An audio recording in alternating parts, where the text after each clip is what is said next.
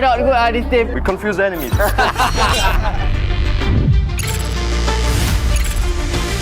Welcome players to today's game Strongest Brain. Let's get ready for our first game. Okay.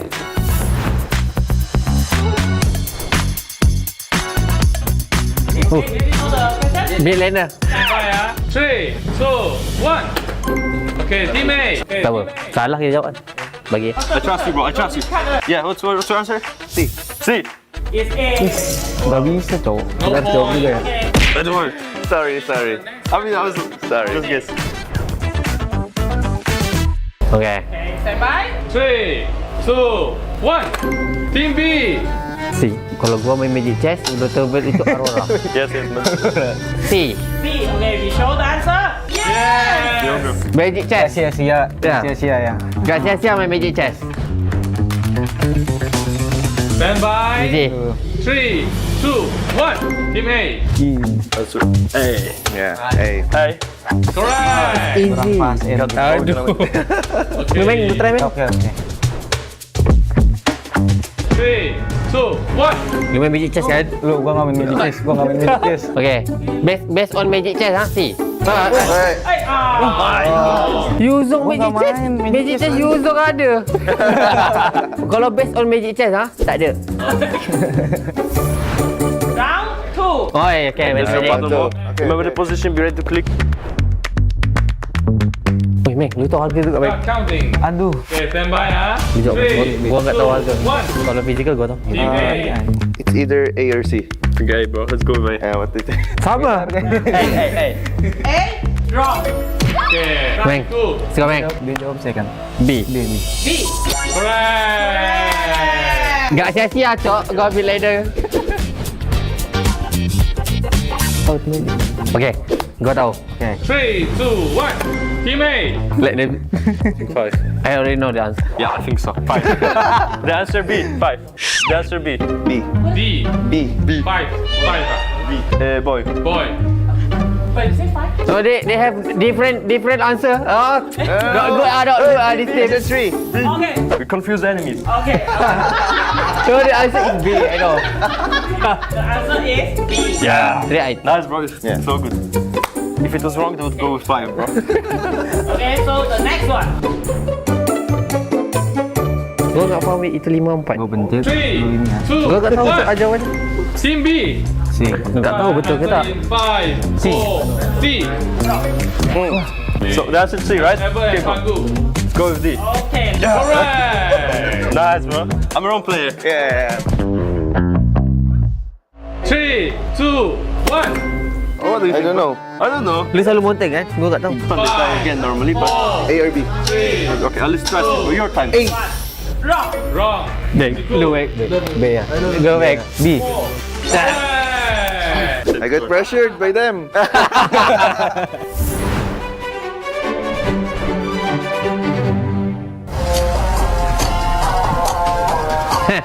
Okay, stand by. Langganan. 3, 2, 1. Team B. Can one more. Hey, no. Okay. Gua rasa Mek. Apa? Gua nggak pernah main series masalahnya. Okay. M4. A. Yeah. Gua selalu dengar lagunya. Emang langganan M series nggak ngerti makan ini. The next question. Bukan ini. Apaan? Bukan kan? Bukan sound gatot kan? Ini juga bukan. Apa cuy? Ini nih 4. 3, 2, 1. Team B. Gua percaya lu, Mek. Let's go. Answer. Can I answer? Obviously, answer B. Pasifnya itu. Okay, see the answer. Itu tahunan.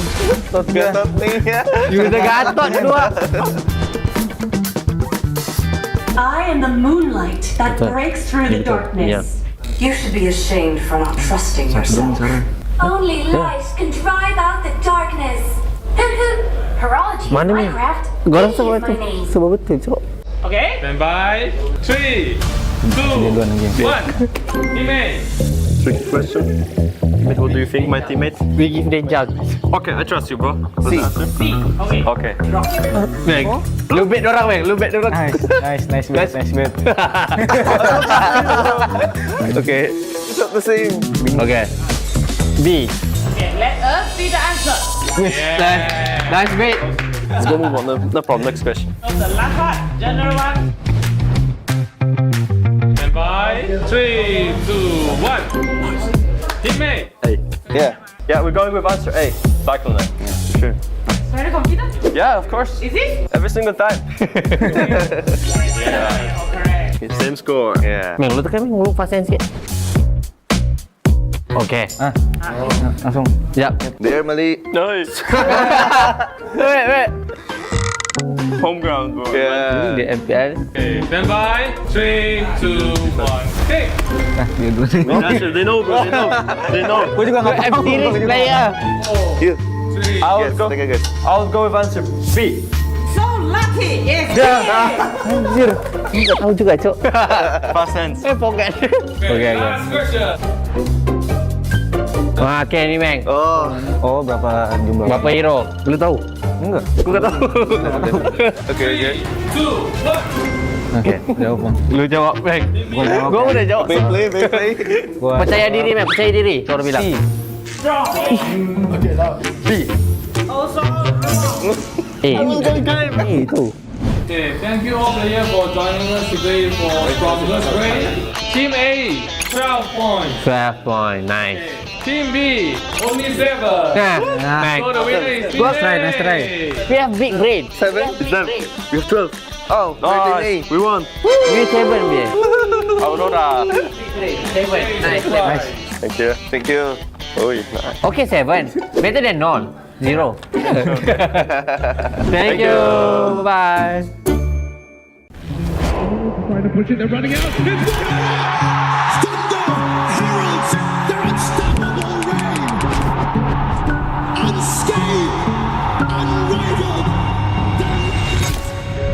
A trophy, a symbol, a legacy, a champion.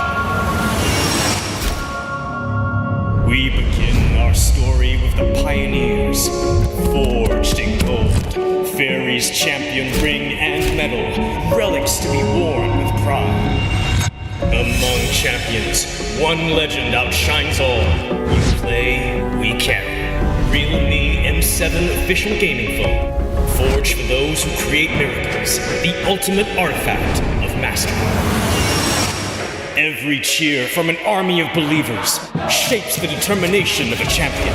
The Visa Champion journey is reserved for those who never stop believing. When united, they become something greater. The legacy of the M Series, a home for every champion to stand eternal. This is the Hall of Champions.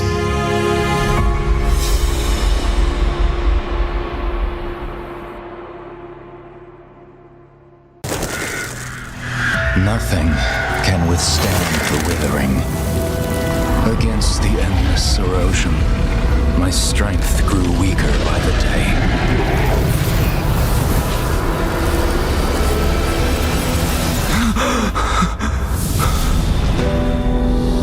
True power dwells within the spirit. Try to embrace all that you are.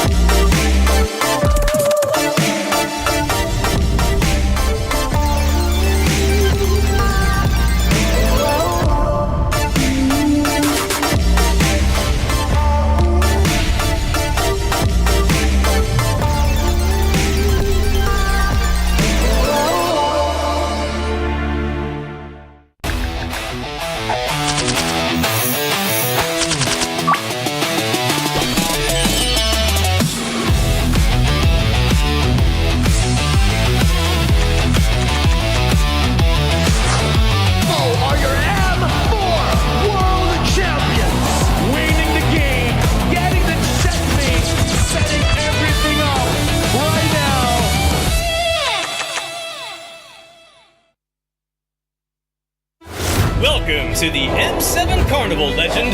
You traveled all the way to the Land of Dawn? Don't worry, we'll guide you through all the activities and wonderful experiences we have. Here's everything you can do in the M7 Carnival for ticket prices as low as 20,000 rupiah. First stop is the Stage of Legends, filled with performances, music, cheers, the biggest M7 watch party, and a special performance from Stephanie Poetry on the final day of the carnival. Game recognizes game in the M7 Carnival, as we'll be collaborating with the NBA, and history is made here at the M7 Carnival, the first ever MCGG World Championship. The Go 1 Grand Final will be hosted here at Stadion Maja Jakarta, so come join us and feel the energy. Next stop, the Heroes Playground, to take photos with giant hero statues and meet cosplays of heroes from the Land of Dawn. Come to the Hall of Creators and Pros to meet and greet with top content creators. Teams from MPL ID and Legends are here. Line up, take photos, and even walk away with an autograph. Play games in the rewards arena to win prizes from all of our brand partners. It's at the MPL Market. Booths of your favorite teams, exclusive drops, and surprises from your favorite teams. Take a quick bite at GoPay's Land of Dine. We've partnered up with GoPay for your food and drinks. The magic map has shown us all 6 zones in the M7 Carnival. We're calling you to play, explore, and wander. Don't miss out on exclusive gifts ready for visitors worth over 2.5 billion rupiah, including M7 limited edition swag bags, exclusive merch, in-game chests, and special skins. Are you ready, legend? Get your tickets soon, because we can't wait to meet you at the M7 Carnival.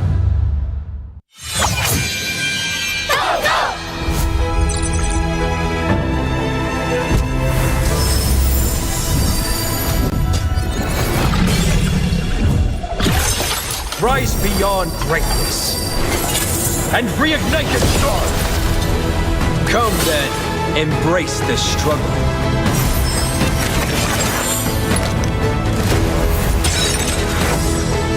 Hold on. Let it become your strength.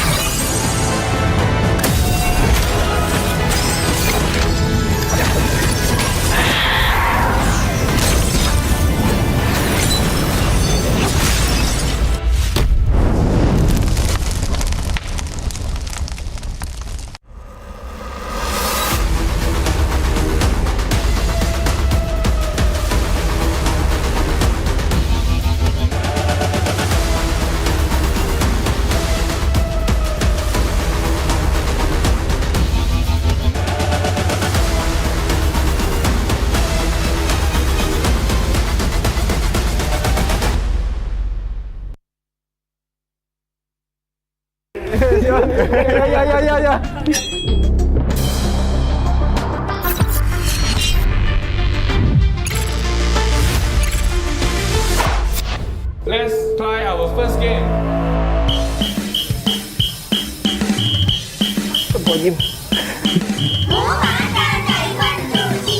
Yin yin sun sun yun sun yin yin. San san yin yin yin yin san san. Yin chit, yin san, san chit, san chit. San chit, san yin yin san chit san. Yin chip joy sun sun chip yin. San joy chip yin yin joy san chip. Chip, eat, shoot, clean out. Will Eve tiptoe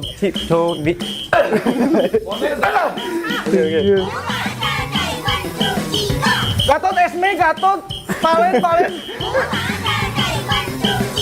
Gatot Esme Haya Valen Esme Valen Gatot Haya. Uy, gokil. So good you. So good.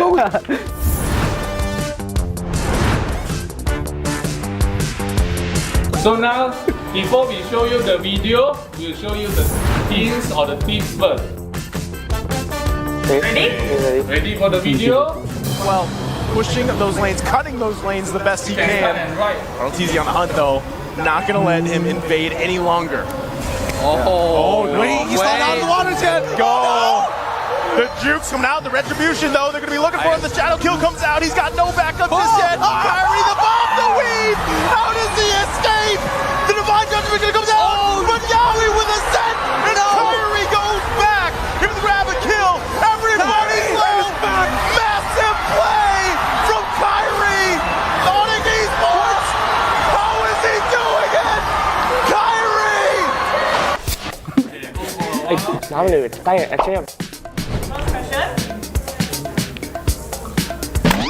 Hey, not yet. Not yet. Ready for the buzzer? 3, 2, 1. Total 3 Power 5.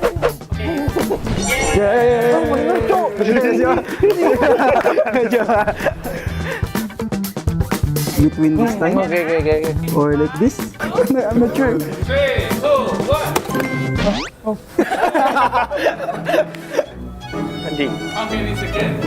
I think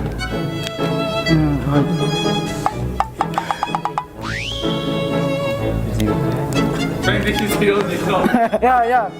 Answer is wrong. We open the choice. Stand by. 3, 2, 1. B. B.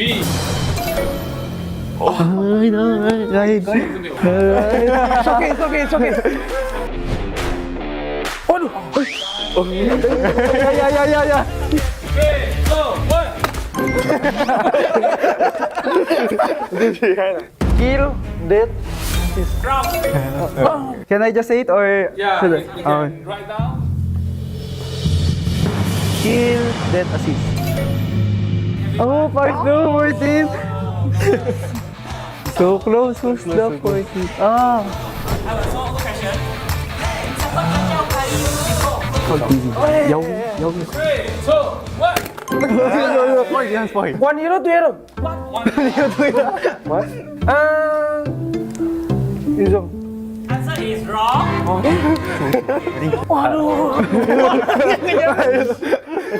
Answer is Cho. Also wrong.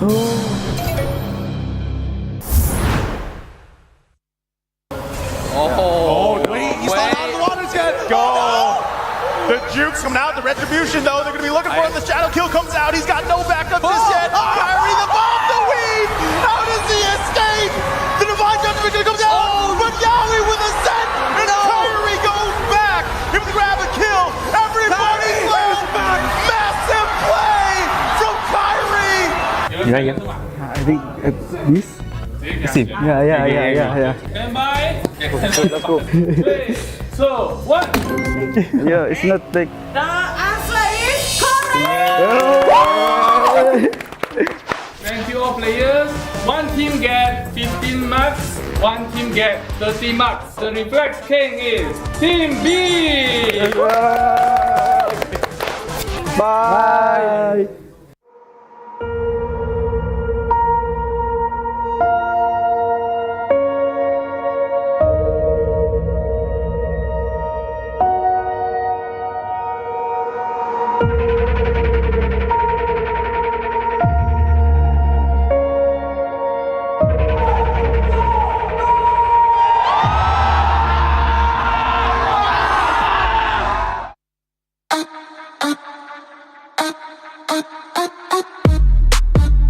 Hi guys, we are Nona!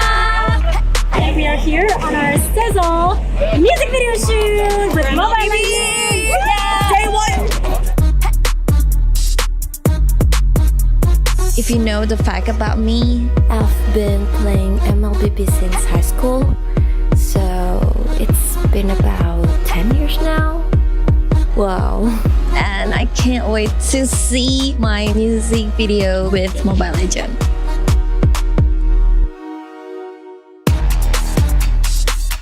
I feel like as Nona, as a group, we've never done a song like this before, and we've never done a collaboration with a game like this before, so it's definitely a first time for everything, but it's opening up a new side of Nona that we've never tried to venture in, so it's really fun, it's exciting, and it's just something new for all of us in the team. Yeah, but it's really fun so far. So, we're going on a date. Bye! Bye! No! Don't Oh my god!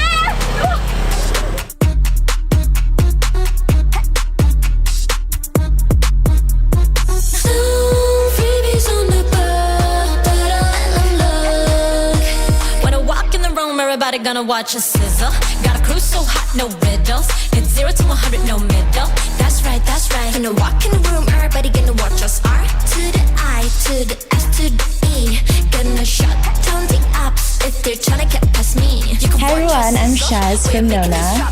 I'm gonna talk about the choreo a little bit here. So this choreo is quite fast. I feel like it's one of our song that is it's actually probably the fastest, because it's probably the fastest BPM song that we have so far.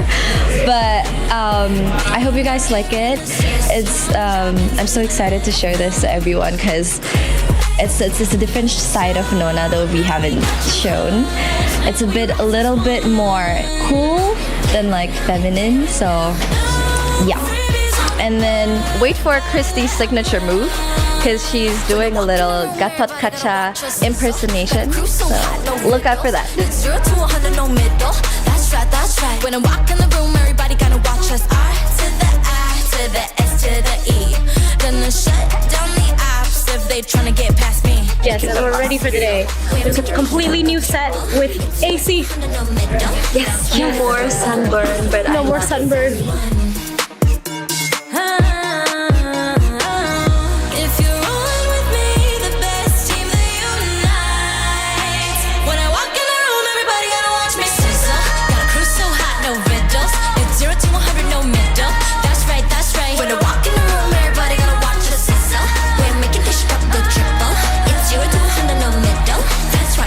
When I walk in the room, we rise as one.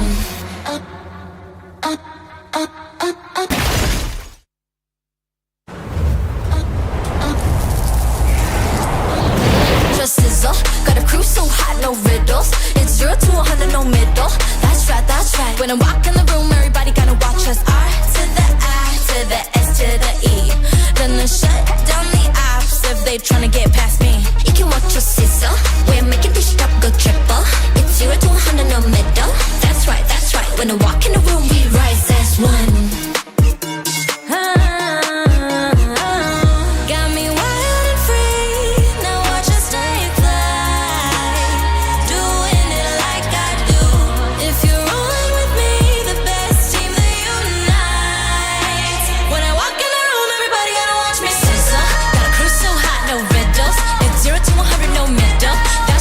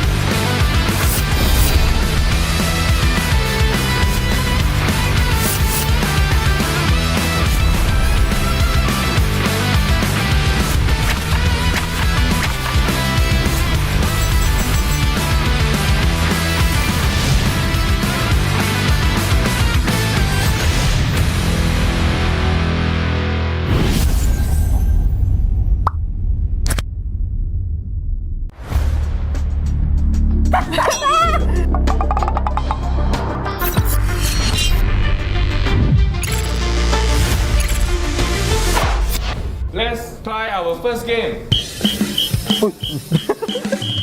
Ay, apa tuh? Okay. Oh.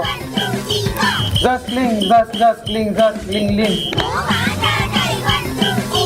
Ling, zas, ling, zas, zas.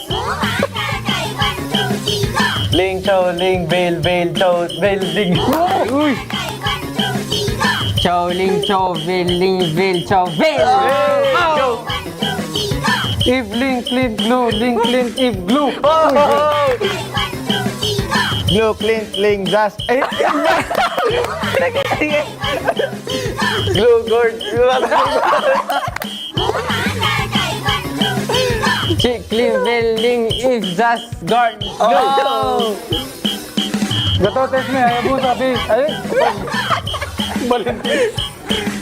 Ganda tayo sa kaya ba yan? Balik pa naman. That's it? Balik ako yan.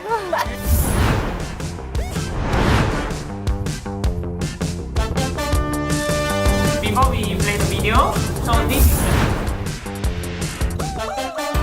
is ready? Ready for the video? Mortality right now. CW to be brought back to the team right now. Is a Raging Sascorn. Will be hours away from by Kyrie. CW pops in with an nature, able to shot some damage. Kill the base wide open, but it's going to be cleared out. Sans in the back doing some damage. Mortality's falling left and right. AP Brent losing members. Now teams with the patient by break. Face an implosion, and just like that, the Sky Tanks descend from the skies back to the Philippines. First question. What time everyone got white out? Wait, same time. 3, 2, 1. 3, 2, 1. 22:10.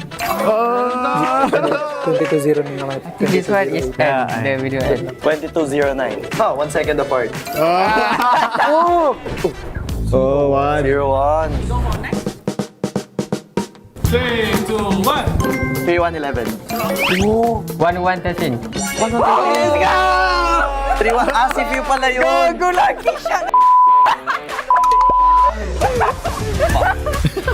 Wala, yung ito masyado I just said randomly. Yes, am I? I don't know. 3, 1. Super Marco.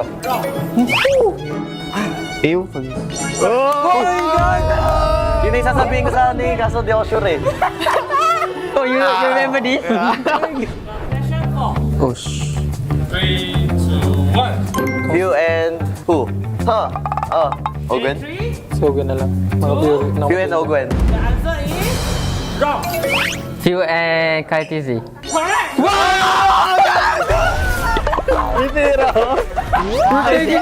I see the KTZ. So, no die, 3-0. Doing some damage. Mortality's falling left and right. AP Brent losing members. Now teams with the patient by break. Face an implosion, and just like that, the Sky Tanks. Ay, yeah.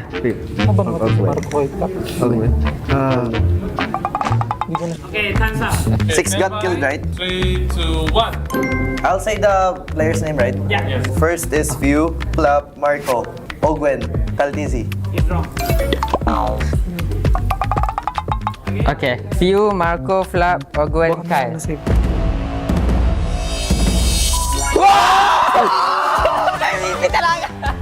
Nice, bro. Tama sila. Hey, Poke! You your brain, right? You Marco Flap? You didn't have Thank you all players for today. Behave. Nice. 23, easy win.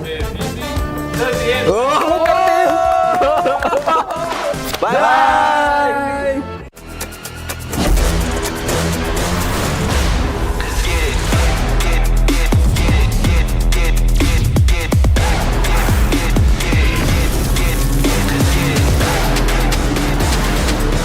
Has been slain.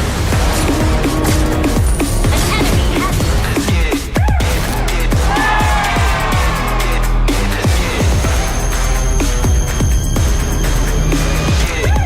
Realme 15 Pro M7 official gaming foam.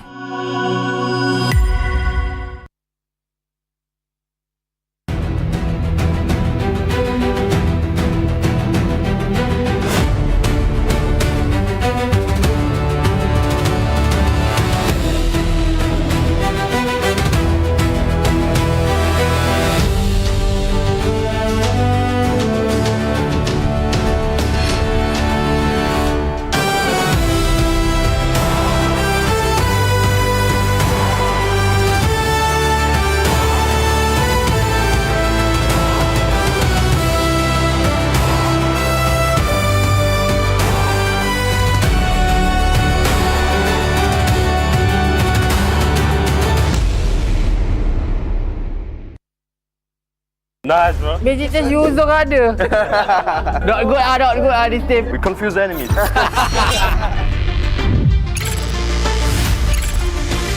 Welcome players to today's game Strongest Brain. Let's get ready for our first game. Okay.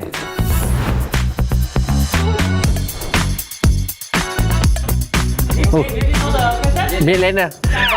3, 2, 1. Okay, team A. Okay, Tak apa. Salah kita jawab. Bagi. I trust you, bro. I trust you. Yeah, what's your answer? C. C. It's A. Tak bisa cowok. Kita jawab juga ya. Don't worry. Sorry. I was sorry. Just guess. Okay. Stand by. 3, 2, 1. Team B. C. Kalau gua main Magic Chess, udah tahu itu Aurora. Yes. C. C. Okay, we show the answer. Yeah. Magic Chess. Sia-sia ya. Gak sia-sia main Magic Chess. Stand by. Easy. 3, 2, 1. Team A. That's A. Yeah. A. Hey. Correct. Easy. Aduh. Lu main, lu try main. Oke. 3, 2, 1. Lu main Magic Chess kan? Gua nggak main Magic Chess. Okay. Based on Magic Chess, ha? C. Yuzong Magic Chess. Magic Chess Yuzong ada. Kalau based on Magic Chess, ha? Tak ada. Round 2. Oh, okay. Remember the position, be ready to click. Weh, Meng, lu tahu harga tu kat Meng? Start counting. Aduh. Okay, stand by, ha. Gua enggak tahu harga. 1. Kalau physical gua tahu. Team A. It's either A or C. Okay, bro. Let's go, man. Yeah, what do you think? Sama. A. Drop. Okay, Meng. round 2. Sekarang Meng. Dia jawab second. B. B. Correct. Gak sia-sia, Cok. Gua ambil later. Okay. Gua tahu. Okay. 3, 2, 1. Team A. Let them. 5. I already know the answer. Yeah, I think so. 5. The answer B. 5. The answer B. B. D. B. 5. 5. Boy. Boy. Wait, you say 5? So they have different answer. Oh, not good. This team. Answer 3. Okay. We confuse the enemies. Okay. So the answer is B. I know. The answer is B. Yeah. Right. Nice, bro. Yeah. So good. If it was wrong, they would go with 5, bro. Okay, so the next one. Gua nggak faham itu 5-4. Gua pencet. 3, 2, Gua nggak tahu 1. jawapan. Team B. C. Nggak tahu betul ke tak? 5, 4, C. So the answer C, right? Ever Okay, and bro. Pangu. Go with D. Okay. Correct. Nice, bro. I'm a wrong player. Yeah. 3, 2, 1. What do you think? I don't know. Lu selalu monteng kan? Gua nggak tahu. Let's try again normally, but A or B. 3, Okay, let's try your time. A. Wrong. Wrong. Lu baik. B ya. Gua baik. B. I got pressured by them.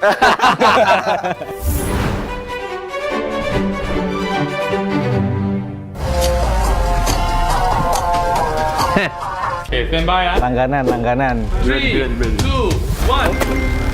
Team B. Can one more. Hey, no. Okay. Gua rasa Meng. Apa? Gua nggak pernah main series masalahnya. Okay. M4. A. Yeah. Gua selalu dengar lagunya. Emang langganan M series yang makan ini. The next question. Bukan kan? Bukan kan? Bukan sound gat kan? Ini juga bukan. Apa cok? Ini nih 4. 3, 2, 1. Team B. Gua percaya lu, Meng. Let's go. Answer. Can I answer? Obviously, answer B. Pasifnya itu. Okay, see the answer. Itu tahunan. Udah gatot dua. I am the moonlight that breaks through the darkness. You should be ashamed for not trusting yourself. Only light can drive out the darkness. Horology is Mana my ni? craft. Gua rasa Is my betul. name. Sebab betul cok. Okay. Stand by. 3, 2, 1. Team A. Tricky question. What do you think, my teammate? We give them chance. Okay, I trust you, bro. What's the answer? Okay. Bang. Lu bet orang, bang. Lu bet orang. Nice bet. Okay. It's not the same. Okay. B. Okay, let us see the answer. Nice bet. Let's go move on. No problem. Next question. So the last one, general one. Stand by. 3, 2, 1. Teammate. A. Yeah, we're going with answer A. Cyclone. Yeah, for sure. Very confident? Yeah, of course. Is it? Every single time. Correct. Same score. Yeah. Meng, lu tekan, Meng. Lu fasten sikit. Okay. Langsung. Yap. There, Mali. Nice. Wait. Home ground, bro. Yeah. Dia MPL. Okay, stand by. 3, 2, 1. Take. Dia dulu. They know, bro. They know. Gue juga nggak tahu. Series player. Here. 3. I'll go with answer B. So lucky. Yes. Anjir. Nggak tahu juga, Cok. Past tense. Forget. Okay, last question. Wah, okay ni, Meng. Oh, berapa jumlah? Berapa hero? Lu tahu? Enggak. Aku nggak tahu. Okay. 3, 2, 1. Oke, jawab, Bang. Lu jawab, Meng. Gua udah jawab. Play. Percaya diri, Meng. Percaya diri. Kau orang bilang. B. Also Itu. Okay, thank you all players for joining us today from this grade. Team A, 12 points. 12 point. Nice. Team B, only 7. Meng. So the winner is Team Nice try, A. nice try. We have big brain. 7? Is that? We have 12. Oh, Nice. We won. we 7 dia. Aurora. 7. Nice. Thank you. Oh, nice. Okay, 7. Better than none. 0. Thank you. Bye. Trying to push it, they're running out. Thunder heralds their unstoppable reign. Unscathed, unrivaled. A trophy, a symbol, a legacy, a champion.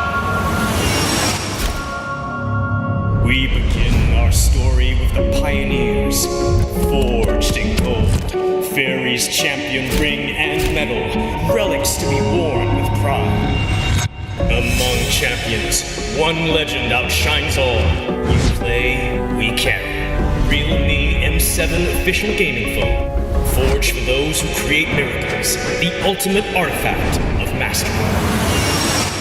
Every cheer from an army of believers shapes the determination of a champion.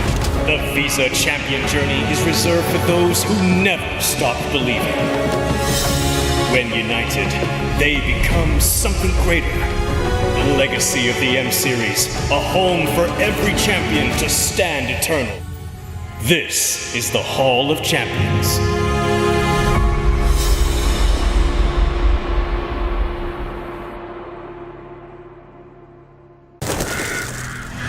Nothing can withstand the withering. Against the endless erosion, my strength grew weaker by the day.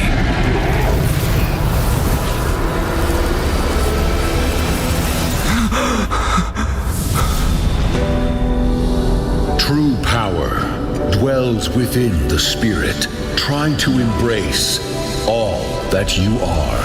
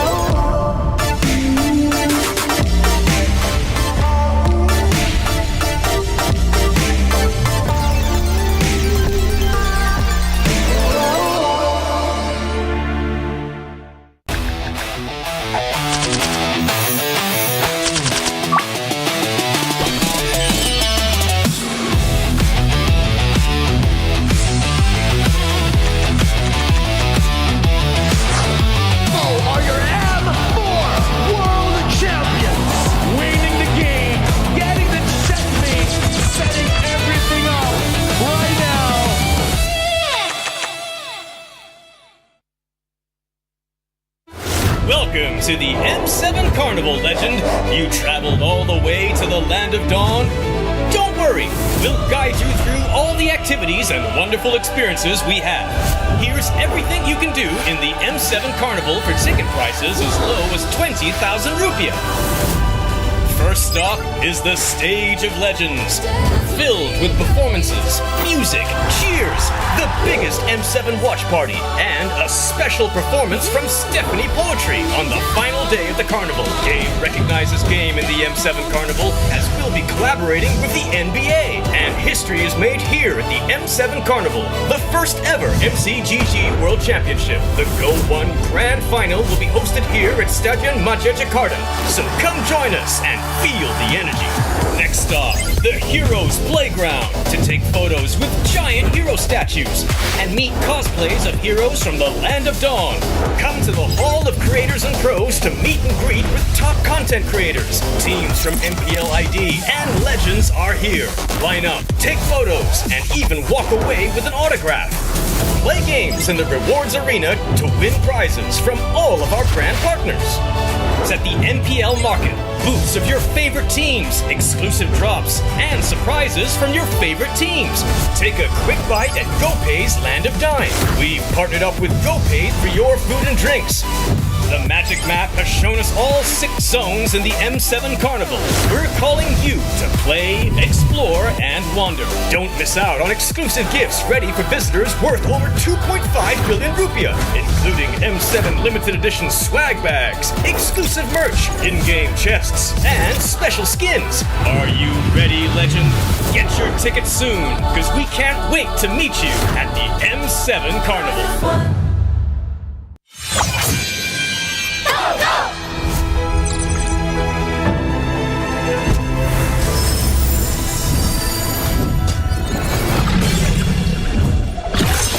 Rise beyond greatness and reignite your star. Come then, embrace the struggle.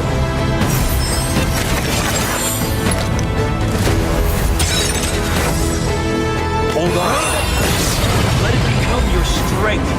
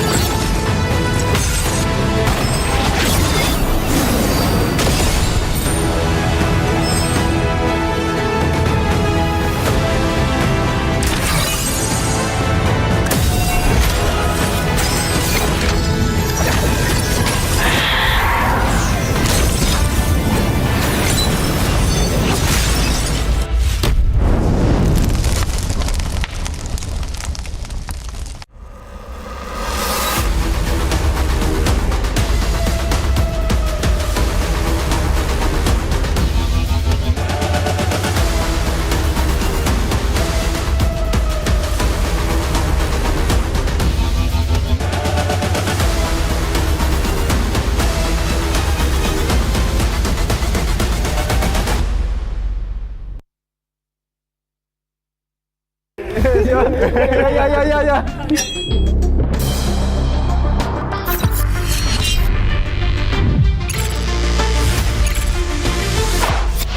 Let's try our first game.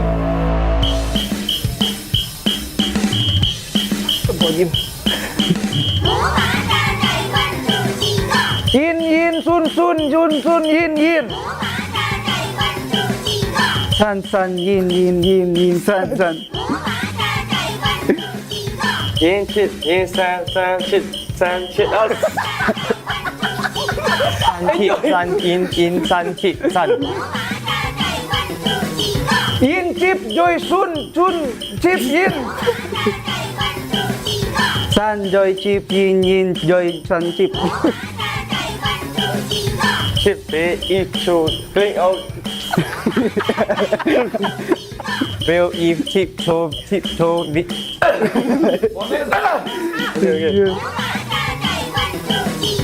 Gatot, Esme, Gatot.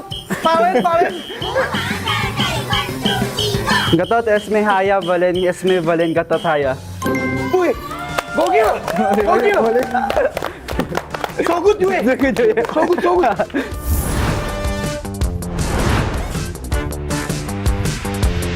So now, before we show you the video, we'll show you the hints or the tips first.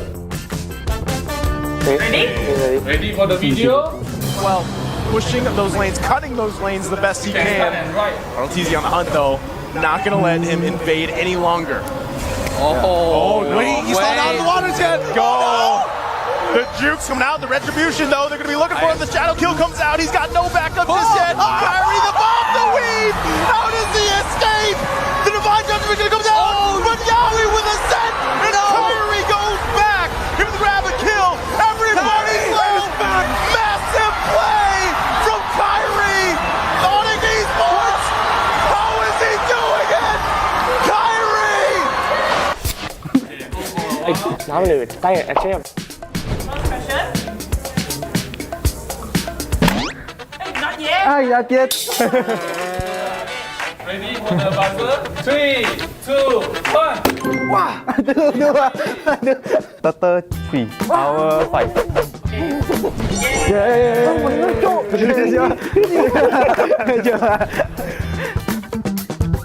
Between this time or like this? I'm not sure. 3, 2, 1.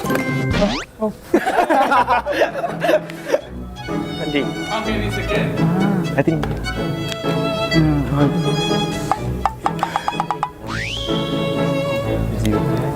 20 Yeah. Answer is wrong. We open the choice and by 3, 2, 1. B. B. It's okay. Waduh. Ya. 3, 2, 1. Kill, death. Wrong. Can I just say it or? Yeah, should you I? can write down. Kill, death, assist. Oh, part 2, 14. So close, so slow, 14. Ah. So, question. Siapa kacau kayu Nico? Yo. 3, 2, 1. Spoil. 1 euro, 2 euro. What? Izo. Answer is wrong. Waduh. Answer is Cho. Also wrong.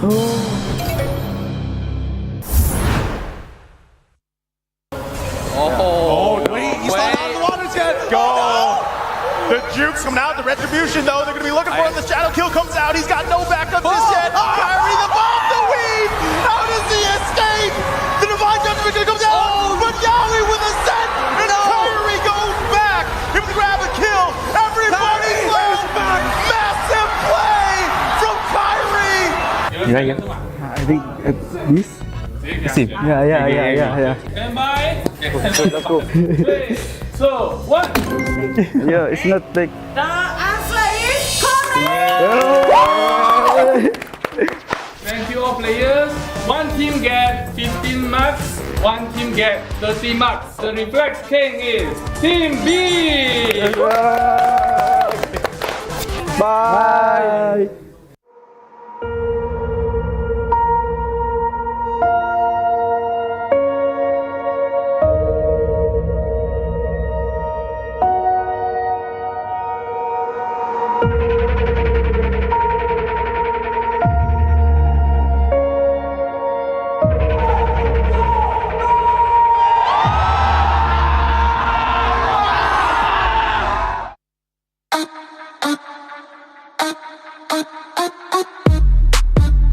Hi guys, we are Nona! And we are here on our Sizzle music video shoot with Mobile Legends! Day 1!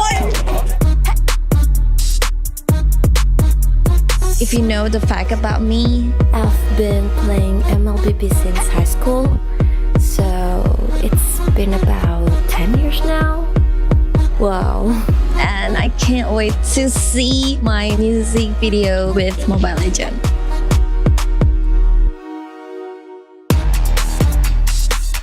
I feel like as Nona, as a group, we've never done a song like this before, and we've never done a collaboration with a game like this before, so it's definitely a first time for everything, but it's opening up a new side of Nona that we've never tried to venture in, so it's really fun, it's exciting, and it's just something new for all of us in the team. Yeah, but it's really fun so far. So, we're going on a date. Bye! Bye! No! Oh my god!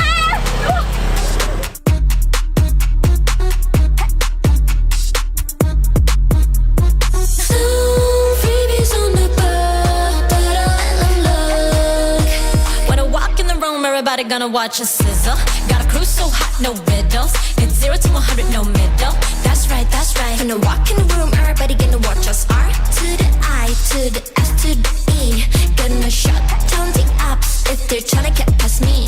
Hi everyone, I'm Shaz from Nona.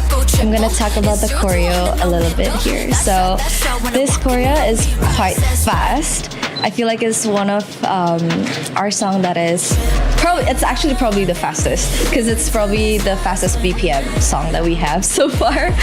But I hope you guys like it. I'm so excited to share this to everyone, because it's a different side of Nona that we haven't shown. It's a little bit more cool than like feminine, so yeah. And then wait for Christy's signature move, because she's doing a little Gatot Kacha impersonation, so look out for that. It's 0 to 100, no middle. That's right, that's right. When I walk in the room, everybody gonna watch us. R to the I, to the S, to the E.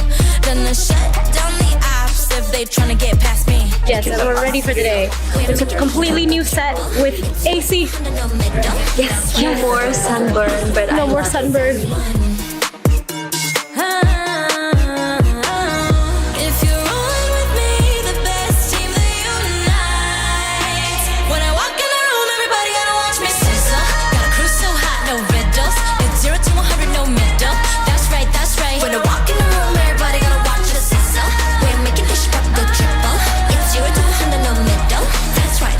When I walk in the room, we rise as one.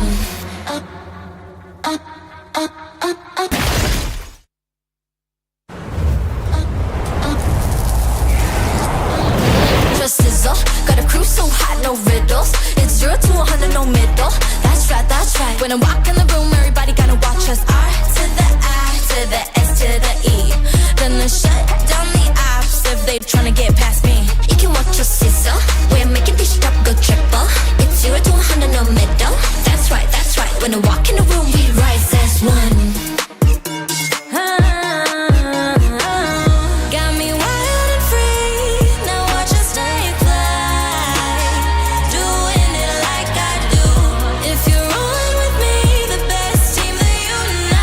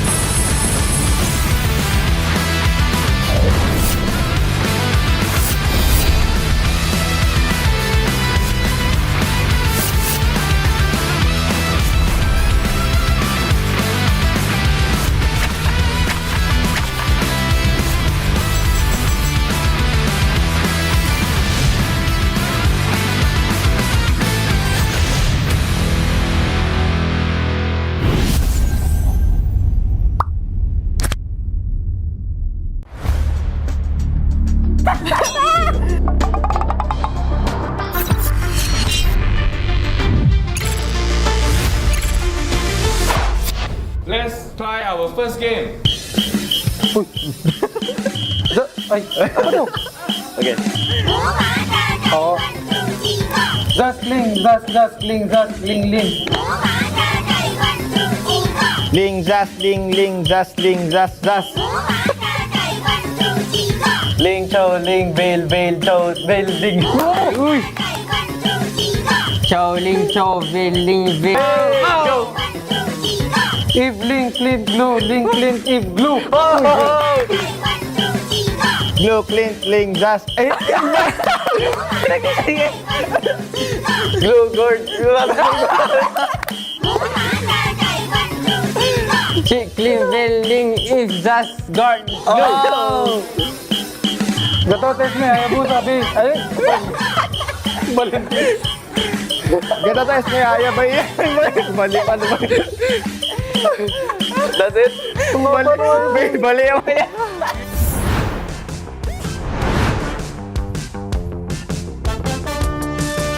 Before we play the video, so this is ready? Ready for the video? Mortality right now. CW to be brought back to the team right now. Is a Raging Sascorp. Will be hours away from by Kyrie. CW pops in with an nature. Able to shot some damage. Kill. The base is wide open. But it's going to be cleared out. Sans in the back doing some damage. Mortality's falling left and right. AP Brett losing members. Caltese with the patient by break. Base an implosion. And just like that, the Sky Tanks descend from the skies back to the Philippines. First question. What time everyone got white up? Wait, same time. 3, 2, 1. 22:10. 22-0 na naman. This one is the video end. 22:09. Oh, 1 second apart. Oh, 1. 0-1. 3, 2, 1. 3-1-11. 1-1-13. 3-1. Ah, si View pala yun. Gago lagi siya. Wala, yung ito masyado I just said randomly. I don't know. 3, 1. Super Marco. Ew. Oh my God! Yun na yung sasabihin ko sa ni, kaso di ako sure eh. Oh, you remember this? Question 4. Oh, 3, 2, 1. View and who? Huh? Oh, Ogwen? 3. So, na lang. Mga theory. View and Ogwen. The answer is wrong. Few and Kaltizi. Correct.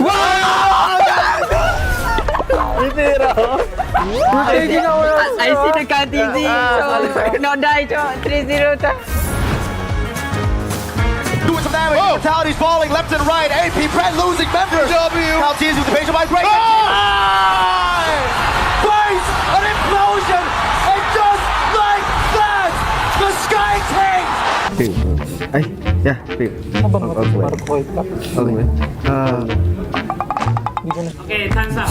Six got killed, right? 3, 2, 1. I'll say the player's name, right? Yeah. Yes. First is View, Flap, Marco, Ogwen, Caltisi. It's wrong. Okay. Few, Marco, Flap, Ogwen, Kyle.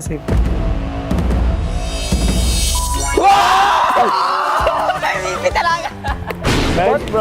Tama sila. Hey, bakit? Use your brain, right? Yung Marco Flap? You didn't have... Wow, Marco Flap.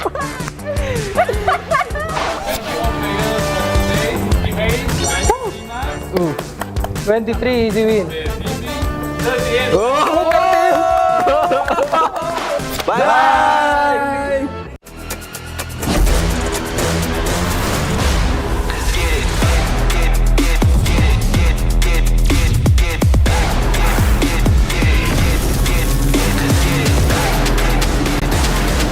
He has been slain. An enemy has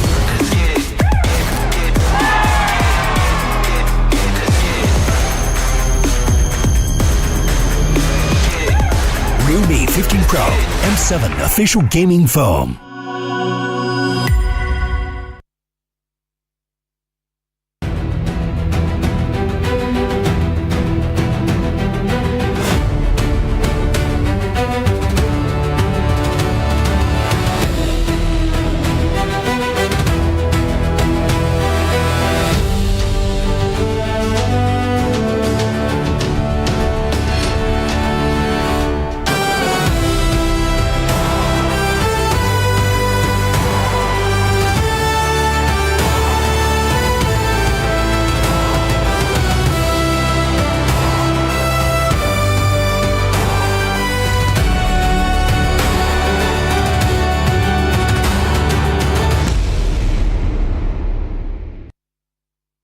Nice, bro. Magic chest Yuzong ada. Not good this team. We confuse enemies.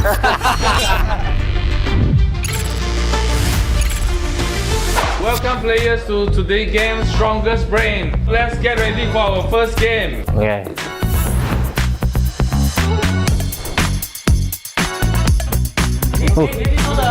Mid laner. Sampai ya. 3, 2, 1. Okay, team A. Okay, Tak apa. Salah kita jawab. Bagi. I trust you, bro. I trust you. Yeah, what's your answer? C. C. It's A. Gak bisa cowok. No Kita jawab juga ya. point. Don't worry. Sorry. I mean, I was sorry. Just guess. Okay. Okay, stand by. 3, 2, 1. Team B. C. Kalau gua main Magic chest, udah terbit itu Aurora. Yes. C. B. Okay, we show the answer. Yeah. Magic chest. Sia-sia. Ya. Sia-sia ya. Gak sia-sia main Magic chest. Stand by. Easy. 3, 2, 1. Team A. A. Yeah. A. Hey. Correct. Easy. Aduh. Lu main, lu try main. Oke. 3, 2, 1. Lu main Magic chest kan? Lu gua nggak main Magic chest. Okay. Based on Magic chest ha, C. Hey, Yuzong Gua Magic nggak chest. main Magic Magic chest Yuzong ada. Kalau based on Magic chest ha, tak ada. round 2. Oh yeah, okay. There's no button more. Remember the position. Be ready to click. Wih, Mek, lu tahu harga tu kat Mek? Start counting. Aduh. Okay, stand by ha. Bijak, 3, gua nggak tahu harga. 2, 1. Kalau physical gua tahu. Team A. It's either A or C. Okay, bro. Let's go, man. What is it? Sama. Hey. A. Wrong. Okay, Meng. round 2. Sekarang Mek. Dia jawab second. B. B. Correct. Gak sia-sia, Cok. Gua ambil laner. Okay, gua tahu. Okay. 3, 2, 1. Team A. Let them. 5. I already know the answer. Yeah, I think so. 5. The answer B. 5. The answer B. B. D. B. 5. 5. Boy. Boy. But you say 5. So they have different answer. Oh, not good. This team. It's 3. Okay. We confuse enemies. Okay. So the answer is B. I know. The answer is B. Yeah. Right. Nice, bro. Yeah. So good. If it was wrong, they would go with 5, bro. Okay, so the next one. Gua nggak faham itu 5-4. Gua pencet. 3, Lu ini ya. 2, Gua nggak tahu 1. jawabannya. Team B. C. Nggak tahu betul ke tak? 5, 4, D. So the answer is C, right? Ever and Pangu. Go with D. Okay. Correct. Nice, bro. I'm a wrong player. Yeah. 3, 2, 1. What do you I don't know. I don't know. Lu selalu monteng kan? Gua nggak tahu. Let's try again normally, but A or B. 3, okay. Let's try. Your time. A. Wrong. wrong. Lu Mek. B ya. Gua Mek. B. Correct. I got pressured by them.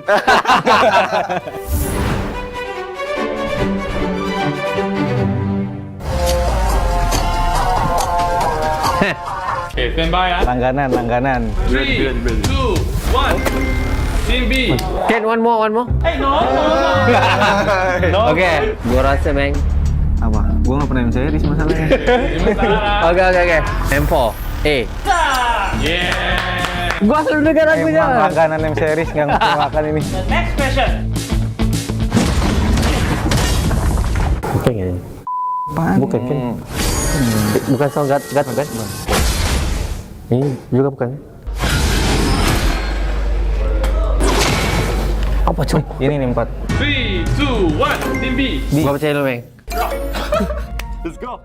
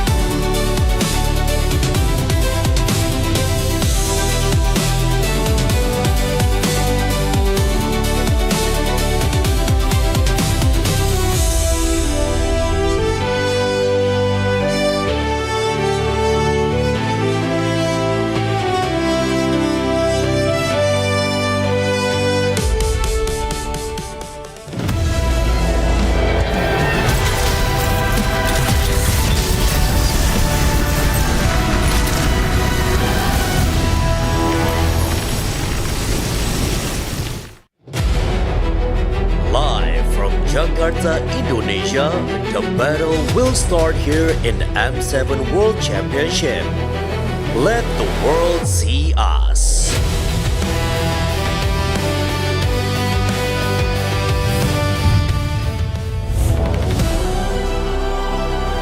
Though we did say goodbye to two teams today, we will celebrate a victory because at the end of this series, one team will secure their slot in the grand finals of the M7 World Championship. Welcome back to Tennis Indoor Stadium here in Senayan, Jakarta, Indonesia. We are going to be your panel and casters for the very final series of today. Renmar, Leo, Gideon, and you see our casters, Naisu and Mirko there. Before I get to you two, you guys, were you guys casting earlier? You were casting earlier. We were. You guys were both casting earlier. We were casting with that gentleman right next to you. You guys were casting. So yeah, reactions real quick for those who may have missed it. What you felt about the series with Team Liquid continuing their chance for the Golden Road.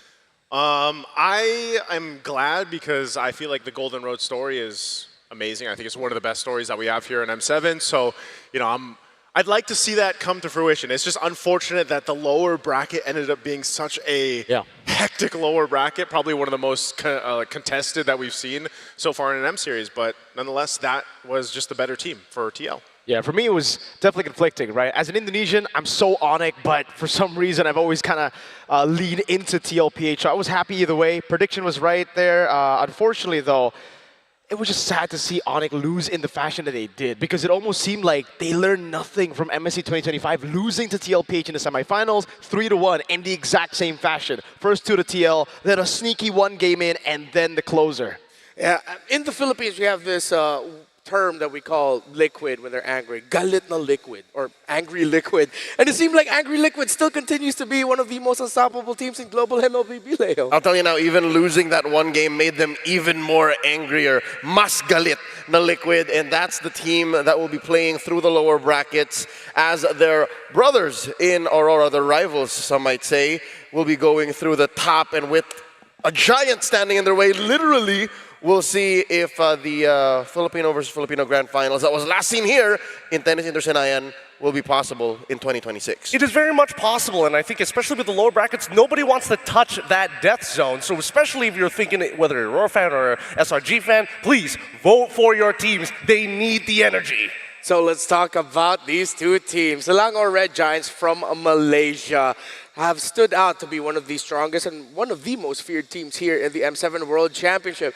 But out of nowhere, Aurora are gaining so many more eyes, reminding the rest of the world as to why they dominated MPLPH, of course, before losing the Grand Finals there back home. So let the world see the first M7 Grand Finalists. Two different teams. One side, you get a champion of Malaysia, dominant on their 4-peat now, if I'm not mistaken, while Aurora still hungry to look for that first championship.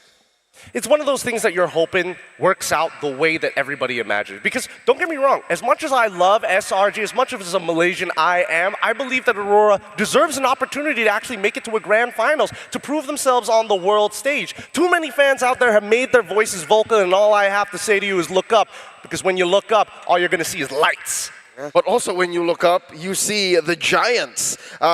Sounds weird that I'm the one talking up SRG, but historically, I think there is a discourse that people aren't talking about. This is the most dominant form of a Malaysian team that we've ever seen in the history of MLBB esports to date. And if I may say, in the near future, I'm thinking like 2029, 2030, teams will still struggle to follow what SRG has done. And here tonight, they're about to make history.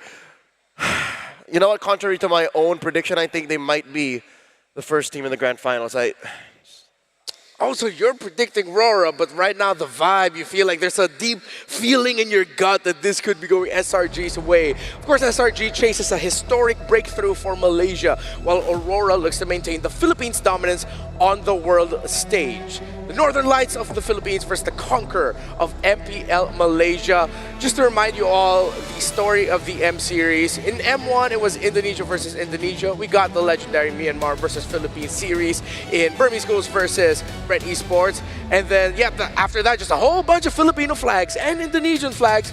We have yet to see a Malaysian team in the grand finals of M series. And I think, this is going to persist. There's a reason why everybody looks towards MPLPH as the dominant standard among amongst the big three. And yes, Indonesia was part of the question. Sometimes other teams do show up every once in a while, but at the end of it, who ends up becoming the champion? It's always the Philippines. And that's why when I look at Aurora and after the game against AE, it inspires confidence on a different level, because not only can they break out of the textbook, they have evolved from the textbook. Talking about a different level, last night we saw SRG be taken to the limit by Aurora Turquie, and tonight I'm scared of who Aurora might face, because this is a much stronger SRG. They learned a lot. Yeah, they were definitely testing against Aurora Turquie. But when you go up against one Aurora team, what if maybe you're facing the same Aurora teams? But first, we can watch a few clips as it's going on in your screens right now. Of course, just to remind you, Aurora's journey here, the series against Alter Ego. I think it was unanimous, the feeling amongst the community, that they did evolve. Trex put it together the best, I feel like. It's the butterfly coming out of the cocoon, finally realizing your new limits, the forms of what you can bring. For SRG, because of them being tested against Aurora Turquie, should we be a little bit more worried about what they bring to this series? Or, as you mentioned, do we really just look at the positives of, hey, them being tested is actually good for them? I think it's the latter. We're done worrying. We've seen what can happen if a team from out of Southeast Asia plays this tight. Last night, SRG walked into the arena and people were saying, oh, this is an easy sweep, you know? Whoever comes out of AE versus Aurora, that's the real challenge. No, little did we know that was going to be a 5-game slobber knocker. And that might have been the last thing that SRG needed to unlock their full potential, to finally get into world champion mode. Then why was their unlock so underwhelming? Why did it feel like they had to struggle so hard? And even when they turned into that beautiful butterfly, nobody was stunned with that performance, compared to Aurora on the opposite hand, who is also going to get hope and information from Aurora Turquie. How? Well, they're part of the same organization, they share information. Clearly, there has to be a strategic advantage when you're this close. Well, when we saw that M Series Grand Finals list previously, it's a lot of Philippines and Indonesia, Philippines. But this adds another chapter of Philippines versus Malaysia, the rivalry that began in MSC 2024 when SRG defeated AP Bren and carried over by the SRG versus Team Liquid Philippines Grand Finals in MSC 2025. A lot more analysis is going to be coming your way. We're going to be diving into the details. But as always, it's time for us to dive deeper into the stories and the feelings of these teams as we head into this match. It's fate at this point. SRG took down Team Liquid, took down Aurora Gaming, and now they're up against Aurora Gaming PH. Another Filipino team, another Aurora. Gusto namin makalaban sila kasi hindi pa namin sila nakakalaban sa... Ngayon pa lang hindi kami magkakalaban. SRG has a history of winning Filipino teams. Falcons AP Bren in MSC 2024 and Onyx PH in MSC 2025. But they won't beat Aurora in M7. Against Aurora Turkey, it reminded me of our first MSC, right? Where we actually had the same tough situation against the very same team. And at the time we went 3-2, and then we learned a lot from the game. After defeating one Aurora, we're gonna face against another Aurora, but we will make sure to turn off their light. In the past, I would have said Aurora Gaming, a Philippines team, would have been able to take it. But SRG's been the most dominant thing we've seen this coming M7. So for me, they have to be the favorite here.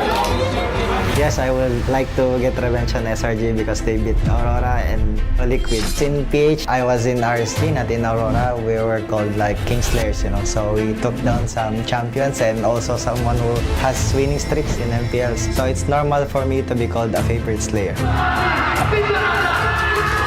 I think being able to go to the grand final is going to mean a lot to me and my team, because last year we did not manage to achieve it. We broke down in our hometown, but this time we want to make sure that we are in the grand final and we want to win it all.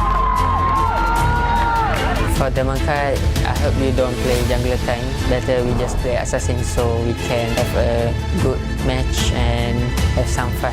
This is the first time that we meet each other in international tournaments, so good luck and maybe pick more YSS and your chance will even be higher. Everything comes down to this. Our first M7 grand finalist will be decided here.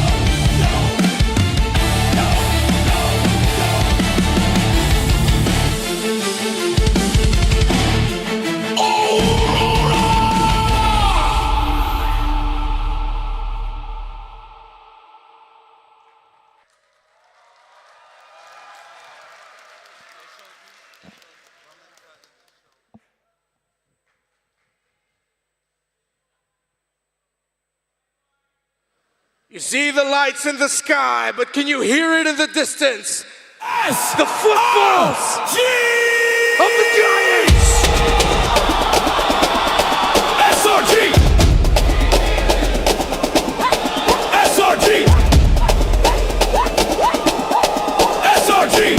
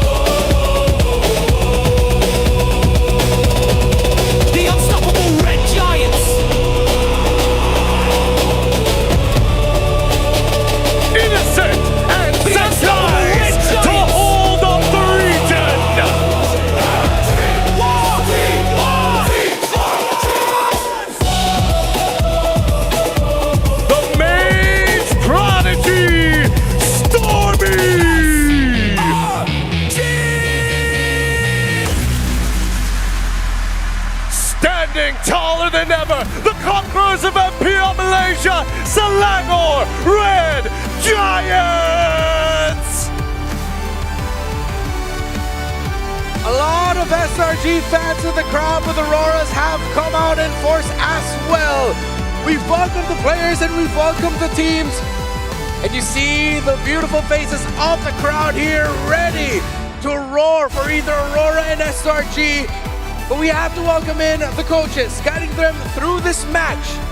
For Aurora Gaming Philippines, on your screen right now, they have Coach Master the Basics. For Selangor Red Giants, it's Coach Arcadia and Coach Ozora Vecchi. They're going to be guided down by Gary Our Marshall as well. Get a good look, as only one of these two teams will make it to the grand finals first. Philippines versus Malaysia. We don't have the same length of history as Philippines versus Indonesia, but it is a rivalry to watch out for. Tennis indoor, I want to hear you make some noise!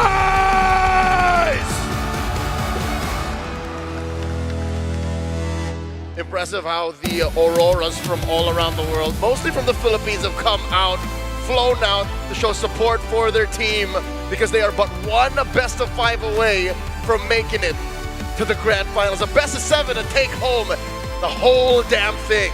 The pressure continues to rise here in Indoor Stadium Senayan. Family, friends, even the fans feel it. One of these teams will be crowned and making it to the grand finals. Let's look at the lineups again. We have to look at the Kite brothers for Aurora Gaming PH. Tommy Kite and Demon Kite are integral to their play. Now, most people are going to be looking at these guys and saying, hey, why are these names so similar? What are they, Shotokons? No, absolute monsters in their own roles. With Edward Demon Kai, Yue Light, and Domeng Kai, the Turtle Demon Kai, the Turtle Slayer, #1 with a total of 21 among all players in M7, tied with TNZ. Got a very strict diet. He only wants neutrals. That's what he's gonna get. That's where the protein's coming from, and that's what that's the kind of jungler you need in the jungle to be able to take care of the whole map. And that's one of Aurora's main strengths, the fact that they take care of all the lanes and they play such a foundationally good game of MLBB.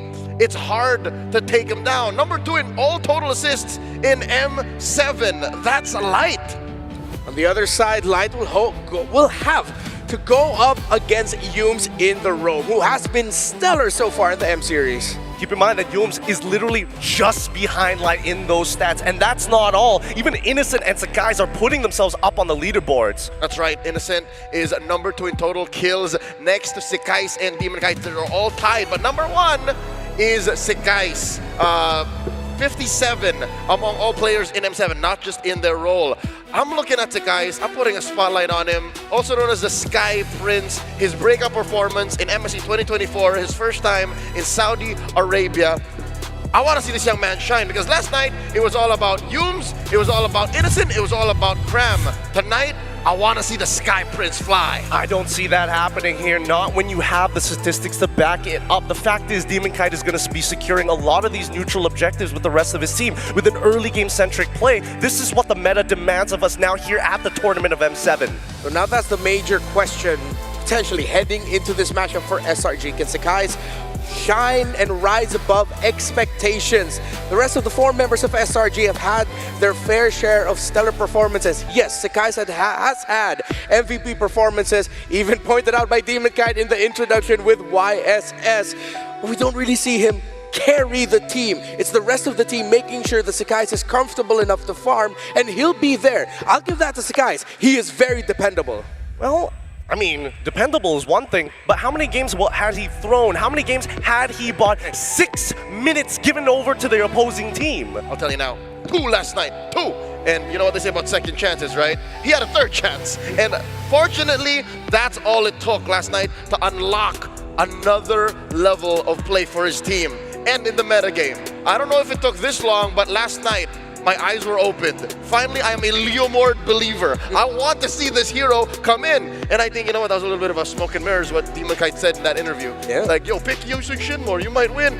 Did he watch that performance last night? I'll be the first to say, hey, yo, real talk, maybe avoid the Yusung Shin, takes a little too slow to come up. Yeah. Play the Leomord. Exactly, but that's the thing, Aurora Gaming Philippines has also shown off that their Leomord can be an option for them. Yes, we did not get to see it as that early to mid-game snowball dominant hero, but the fact that they were able to play a Leomord in the lineup that also had a Claude with it, held on despite Demonkite losing the jungle, losing all of his farm, yet still got to turn it around after as much as an 8,000 gold lead by Alter Ego. That just shows how much Aurora has grown. I think better yet, Aurora is really well positioned against SRG. They saw the composition that they played against Aurora Turkey, and I think they're going to take full advantage of the information that they got, on top of the fact that I think that Demonkite right now, while he is not only flexible, he's pretty good at these fighters. Innocent ain't going to have an easy time. Hey, Innocent was first to the front line. Innocent was who invited everyone to go, hey, yo, look, jump on the Sora bandwagon. It's real. So with that said, I think we have to look at elsewhere on the map. Have we talked enough about the mid lane? Yes, we know Stormy's Farsa is scary. Will Aurora play with the fact that they might trade for that? Trade for the Eve, trade for the Zoo Shin? Because we know that this trinity of heroes in mid are still what dictate the pace. Here's my counter argument. If we're not looking towards the mid laners, you got to look at the supports, because again, Yums was a very big detriment in the first 2 games of their previous match. I don't know whether his performance is going to maintain, considering that Light has been able to bait out battle spells with just his presence. That he was, I'll admit. Just like Yusung Shin on Sakai's, Cho on Yums needed a little bit of a cooldown. So, if I may, Yums, focus on vision. Early in the series, if you can make sure that your team gets into the groove, your 4 younger brothers find their spots on the map easier, then you can go that route. With what kind of hero? I'd say something like I was gonna say Cho. You revert back to the easy hero. Yeah, just go for it. I mean, both of them can play it really well. Okay, Sora taken out, Juicing taken out as well. Will SRG just default into picking up a Kaleo Rush here as their first pick, or a Claude maybe if it's going to be open? Considering that they banned out, and look, SRG, I feel like they struggled so much with the roam mid trio of Aurora Turkey yesterday. Look at the bans for SRG. They take away the Eve, as mentioned earlier. They take away the Grok, very disruptive to anyone. And they even respect ban the Fredrin first sight blue. In a dead I'm like, what? And this is what I was wondering, whether their first pick was going to lean back into what we saw the past couple of days of Claude, and how exactly are we going to go around it, whether you have access to Sora or not, both of which have been taken out. So the flex picks are kind of out of the question, leaving SRG only with Leomord. Now, Leo, you're the Leomord believer here. I'm on Aurora's side. I'm thinking, what's the disruption that we need? And I think it's the signature Cho. That's right. Again, just as important as it is for Yums to get the Cho, it's important for Light to take it. And again, you use the D word, disrupt what this Leomord does. That's the worst thing in my 18-hour study of Leomord. Hands-on, I'm a new convert, folks. I suggest you pick heroes that kind of stop him from just rampaging through the front lines. And this is a good alternative. Instead of the Cho, the Kalia. How about you hug? Wait. Yeah, no, you hug that Leomord even before he gets on that horse, and you take him out. So, Leomord getting rush picked here. The control of the Kalea. SRG, will they double down on picking up their mid laner? Because I feel like the mid laner trade is going to be getting smaller. The Lunox Farsa are still going to be open, but then after that, you're going to have to go into the niche picks like Lo Yi, if I really think about it. I'm sure Aurora is even thinking about the Lo Yi right now, considering that they have the Claude with them. A pick that, combination that opens up the map well. SRG are leaning hard into the very aggressive lineup. This is SRG showing, with the Frey and the Farsa rounding up the Leomord as well, that they want to take control early. But just as important, I think Rora have allowed these two picks, more the Freya, because again, you don't just pick Claude blindly, assuming that your opponent won't do this. So that's why I like the Kalea. The Kalea answers both the Leomord and the Freya. I'm all for it, right? But at the same time, now that we see that the Farsa is already in, this was the expected pick from the side of SRG. With a lot of burst on their side, with a lot of fighting and diving power, I think what Aurora need right now is a frontliner, somebody who can actually peel, somebody who can look for that information rather than sending in your boy Light into some dangerous territory. Yes, I will admit that at least the Battle Mirror image can get things done. This Boxia might do even better. Okay. So Aurora get one of their most stable picks in MPL Philippines Season 16. They love to play aggressive with this. So it's going to be Aurora matching the aggression of SRG in the hopes that the lead doesn't swing too far to SRG's favor, because that's always the risk of Leomord, Freya, and Farsa together, that the Dominkite will have space to farm. That's going to be the main focus of Aurora here. But that means they need something else in the mid lane as well to make sure that you have that bridge to go to the mid to the late. And you need a combo with the Kalea. It's kind of weird, just like, all right, I'm gonna Tsunami's, what are we doing with this? Because the Box and the Cloud aren't that. Yeah, and there's not a lot of heroes that can actually fulfill that role at this stage of the game, now that the major ones have been kind of taken away at this point, right? If we're talking about just like raw bursts, I don't think we're gonna go into the Selenas just yet, but there's still a possibility of it, right? Because priority is important. When you have a Boxia, what's the worst thing that you could be doing? Sitting in your own jungle and farming? No, you want to be farming in an opponent's jungle. And I think this time, Aurora, now that we've kind of seen a little bit of the mid duo, we've already seen what Dominkite is going to be put on, they might lean into the EXP just a little bit more. Compromise Sakai's, and as well as Cram, this game gets significantly easier to get on top of Stormy. Got him lined up in my sight. Okay, SRG still decided to ban out the Kimmy. Yeah, the Kimmy could have been a good bridge for the mid to the late game for the Claude, but I feel like it is going to be lacking that impact that they would need, because that would mean that the mid trio plays as if Demonkite front, Light, maybe just try to appeal for the Kimmy while the Kimmy's trying to free hit, which doesn't scream impact to me. That's a little bit slow compared to the Leomord, Freya, and Farsa together. But what I do like is that Aurora, in terms of their mid lane options, they have a deep pool that they are willing to play into. We've seen it. Yue is very dependable, no matter pick that you give to his hands. Very good bans here, very good bans here for the side of Aurora. They don't want Cram to sandbag the lane, specifically with Blue, who's able to disrupt, and more importantly, just make sure that Boxia can't get in and out of the fights really, really easily, which does leave a lot of dive lane EXP laners, Yuzong, Lapu, still wide out in the open.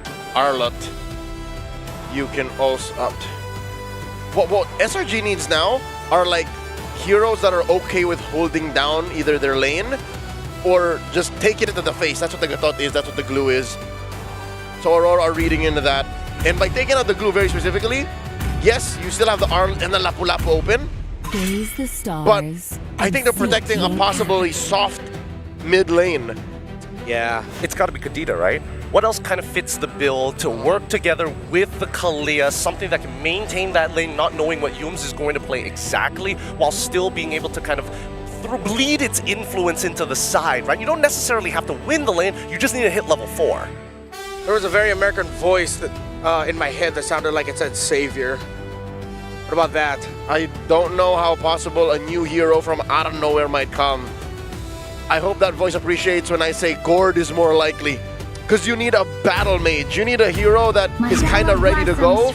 But I like this more. This makes more sense. We didn't have to go too far. Yes, we didn't have to go too far, but the big issue with Lunox is that, again, the Feathered Airstrike completely outranges her. However, there's a lot of snowball capabilities with Rora now, right? Yeah. If Yue gets 2 kills within the first, what, let's say 6 minutes, I'll be generous, 6.5 minutes, holy, this game is going to really close out quick. And it's a good enough dynamic. You need a hero that can kind of both be there and not be there. That's what the brilliance gets you. That's what the darkness dash in and out gets you.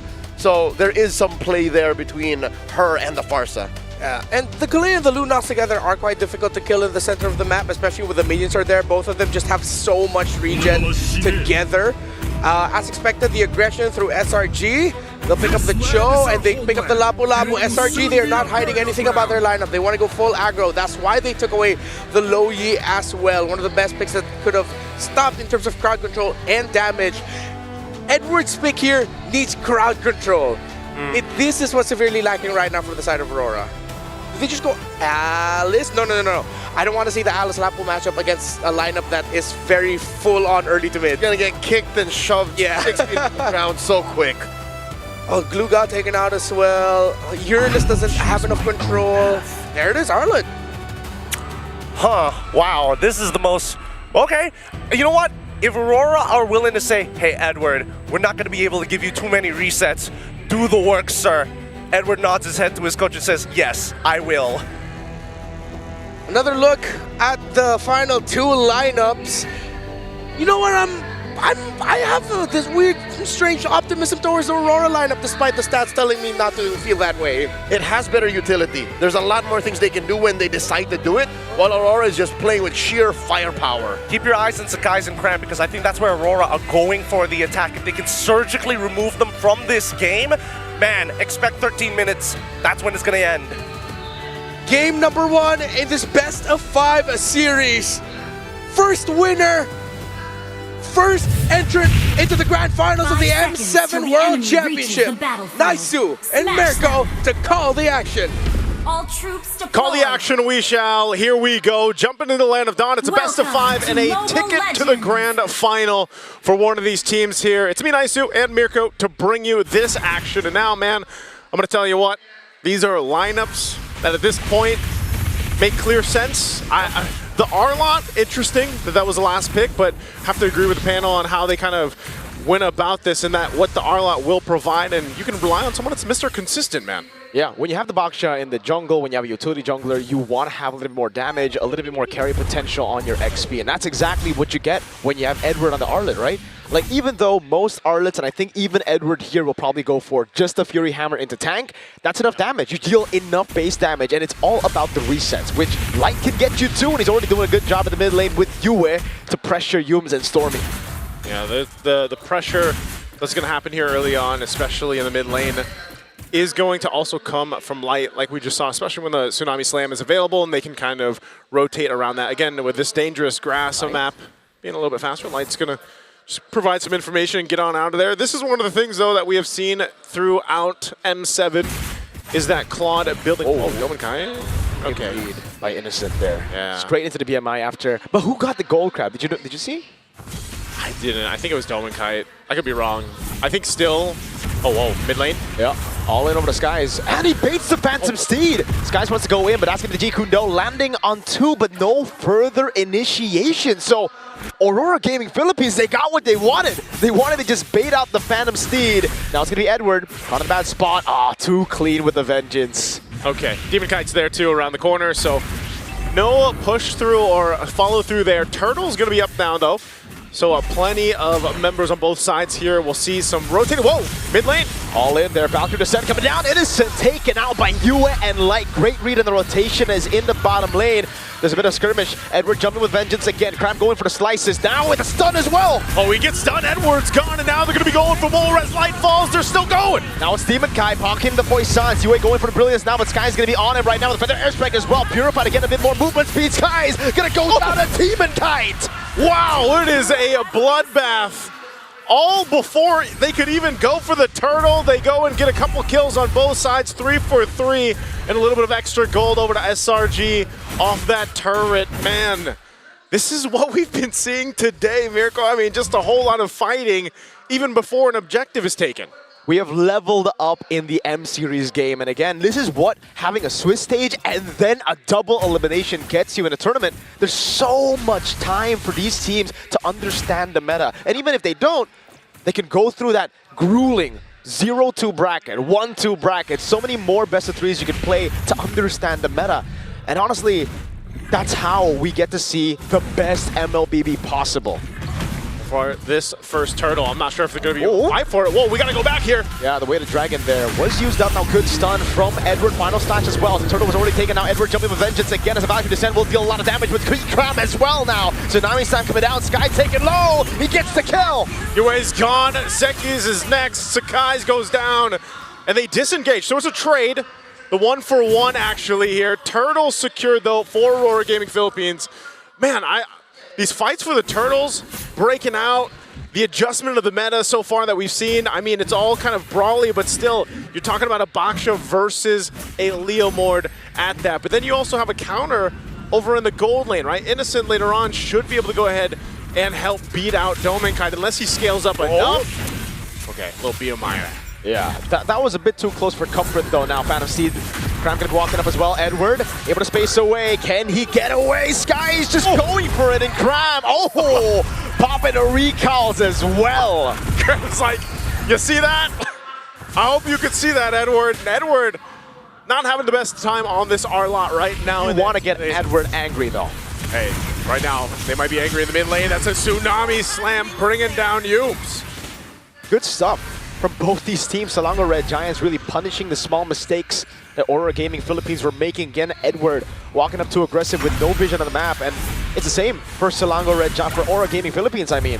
Punishing them on the top side river, noticing that there were members rotating into the bottom lane. It really comes down to where you find advantages on the map and how to utilize it in every single situation. Yeah. Again, with this kind of build-up already in the early game, you've got some of those first items locked in, of course. A little bit of different path here for our mid laners. Yue going with that glowing wand. He's going to need that to help with some of this sustainability that comes out from this lineup from SRG, but also the lightning transit there for Stormy. Stormy has been on fire for the most part in the game. So the kick. Reggie Kundo on the way to Dragon again.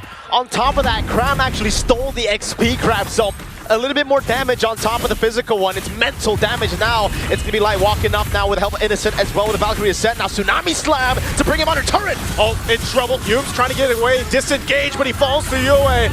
But Turtle secured by Sakai's. So all part of the plan, at least to get the objective. So they traded out. Man, I'll say this. It's okay if Yumes goes down and trying to set up a play. Edward, on the other hand, he has been having a hard time. So I think the question is it, do you want to get Edward mad? I think at this point he's mad, man. Like, you know, but what we have seen with R-Lots when they are picked, wow, look at the damage, by the way, from Stormy on this Farsa. Back to the R-Lot is the final slash. Yue? Oh, wait, he's got brilliance. Go for the stun. Liquor as well, Purify out. The slash has come down under tier 2. But was it worth it for the shutdown, though? I mean, is Cram just trying to make a point or what? That has to be it, right? I mean, you kind of want to just assert your dominance, but I feel like Aurora are the type of team to be like, sure, you can have the dominance, bro. We'll take the shutdown. It's all G. I mean, I don't... He's 4-1-2 now. Unnecessary death just to assert the dominance or not. You know, might get checked here. Yeah, Tsunami Slam, instant Purify coming down now as Yumes is able to go for the way the dragon over on Demonkite. Pops into Poison's in time, but look at the damage coming through over on Demonkite. Still, it's Edward trying to save him. Demonkite caught in the bad spot. Oh, plays into one from Domeng! Oh, and they're still going Cramp trying to run it this time after losing it. 2 members in the fight. Aurora Gaming Philippines. Hey, you know what? Forget Edward being mad. The whole team's mad. Oh my goodness. Stun coming down. Cancels out Light's jump. Now has to go back into that wave, but the turret in the mid lane falls, and Aurora finally get a lead in the game, like an actual 1K lead now. Actual lead. Domenkite as well, by the way, has just been able to go ahead and farm up the way that he wants to. On this Claude, we're already starting to see that damage come through. Turret's gonna fall mid and top. So now you've got the space to work with if you're Aurora Gaming Philippines to go ahead and lead into this next objective.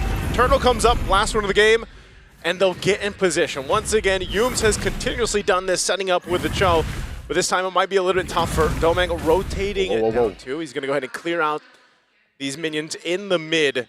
But look at the Light, trying to set things up potentially here before this Turtle even breaks out. They really want to shut down Innocent, dude, and they've done a good job at that. In this game so far, Edward can be caught for the airstrike coming down as well. Edward, oh, Pops in the Vengeance right as the Winter Dragon came through, so it got cancelled. Now Edward in the back line, finds the final stack one again. It's Innocent who goes in, blazing duet coming in from Domeng. Innocent barely spacing out to position. It's Graham going through, CC immune. Gets the stun on 3. Skies walks up, not enough damage. Oh, Domeng chasing down Sakai, he can't escape the guns. And now another to fall as Stormy goes down on top of it. The instant burst goes to Selangor Red Giants, but the long team fights go to Aurora Gaming Philippines. Domeng again. The guy who we've been talking about, I think, for the most part, right? Yep. When can he step up? He's stepping up now, finally. Hey, that's what you do here. Now he's going to get another turret. He's got the Trinity locked in on the 10-minute mark, too. Taking a look at the replay here. Again, this fight was started up. Beautiful. And you'll notice Innocent jumping in, too. Cram goes in, doing what he does best on this Lapu Lapu, but the fight gets separated here. And it's all about the little things in the fight because, again, they were able to bait so much time, bait so many resources because of Edward. Yes, he's 0-4-4, but that Vengeance to cancel away the Dragon, him just staying alive for a bit more, really baited out more resources than Selangor Red Giants were comfortable to actually use in that team fight. On top of that, a little bit more damage here for UA, picking up the Divine Glaive, and that's crazy that Edward's able to do that, man. Even after going down multiple times. He's got an Oracles, he's got the Fury Hammer like you mentioned, some tough boots, and then he's got the Ice Shield pretty much, right? Like, and that's just how the R-Lot works, especially with the Brave Smite emblem and that Festival of Blood. So it's a little finicky to try to kind of kill him. Oh no. Stormy pops in to Purify, but Demon Kite goes for the chase. That's a stun. Poison's coming down, and Stormy will be taken down under turret. Cram and Sky is going at it, but it's only onto the Baksha as Yums will lose his life. That's a stun onto Demon Kite, but he's still alive. Now Light coming in for the healing. Tsunami Slam! Domeng! Oh, and again, they're trying to get away. Cram under the turret. Demon Kite chasing down. There's the follow through as they pick up 4 kills for Aurora Gaming. Aurora Gaming Philippines are striving in the chaos. You wouldn't expect to hear that before you watch today's match. Ooh, that's the adaptations that we have seen throughout the Swiss stage until now. They're playing a different game, and it's funny because it's a utility jungler, right? Oh, okay. Well, Lord secured. Selangor Red Giants are going to have to wait on this defense. They do have decent clear, but man, I feel like this Freya pick for Innocent just hasn't been able to do much in this game. A lot of times when he pops the Valkyrie form and he goes and jumps in, he's pretty much just taken care of really quickly here. Because of the front line position from Aurora Gaming Philippines, even the ability to go ahead and bait out some things with the brilliance from UA, it's just a whole lot to deal with. And again, if you're afraid and you're jumping into the fray of things, Edward is there, man. He'll final slash you for the team. A Lord's going to go ahead and charge in the mid. Holy defenses are still up here as they pop in the mid lane. Aurora going to choose to force a fight. But the airstrike there.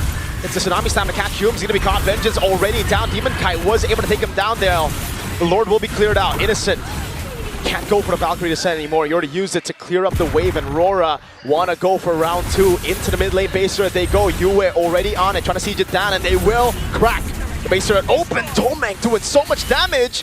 Has to respect Stormy, though. He's been caught by a few of those skill ones. Man. Yeah, that's still impressive, though. First Lord, already a base turret down. Sometimes we see teams just with the First Lord, they'll get the Holy Defenses down, if that. But one base turret down for Aurora Gaming Philippines. Take a look at the items here, too. You can see the gap between the gold lanes specifically, man. 3,000 gold for Domeng Kite right now. He's got the Wind of Nature, too, building into the next. And also, on the other side, you've got Demon Kite with quite a bit of a lead. And like, this is the thing, right? You pick up the Freya to counter the Claude. The fact that the Claude is 3,000 gold ahead. Oh man, it's going to be really tough. Innocent might have to use a Purify here at the start of the fight. Valkyrie send backward, Purify out of Tsunami Slam. Yums going to the back line, but Domeng again able to go for the Wind of Dragon from Yums. And they're still breaking out. Yue trying to get away. He pops the Brilliance, and Stormy on the wings will engage. Cram going down to Edward. Now it's just Stormy. He has a Purify. That's a shield unity into the Purify out. Edward won't go in. They'll hold the lines for now, but there's 18 seconds on Yums, and Aurora are knocking on the base turret up top. They're still going to go. Edward, final slash of the minions to help clear them out, but they might just have enough time to take out a base turret. And off of that initiation, now 2 base turrets down for SRG with the Lord coming up in 30 seconds. Aurora Gaming Philippines has essentially controlled the course of this game already up to this point. And for SRG, are they going to choose to actually contest against this Lord? They've got firepower, man. I mean, especially like we've seen with a Farsa in their hands, but it just seems like all the options that they had in the early portion of the game have kind of run out here. That fight earlier was a bit too close for comfort, I feel, right? Obviously, Aurora Gaming were still able to get the win, but the fact that it looked really good at the start, and then Yums all of a sudden was able to get away to Dragon onto Domeng, putting him in a tougher spot and actually shutting him down. That means Selangor Red Giants, they have ways and avenues to actually still outplay a Wind of Nature Purify Up Claude. I'm just wondering, man, at what point are you able to turn the tide completely here if you're SRG? You know, Malefic Roar now picked up for Innocent. Sometimes it might just be able to get enough damage off, you know, on with utilizing this Freya pick. Lord's going to be started up. Look at the positioning from Aurora Gaming Philippines as they go ahead and spot things out. Light has the flicker available. If he chooses to set things up, that can work. But this is also something you always have to worry about with a Claude against you, is if there's an off-lane push. A quarter of the health here on the Lord. Valkyrie Descent coming in. Now it's going to be Light. Still able to dash away. Sky's going to go for the Retribution now, but it's actually going to go on Edward instead as Demonkite wins out the Retri battle. Yums able to flicker around the safety and out for the air strike! Yums! Oh, and Innocent jumps in. It's a shutdown on UA. Sakai's able to find Demonkite's in trouble. The minions are at the base. Edward going to go into the bottom lane. He's going to try to barge in through as the minion is still there, but the turret is still alive, so Edward won't risk it. They'll instead back away. At the end of the day, it's 3 for 2, but Aurora won out the Lord. Innocent able to pick up a tier 2 in the bottom lane as Edward's too afraid to go 1v1 against the Beast. Mirko, I asked, when is Innocent's Freya going to be able to pop off, find the right targets, and with that play around the Lord, yeah, sure, they lost it, but like you mentioned, they're showcasing that they can team fight against Aurora Gaming Philippines, and now they're going to go ahead and finally get some of these turrets down. They'll take down the tier 1. Up top is nearly down as well, and that's what SRG needs, man. They need some space to work with here in this game. And I'll tell you what, it just seemed like everything had to fall into place for them in utilizing this composition. You see in here, I mean, their fighting capability is really good, especially around objectives, right? You've already got, like I said, Stormy's already pretty much damaged. He's where he needs to be in big damn department, dude. He's got Holy Crystal, Divine Glade, Lightning Truncheon, and working on the next tier. Same thing with the Freya, and now to the point where you have some defensiveness for Yums, where he doesn't get blown up on a kick. Oh, Demonkite jumping in. Great Shunpu to cancel the shield unity, and now they're all in with Cram jumping with Raven Spider. But look at the Tsunami Stab catching Skies in the back, but he's able to dish out a bit more damage in the end. Oh, they're going to chase down in the jungle. Does Demonkite decide to go? They're going to re-engage. Cram able to flicker out. Innocent jumping away, able to get the knock-up down as Domeng goes in with the Blazing Dew and a double for Yue. Now it's Yums caught in the bad spot. Yue actually dies. Aurora are also low. Cram and Stormy able to clear out the waves. They can clear out the waves. I mean, even with... Oh, Cram jumping in. Final Slash going to be used. Edward just keeping things here. This is too risky, man. They're so low health for Light and Demonkite. What do they want to do here? They're going to heal back up with a Surge of Life. They're going to try to push it in. I think that was a mistake. Now Cram doesn't have to brave a Spider. He's trying to hold out the waves. Tsunami's time to take him away from the waves. That's a Final Slash to cancel the airstrike. Stormy is trying to defend, but it won't happen. There's too many waves in the base. Aurora Gaming Philippines takes game number 1. What a game 1 to start us off in this best of 5. It was a bloodbath. Just how it should be to get to the spot of the grand finals here. But man, oh man, Aurora Gaming Philippines and SRG put on a showcase. Just when you thought that Aurora Gaming Philippines was going to take that game completely in their control, Selangor Red Giants showed what is possible, what they've done many times before, man. I mean, if you guys watch the Swiss stages or any of these games from SRG in the past, you have seen what they're capable of doing, but this time, Aurora Gaming Philippines made it work in game 1. It was the constant build for Aurora. Again, despite SRG's big win, they couldn't get the Lord, and therefore, they didn't have the waves to really capitalize on that win. On top of the fact that Aurora could be like, all right, we can reset, we still have more of the structural advantage to utilize. Those base turrets ended up being massive because look at how many minions just kept pouring into SRG's base. Just an amazing game here to start out the series. Almost could have been anybody's game, really, but man, we're gonna have to let the panelists break this one down because game 1 was intense. Let's see what they have to say about game 1.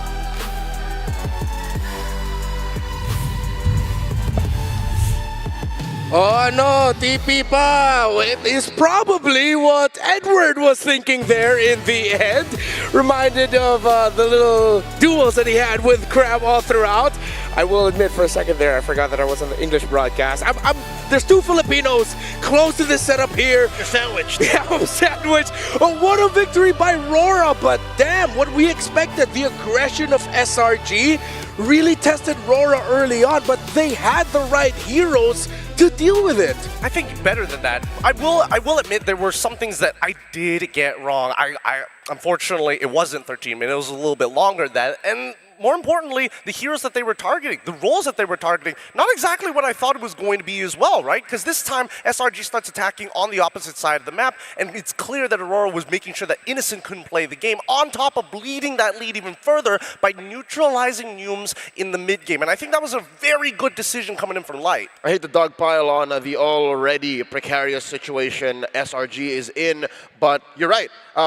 Where they decided to attack and the pitfalls that I wish they would dodge in the draft, they kind of walked into. Number one is they decided to play on the utility spectrum. You know what I mean? They let through the Baxia, but they banned the Fredrin. They played the Leomord, and again, between a Leomord and a Baxia, like who's really going to do good when it comes to trench fighting and major objectives?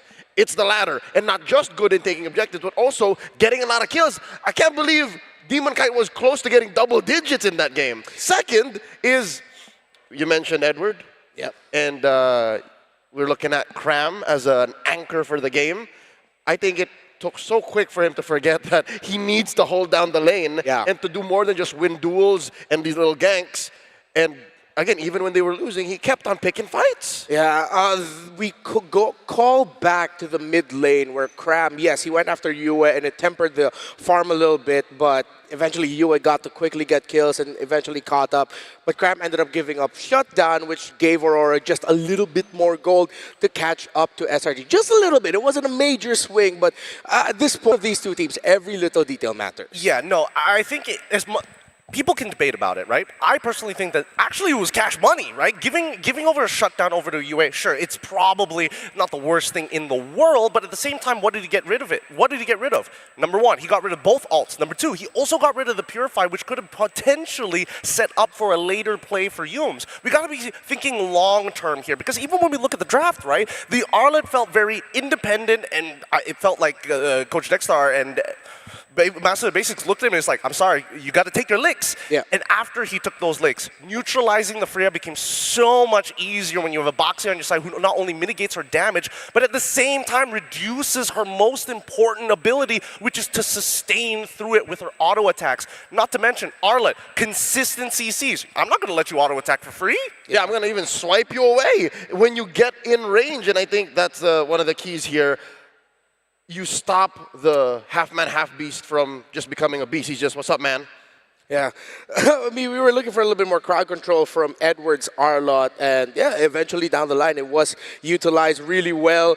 But with Light and Yue together with the Kalea and the Lunox, I think that is one of the biggest reasons why a lot of these trades happen in the early game. We talk about the healing provided by Kalea and, of course, the self-sustained healing of the Lunox. When it came to the big fights, I think Yue saving the Brilliance, saving the first ability to be able to heal himself, and then maximizing every Darkening so that Chaos Assaults are extra hard for the counter punch. That's why for majority of the early game, it was like 2 for 2, 3 for 3, and Yue was standing, or if he goes down, he takes a bunch of bodies with him. And that should be the game plan every single time. Because again, it's a very precarious situation when you're trying to play at the edge of the Feathered Airstrike while still mitigating the overall damage. I think that Yue played one hell of a game here, and not to mention, Light as well. Great peeler and great eye, really small details he was picking up. Oh, you shouldn't put a little too early, Tsunami Slam instantly. But at the end of the day, it's still Doming Kite as our MVP. There's two kinds of MVPs, ladies and gentlemen. Setup and payoff. Doming Kite was the ultimate payoff MVP. He literally picked up everything that everyone set up for. We already mentioned Demon Kite, Yue, Edward, Light, and what, 7-8 minutes? Like, before the last turtle, he was already coming in with lethal blazing duets. I mean, this is what the condition we laid down for Aurora. as long as you can keep it close so that Domikite has space to farm, that's your dream scenario. And that's exactly what happened with all the trades that they kept forcing, that they were somehow able to get wins. Once that first big Blazing Duet came in, it became like a harsh wake-up call for SRG of, wait, we did not disrupt this Claude enough. Where's this damage coming from? This early to mid-late game is gone for us. We now have to just keep duking out and try to hope that we win team fights. Well, but that's the thing, right? As much as Domin was able to get a free lane, he was playing a strong laning phase. He was making mega impact in the backline, making sure that Stormy is always feathered airstriking at the maximum possible distance. All of this was enabled by Demon Kite. Where's he going? Looking to initiate, not only to get on top of this Farsa, but poses the question to specifically Sakai's. Hey, I will pose the question. If you do not initiate, we will get an answer very quickly. And the initiation from SRG is, how do I say, fragile at best. If you don't get a perfect kick from Yumes, they have to find another way to get at you. They have to find another way to find an initiative and to go into proactive position. And their only secondary way to do that is, I'd argue, with Cram. But Cram is too busy going into the back line, hunting down softies. And that's why this entire game boils down to, hey, the question is who needs to initiate? It's never going to be Rora in these cases. It's always going to be SRG because of their draft. Yeah, and Light eventually read that so well. As much as you'd want to be the one setting the tempo with the Kalea, Tsunami Slam after Tsunami Slam, the surprise initiations with the Tidal Strike, a lot of value from the ultimate of the Kalea in this game came from the fact that if someone decided to reach the back line of Aurora, whether it be Cram, whether it be Yumes, you've just wasted your dash trying to entry while I Tsunami Slam you and you have no way out. And that's why in that moment, about 2 or 3 frames back in the Lord Dance, Light was so willing to just show himself. It's because he knows that it's never on me. I just have to wait for y'all to make the mistake of crossing this threshold. Amazing understanding of macro dynamics and the team fighting just back and forth, the give and take. I don't know if these stats are true, but ladies and gentlemen, the matchup between Lunox and Farsa in mid is still, I don't want to even say heavily, it's literally Lunox favored, 0-7. It hasn't been going too well for Farsa in these types of matches. Again, both scale really, really well. Both have 2 separate ranges, but one has iframes and can also become a machine gun when the other is just artillery. At the end of the day, SRG is looking to try and go for the takedowns, right? Aim for the knees. Rora just got to judo that weight over to flip them on their back. Really like sports. I love it. Well, I couldn't think of a sports analogy. I'm gonna get you guys that later. Was too quick. Yeah, that was a bit too quick. I was thinking of like, okay, what am I gonna dish out for the next analysis? Sports references. All right, let me write this. Nope, I was way too invested into the analytical point, and now I've completely lost it. No, I think that's exactly what happened to SRG. Is they were too committed to team fighting because that's again at the heart of it all. Yeah. Sure, Malaysian MLB has been influenced by heavy macro, but y'all still like to fight. We like to fight. We're the in-betweeners between the two, the 2 big regions of Indonesia who love fighting. They love fighting. And PH who likes to take it cool, calm, collected, but there is purpose. Finding a good balance in between the two is why I thought initially maybe SRG was posed very well for the meta, but it seems like Aurora, they've broken the ceiling. Yeah, the difficult thing also with how Aurora decided to draft this, and the lineup that SRG eventually fielded, I didn't have problems with it. It's just that it seems like Aurora was able to prepare the right heroes to deal with the main thing, which is the burst of the Farsa.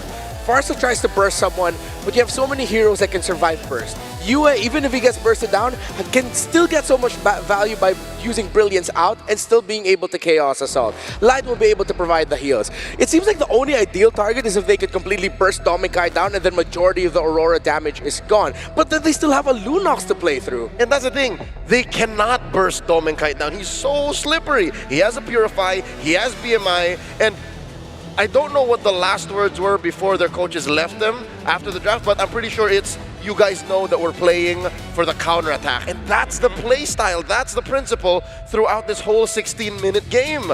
I was watching the fight, 10 seconds in, I'm looking at SRG, yo, why is no one dying, right? With all the damage, why is no one dying? And I look at Domikite, he still has Blazing Duet.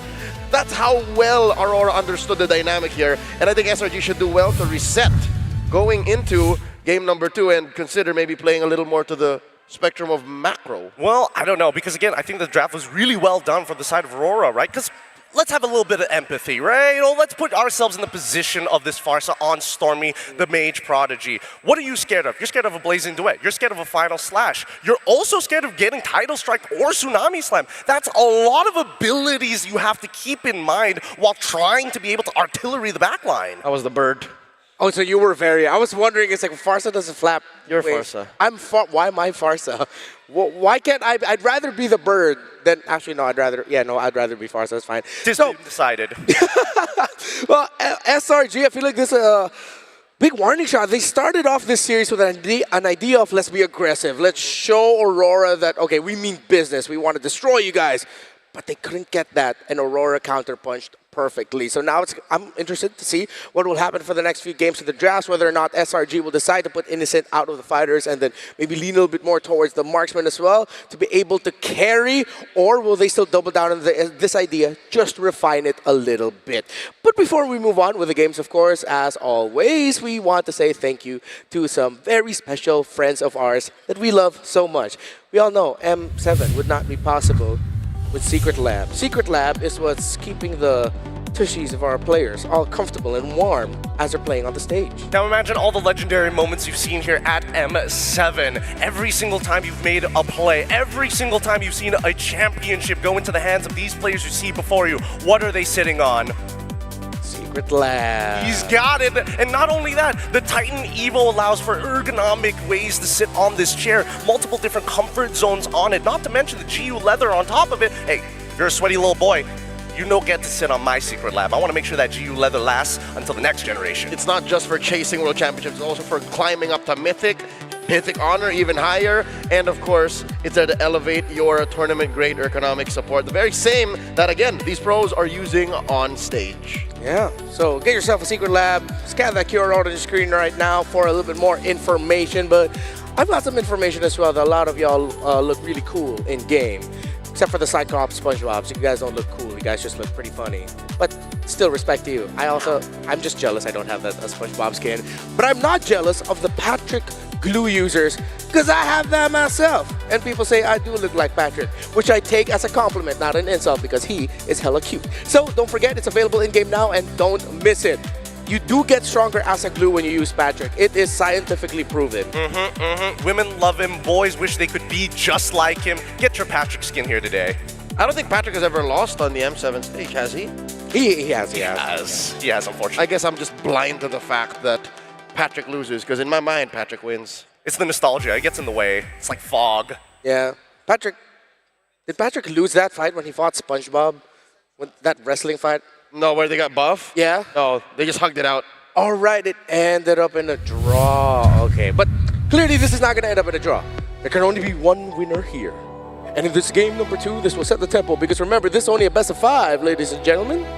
It is best of 5, but I think that the blue side draft right now is kind of getting a little wonky, right? Because again, these are two teams who have elevated both blue side and as well as red side. SRG initially started off with saying, hey, blue side clogged, we've solved that problem, and now the elevation from Aurora on the red. In my opinion, it's less about blue side having trouble. It's more of a blue side having flexes that aren't being used. We've seen a lot of teams in blue play weird and decide to change up where they shouldn't have.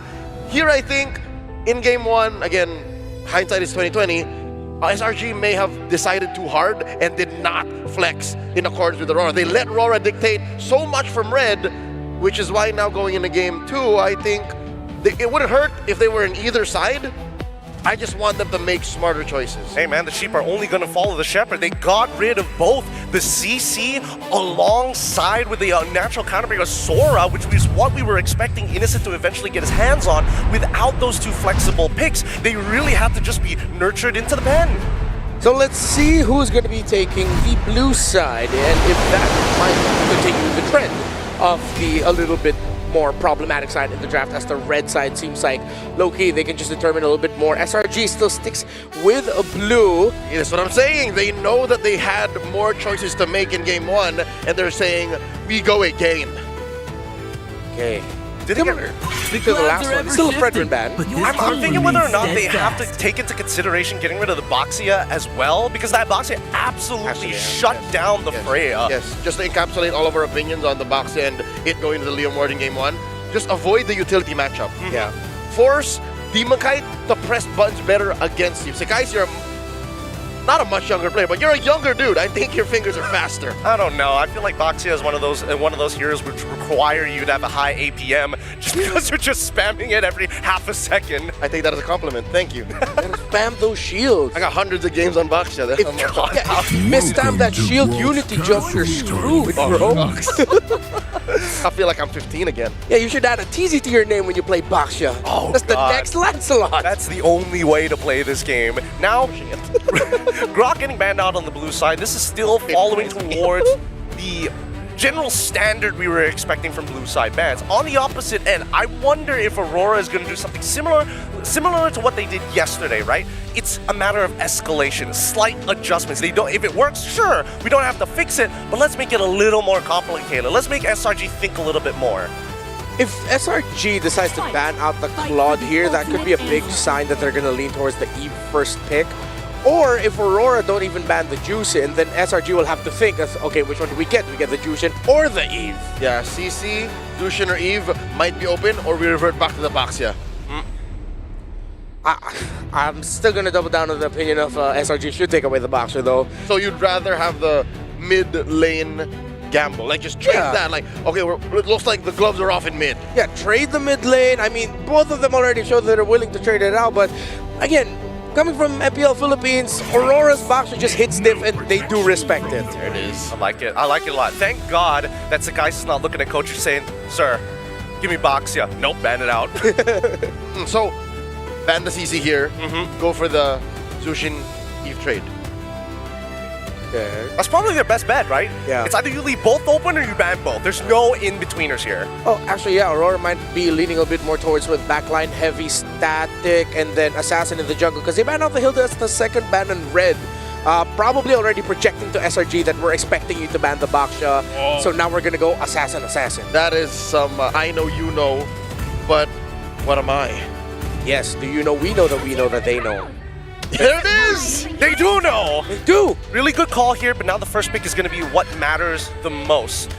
Our two mid laners are wide out in the open. The counter picks towards them might be a little bit all over the place at this point, because at the same time, we still have to answer the Claude question. I'd say Zushin. And the Claude question is still alive, you're right. Yeah. Freya Claude, Claude Freya. There she is. There. I really like the Juicin first pick. I know that Eve is a great hero. She's really feared, but I think with the playstyle of SRG, with how Stormy likes to move around the map, that's a little bit more SRG by my books. Yeah, I'm guessing that this is going to be Eve Claude because if you're giving one or the other is just natural counter matchups to be. But there's no need to rush the Eve. Yeah. If they want, they can get greedy with it, get both of your carries. Oh wait, no, you're not going to go YSS Claude. That's way too greedy. You go... Someone win with that. Claude Kalia? Claude Kalia, Claude Cho, I like...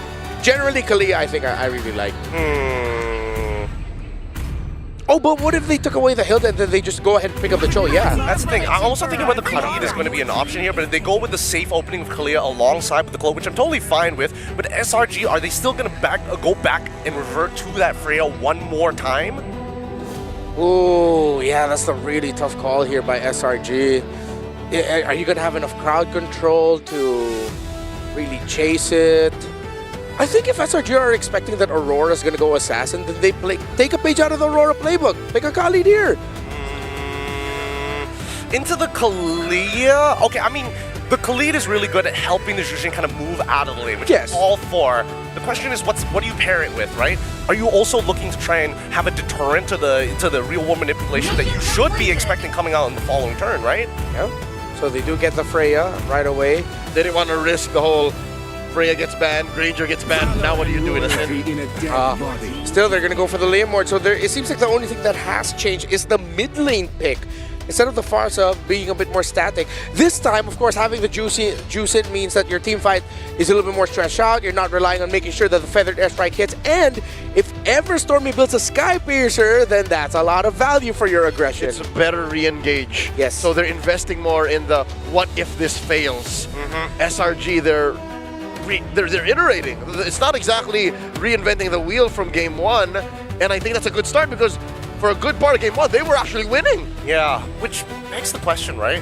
Do I want to see Rora play the Farsa, or do I want to play the Yve, or do we just go back to going into Lunox? They're going to take the Yve straight off the bat just to make sure that they can peel for everybody else, but that does mean that they will need some raw burst damage in other departments.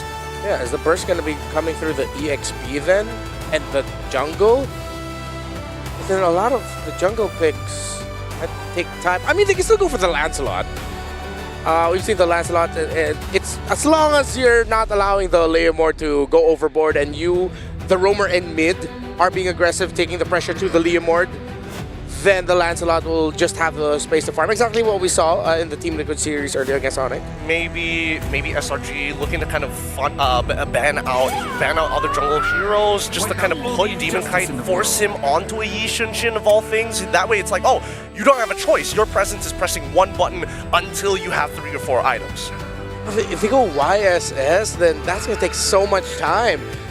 There's only going to be, say, maybe one miraculous EXP lane pick that can turn things around, and that's the Lapu Lapu. Because if you lose early on, then that late game is looking at 14-15 minutes for Aurora. Yeah. Is there room for another Arlet for Edward? I'm thinking, again, Mr. Consistent is so good on it to the point where I'm like, he can just be independent. He will be fine as an independent player. The Gwyn gets banned out, and this is what I'm expecting from SRG. Get rid of the other junglers. Force him on the Yi Shunshin. This is one of those picks that overlap between both Auroras that they played with. Last night, Aurora Turquía. Tonight, Aurora Gaming PH. Is it a Harley ban next? You know what? Yo, what if Demon Guy shows up with a Harley, man? Not too crazy. That is not too crazy. Again, we're talking about if a usage is too slow. How about a hero that literally just needs like 1 item, 1.5 items, to start bursting fools down? I don't think it's the worst idea in the world, but I think that Rora is also taking... Right. I'm glad that we mentioned it, because what if it does happen? I mean, there's a possibility, don't get me wrong, but at least the Gato gets banned out here. Really, really good stuff from Rora on the second half of the ban. It's true, Gato ban screams joy pick, but they really shouldn't. I mean, they can if they want to, because at least with Joy, you can get in and out and kind of run circles around everybody else, except for the Zushin once the stacks are full. So it's one of those things where it's just timely attacks. Isn't that a little bit more complicated to then handle? I mean, I'm one of the dudes who always look at it as, okay, after analyzing which lineup is simpler, if Aurora go Joy, the SRG lineup is significantly simpler compared to the lineup of Aurora, which means in the big picture, easier to pull off in the team fights and in map control. Oh, good. Dang, this is some tough stuff. As much as we talk about the meta, as soon as we start talking about the big regions, and more importantly, as we get closer to the Grand Finals, the qualification for the Grand Finals, as a matter of fact, it's so targeted towards your opponent. With all the theories thrown, not really throwing away all the theories, it's just going back to the key theory of it all when it comes to this genre of video game. Whatever they're most comfortable with, we don't want to go up against. I think this is just going to revert to like a Lapu Lapu. Yeah. You can't Uranus. I don't think there's a room for Uranus here. I would have liked the I don't think it's that bad, because Esme's a lot better here. I think that SRG, because once again, Esme does well into both Lapu alongside with the Uranus. I think it's the most over-encompassing EXP lane. It wins whatever's left out there. Okay. But this also still doesn't close the door on a Harley. Or a Lancelot. You know, those are just safer. Oh, man. I think Harley Kite. Is Harley Kite real? I don't believe it. I don't believe it. Not until I see it up on that screen. That's when I'm gonna believe it. Brother, more Filipinos are watching this match. If you play Harley here, we're gonna have to deal with that back in our server. Tonight's RG's ladder is gonna be weird. Okay. Uranus. All right, these two picks almost instantly block out the Harley. Yep. Like, all the more they should not do it, but just the same, I'm here for it if they do, because they can just kind of ignore these two big chunky dudes and burst down the softies. personally feel like it's actually quite worth going for Yushin. Like, what are you supposed to do, right? Oh, Fanny! Of course, Fanny, but at the same time, you're already playing into the high loss, and we saw the last time that Fanny showed up. That 1 second makes the difference. And they did it. It was them who stomped out Fanny. But we also have to consider, this time around, the Fanny isn't against the Claude, it's with a Claude. No, the ego pick. This is This is Kite saying, Coach, bigay mo na. Yeah. This is for the season in Malaysia. And they got it. All right, Coach, give me the Fanny. Is that ego enough for you to say that you're leaning towards Aurora for this draft? I'll give the benefit of the doubt to Aurora, sure. You don't do that when you're not sure. Gideon? I'm gonna say, knowing and witnessing Demon Kite on this Fanny before, I've got high hopes. I'm going Aurora on this one. All right, let's see if it is going to be going towards Aurora to go into match point, leading this 2-0, or will the little adjustments of SRG be enough to turn this into 1-1? Naisu and Mirko, what do you guys think? All troops I'll tell you what I think, guys. I'm going to have to say. I like the adjustments from SRG here with the lineup. Yep. It wasn't too bad from the last one. I feel like the adjustments with the high-lows, bringing the high-lows, for example, was a good switch-up. Now they've got the Uranus as well. What do you feel like, Mirko? I still feel like Cram on the Lapu Lapu would have been a bit better. It's just he needed to take a chill pill a bit, you know? A few of those shutdowns, a few of those deaths just really felt... okay, the recalls were necessary, super necessary, but the deaths weren't, right? You can have Flare, you just can't give the bounty over to the enemy team. But with the CC that they have on Yums and Stormy, I understand why they just put him on the Uranus. And this time, take a look at that, Innocent! Yeah. Vengeance on the Freya. Red Tree win for Skies, obviously, on the Leo Mord for the lethal. Okay, take a look at the... Oh, hold on. Wait a second. Demon Kite. Oh my god. Gonna just take this away? Sneaky, sneaky. No problem. He's gonna take it. There's no way for Solano Red Giants to react in time. Demon Kite steals the purple buff. Oh my goodness. Sakai's knows it too. He's like, that Demon Kite, man. That guy. That guy. What a guy. Hey, when you can cable on around and move like that, you might as well take advantage of it. I'm pretty sure you're faster than a... Well, technically, he doesn't have his Phantom Seed yet, so you are faster than him. That's true. Yeah, at least for now. But yeah, that's... One of the things is it, if I remember right, Fanny's win rate was pretty high. There was a time, I know it's been played a couple more times since this, but when it was picked up 4 or 5 times, it was at 100% win rate. I'm not sure if it still is. I believe it was high in the Swiss stage. Swiss stage, Knockout stage, it's been pretty bad. Yeah, because like Han played it in this first match in the Swiss stage and lost. And I believe we saw a few more Fannies losing after that. Even Yuzuke yesterday, against Aurora Gaming Philippines. So Aurora are the ones now on the Fanny. Let's see if they're the ones to make it work. Good stun coming down over on live, but look at Demon Kite. Look at the cables there. Sky's playing with it so well. Heck, I would say Yums preemptive revitalize there. Didn't really need to use it. He didn't need to. Maybe just kind of, you know, making sure that better safe than sorry. Right now, they've got control around this turtle, though, so let's see if Aurora decides to do anything. Demon Kite's not even here, so it looks like they're just going to give it up. He's going to go ahead and prioritize the buff, which he should. Again, the Fanny definitely needs that. Yep. So Turtle secured here for SRG.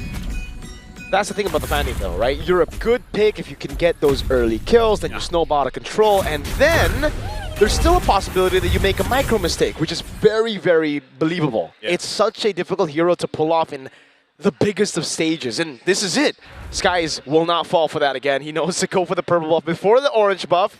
But yeah, I think for Aurora Gaming Philippines, they can take a chill pill. They have a Claude, they have a Eve, and an Esmeralda, so they don't need to be that far ahead. Light's gonna be caught here, and that's a bit more troublesome. Skies bringing you back, forcing to break around. Demon Kite comes in with a cutthroat, but again, Skies on Barbiel, too tanky. I like how you're like, they can take a chill pill, and as soon as they're like full sending it into the mid lane, man. You know? But I think it's still kind of just testing the waters here, at least for Demon Kite, to see if he can get some snowball happening on the Fanny. But you know, again, you've only got the Fury Hammer right now. You definitely need to go ahead and scale up. They're still going to play into the whole game plan of let's let Demon Kite get to where he needs to be with the Trinity on this Claude. But I feel like even so, the fact that Innocent ran it back with a Freya, hold on, top side. Consecration. Yeah, it's a Uranus. It doesn't really matter how much damage you have. In the early game, it's going to be really, really tough if it's a Fanny and an Esme. Though I will say, I think this is a double down by Innocent. Like, he's like, okay, I lost lane, which is pretty unacceptable on a Freya against a Claude, so I'm going to double down and go for vengeance. But, having said that, Doming has gotten all the gold grabs, bro. Yeah. Doming Kite very comfortable on this quad pick right now. Looks like SRG wants to put their own pressure. Wow, Dominkai actually going to be forced out of the jungle on that side. They're going to have to fight for this purple buff. Yep, the RBM was used earlier. Now Tsunami Slam blocking this guy's down as he pops in the Phantom Steam, but now it goes in! Too much damage for Aurora Gaming Philippines to handle. Wow, you can't blade and cable and cutthroat through that. Oh, when you've got Yums in the way blocking your path, a glorious pathway on top of it, plus a Revitalize. You saw how healthy they were, and then again, you're fighting into a Jushin here. So it's not favorable for Aurora Gaming. I mean, they just got pretty much dismantled in that fight. There was no winning moment for them there, and now for the second turtle of the game, it goes over to SRG, plus a whole ton of gold down in this bottom lane. There's no way to sugarcoat it, Naisu. They got curb stomped in the previous purple buff battle. And it's because of Cram initially going in. Oh, great stun on Demon Kai. But it was because Cram baited out RWM. Yeah. And this is why the panelists were sharing their sentiments. I mean, even Gideon himself was like, yeah, I'm surprised. Still went with a Fanny, despite a Hylos here too. Oh, hold on, Light. Is he actually going to pull the trigger? There's no way they do.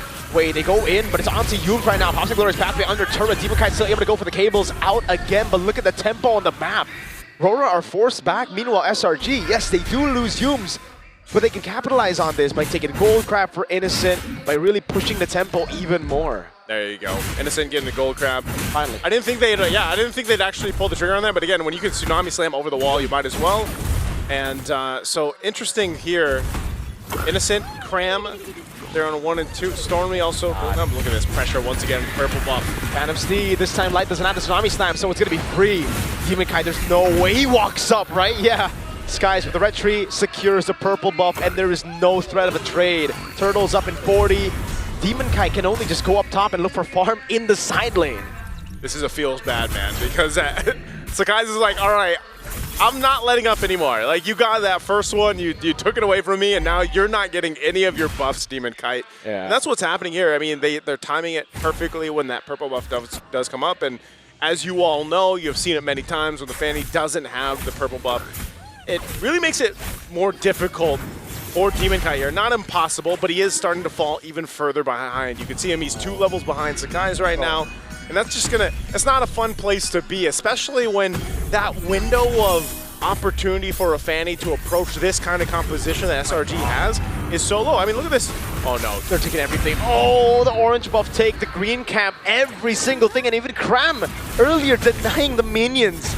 Forcing him back away now. Turtle will probably go to Selangor Red Giants, especially after Cram spots the Fanny going top again. It's a cut from Cram. And Skies is already going onto the Turtle right now. Edward getting poked as well. Purple buff will be up, so oh my god, Stormy 2v1! 2v1, Innocent as well, and Toman Kite just duking it out here with the Turtle for the taking. They've got full control over it, and that's going to be 3 for 3 in the Turtles for SRG. I thought Demon Kai might try to pressure that purple buff from SRG, but instead he's like, let me at least get mine, but Glorious Pathway. Again, over on Demon Kai, finds a stun, or RBM in the back, but Innocent is able to jump in with Valkyrie Descent. Now on to Domeng, who's able to BMI out. That's going to be the Crimson Beacon from Stormy, now going to be lifting Edward up, throwing him back into the fray. Everybody following it up, but Edward gets a flicker out. There is just nowhere for you to fight if you're Aurora into that composition. Demon Kai finally swung around, he's like, well, I'll at least take this purple buff, man. Yeah, at least. But you're seeing it happen here, and I'm not sure how long SRG can maintain this advantage when it comes to the team fights, especially when they're all clumped up, right? You would think this is the best. Oh, you've got an Eve on your side, you've got a Fanny, but you're seeing them. They just don't have enough damage to really kind of get through that pressure that is with this lineup from SRG mid lane. Getting that flicker out. All right. That's it. Really good win there. Phantom Steed for Flicker. But yeah, I think for Selangor Red Giants, they can continue this pace all throughout the game, really. Because Demon Kai, he has a purple buff, but he's going to go in, get stunned up by Yums earlier. And now the falling star move from Edward. Gets a shutdown down. And is Innocent now bobs in, but it's RWM coming down onto you as well. It's still Edward taking for free. Tsunami Slam purified out of. And Innocent wants to go for more. Demon Kai gonna go back in, Blazing Duet, but Vengeance to respond to it! Oh, they don't have enough firepower, even with a Blazing Duet from Domin Kite and Demon Kite going on through. You're just seeing how durable this lineup is for SRG, man. They're so tanky. Whole lot of defensive items here across the board as well. And that's just the struggle right now. That's the struggle for Aurora Gaming Philippines, and it's gonna be for that it's going to be that way for a while. Not only about getting these purple buffs, but getting the scaling that they need. Demon Kite, he's got Retribution. Yep. He's going to use it. Skies wasn't there, so it's going to be free. But again, now, who's really going to burst the Uranus down? It's going to be Claude, for sure. Yeah. But we are quite far from that, I think.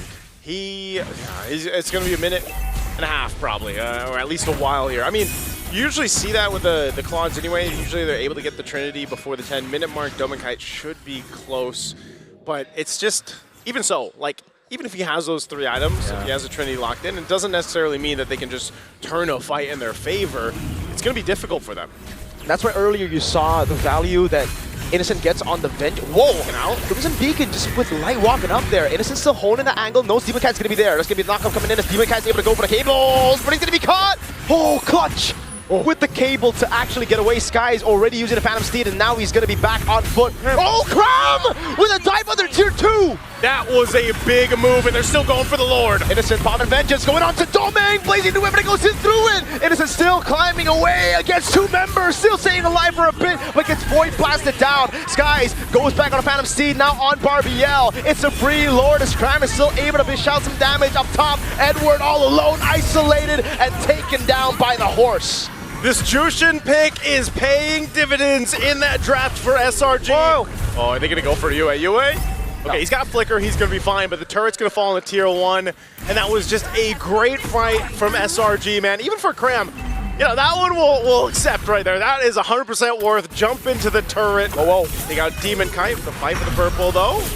Demon Kite. All right, he's got it, but man, dude, even if they have the purple buffs, it is just getting a little dicey here for Aurora Gaming Philippines. For this to work, they have so much ground to cover. Now, nearly 6,000 gold behind. It seems like those minor adjustments that were made for this composition from SRG from Game 1 are really helping out.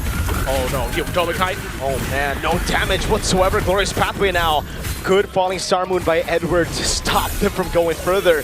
Now it's Demon Kite trying to get a bit more poking, but again with Skies and Cram there, especially with Skies on Barbiel, that ain't gonna happen. Domain gets a win in nature, so at least there's that. But right now the problem is they just don't have enough damage, and now you see why. Domain prioritized win in nature survivability over the corrosion side. Stormy just gets out with the Crimson Beacon, Phantom Steed coming down. Yue having to flicker out of the real world manipulation, canceling it, and now he doesn't have that. Doesn't have that available. They are gonna keep this Holy Defense shield up. There's no re-engage here from Aurora Gaming Philippines. They've just got to kind of buckle in and wait and get to the point where they have the itemization to really turn some of the tides of these fights. Because like you mentioned, Cram's doing a phenomenal job on this Uranus, playing up front, blocking a lot of things for them. And then Yumes as well. Again, there's so much frontal threat. Oh no, Demon Kite. Stun. Skies with the Phantom Steed, and he gets the kill on Demon Kite. That's what we call the double horse on Fanny combo. That's 2 horses in 1, man. 2 horses, 1 man. That's man and horse. But he's technically a half man, half horse, no? Technically, there's. So that's it'd be like a human. We're not good with numbers. Yes, we're not great with numbers. But you get what we mean, right? That's a whole lot. Now they're gonna have to deal with this push into the base. Uh-oh, like when they Cram again in the back. That was Stormy picking him up. It's a killing spree for Skies on Barbiel again. Barbiel has crazy stamina, man. Oh, he's going and going and going, and right now, they get what they want, everything they want for SRG. And it just seems like this is almost in that situation. I hate to say it, but it's like, all right, go next for Aurora Gaming Philippines, because there just doesn't seem to be much that they can do. They're literally in the situation where it's like, you're playing for Domenkite. Well, even if Domenkite, now he gets the Corrosive Scythe. So he's delayed with the Trinity by about 3 minutes-ish plus. So that is not where you want to be. Again, he prioritized, right? He prioritized some defense because he had to deal with this, but it still puts them in a really tough position to even contest these objectives. Exactly, and the initial delay for the corrosion side was already a delay on the power spike. Now you're gonna have to get Melfic Roar before you really start to deal damage, because you need penetration against these dudes, dude. You can't go through Uranus without penetration. Hey, you need the penetration, all you can get, man. Right now, Lord secured.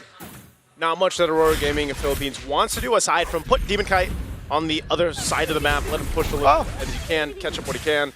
Now, you have to go ahead and look at this lineup as they get ready for the base defense, right? Like, what What is the actual potential here? Oh no, he's just gonna cable on out, man.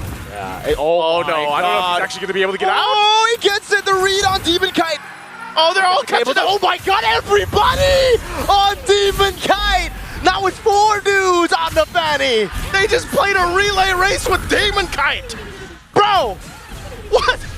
What's up with them and Fanny, man? I mean, they were there kept with opening arms for Demon Kite, man. That is not what you want to be. And now with 4 members of Aurora Gaming Philippines, they have to defend the base. Oh my goodness. Crap dealt that much damage on the Claude. Now it's about to descend over on Edward. A tag. A big knock. But Domain goes in for the blazing duet that does no damage. Blink around as well. That's a Tsunami Slam. Oh, Lord's still going to be worked on. They're still pushing in. They're defending for now, but can they end it? Oh, Sky's going to go down. Edward's still there. Stormy with the pickup now, but it's getting the all in. And Stormy possibly gives a big new air flickers in. Stormy going down. Oh my goodness. Now it's Steven coming to walk up again. Innocent against everybody. Innocent. Oh, and they're still jumping. Innocent's going to the full Valkyrie. What? He's still alive! Oh my goodness, he gets a double Cram now, going in again. That's probably going to be another base turn as Cram is still here alive, and there's no one who can take him down for now but Aurora. How did they defend and get 4 on top of that? Oh man, Aurora Gaming Philippines somehow defends. No, I don't know, man. Some way, somehow. Dude. It's just so sad. After that play, Demon Kite was like, finally a purple buff. He cables, and there's a small case. Like, damn it, man. No. Not even. See, that's the... There's a benefit and a curse to being Uranus players out there, man. You're tanky as hell. Yeah. But the curse is you got to watch majority of the times your team die. Because you're not dying, you know? It's kind of like having immortality. Like, you're going to see everyone grow old and die. Well, unfortunately, that's the life. Yeah, I know, that's Steve, man, you know? Hey, fighting for the purple. Oh, Yuke's. Yuke's able to find it now. RWM, they're all fighting for it, but Skies in the flag goes for the flag, and look at the combo! So much AoE! Now it's like to lose immortality as Demon Kite recalls like going down! And Edward can only dance to the death of the team here. Demon Kite is up, but can 2v5 work?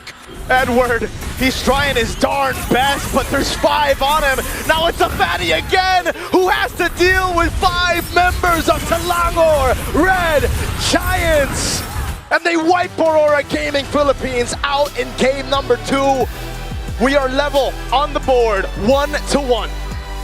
I gotta say, man, SRG games just keep delivering. I don't know what it is, but I like to see it. 1-1 in the series against Aurora Gaming Philippines, and those minor adjustments that came through from the draft just seemed to, I mean, work so well. There was a minor change here and there, but the execution was great. Not only that, but I do have to say, the Fanny picks seemed to just kind of shoot themselves in the foot for Aurora Gaming Philippines. It was almost too easy for Yums to just be like, I'm going to post up here, I'm going to stun you, and like we're just gonna go from there. And then they passed around Demon Kite, man. I mean, it was tough to be in. Yums pulled a KSI, bro. He was straight up, I'm on a horse. Dash, dash, take a look at me. In the thick of it. We saw him, man. And he was caught in the thick of it. He was caught in the thick of it, man. When you're trying to get away from 2 horses, it's just too much to deal with. 2 horses, 2 men, or 1.5 men, whatever it is. This was just SRG's game right here. Just well executed, phenomenal draft for them, and overall, just a game that SRG needed. Let's throw it over to the panel to break down our game 2.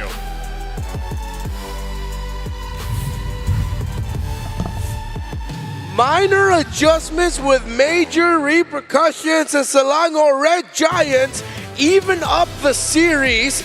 After Aurora Gaming and SRG battled it out in the first game, back and forth, this time was clearly SRG's playground to shine with. Gotta say, picking up the Fanny, way too difficult to pick Fanny in that kind of lineup. Okay, I know I didn't say anything, but I told you so. You shouldn't have done that. That was...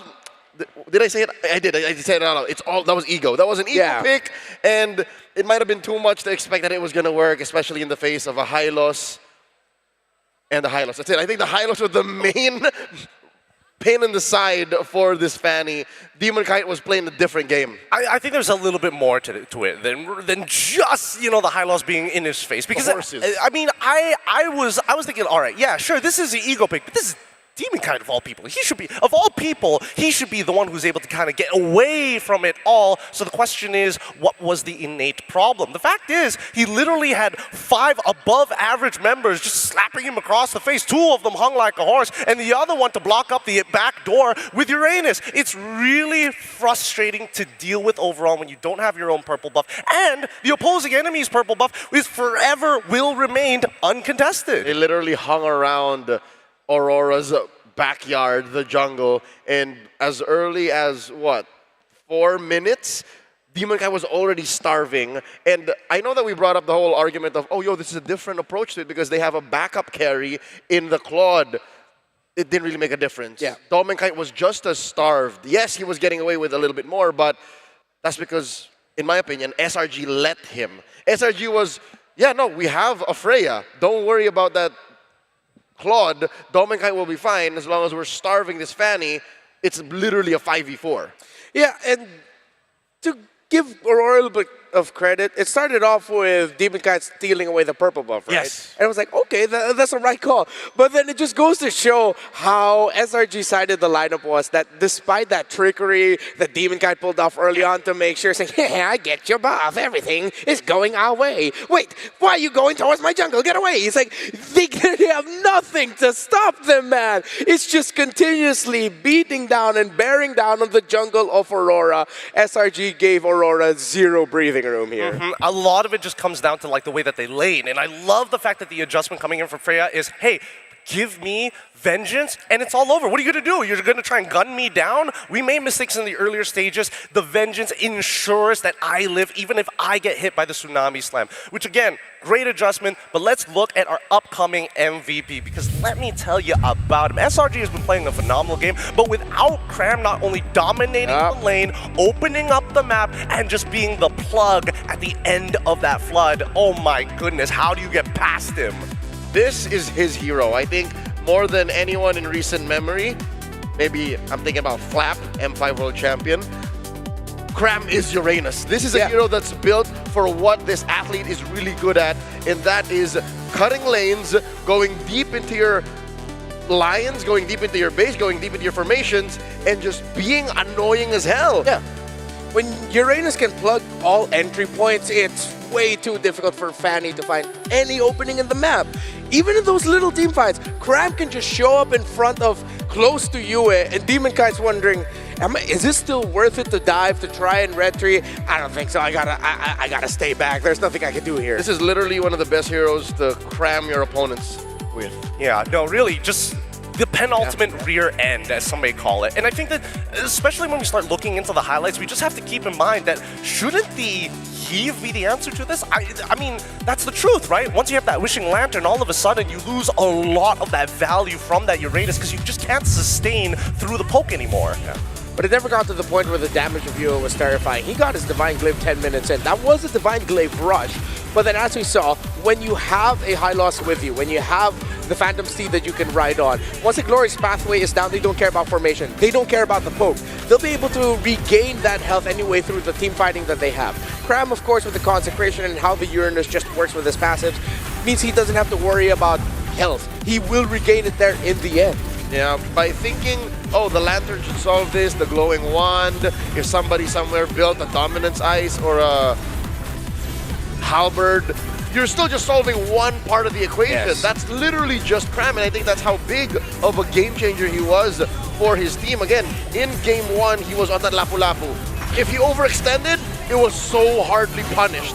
Here, if you overextended, I can just flicker out and then Consecration, do it again in 10 seconds. And that's a really good point, because when we look at a lot of these fights, how exactly is Aurora actually turning it around on these base defenses and then losing the following fight immediately after? A lot of it is just posturing against your opponents. For SRG, with their lineup, they're not exactly like a tank. They're a little bit more flexible at taking those front-to-fronts from any direction in comparison to Aurora, where, I'm sorry, I am a tank. I must be looking at you to gun you down. Way too tough. It seems like across the board, the adjustments that Selangor Red Giants did end up working for them. Let's take a quick look at Stormy. He didn't even need to build a Sky Piercer. He went full utility here. He realized, you know what, I'm not the cleaner here. We have the Leomord. I'm just going to play for the utility that I can bring. The anti-heal, the slight slows I can dish out, and then I'm going to be able to keep myself alive as well. The shield that she can get herself through the Juicin Crimson Beacon, the Spell Vamp through the Ice Queen Wand, and even just rounding out the Clock of Destiny. Something you don't see a lot of Juicins do, but then it was just a little bit of an extra, You thought that they couldn't kill the other 4, you also cannot kill the Juicin. It only died once.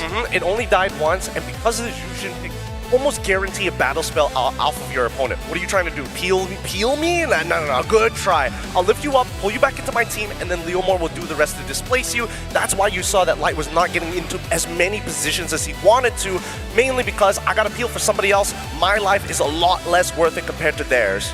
Now that we're putting the spotlight back onto Aurora, there is a glaring lack of vision for this draft. Again, that fanning really demanded so much more control on even their side of the map. So if they did not snowball, this was inevitably going to happen, right? They were going to lose control of the map, they would lose their resources, and they could not check if it's worth going into certain parts of certain fights. That's literally the story. The only clapback that they found was inside their base, almost literally when they were kicking SRG out on the defense. So going into game number 3 here, if Aurora want to gain back a bit of the momentum, because again, even if they did win game 1, I hope that they should really consider and reconsider getting a little bit more of free vision. Just heroes that really can check bushes, heroes that can kind of make sure that the coast is clear, because here they weren't so sure if they were going to counterattack or be the aggressors. Yeah, I'm always a fan of the free vision, but I'm going to go towards the very simple MLBB math here. Maybe a little bit more damage early on, much quicker, would do really well.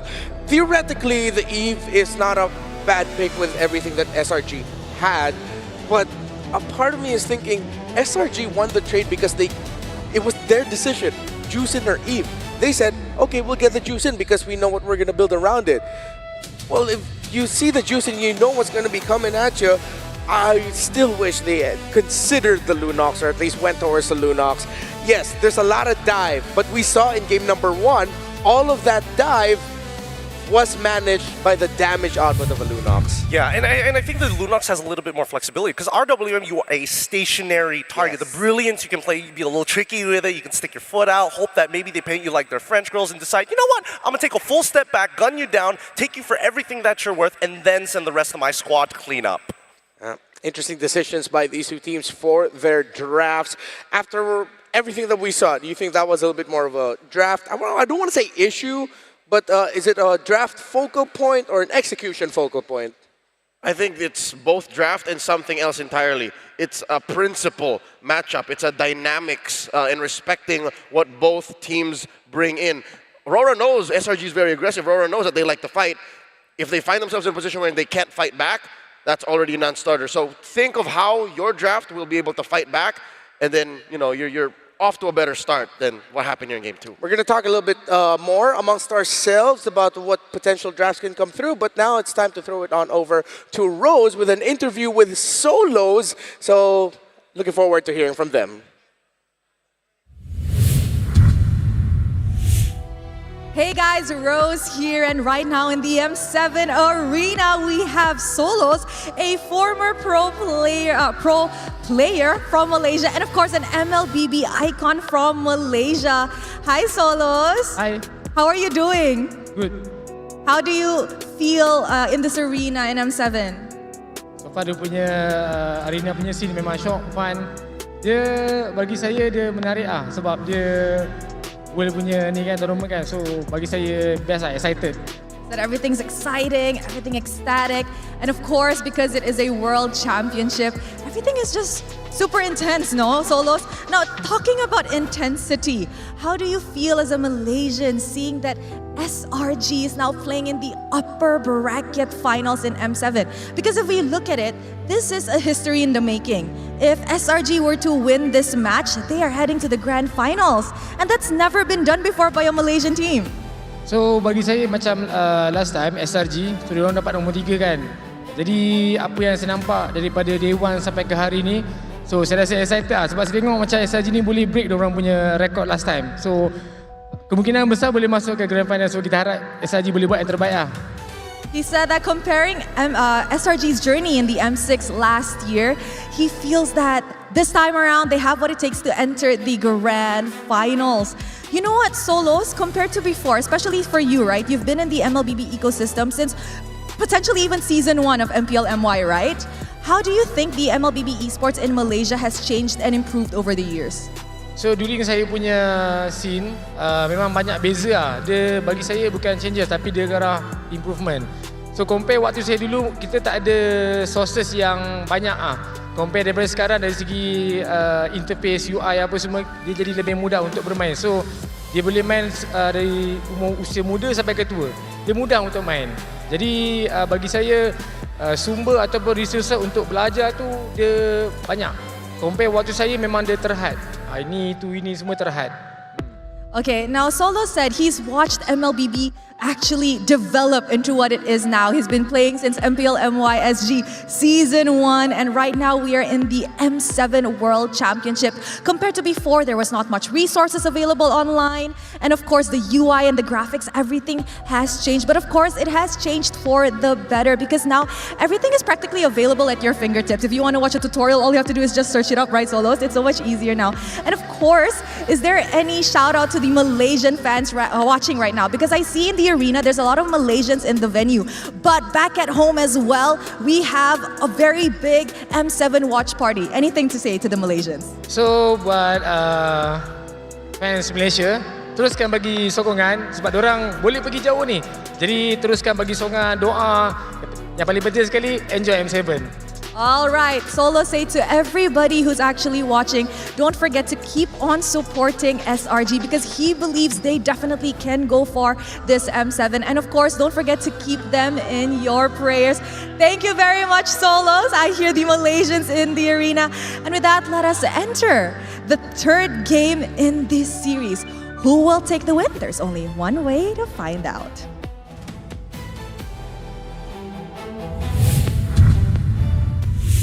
Great to hear from Solos, and of course, there are a lot of our Malaysian fans in the crowd, so thank you to each and every one of you who flew out here to Indonesia to show your love for Selangor Red Giants.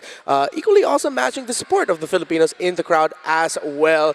But the SRG fans definitely excited about the results of the previous game, so let's go back here now to talking about what to expect potentially for the draft. Real quick, game number 3.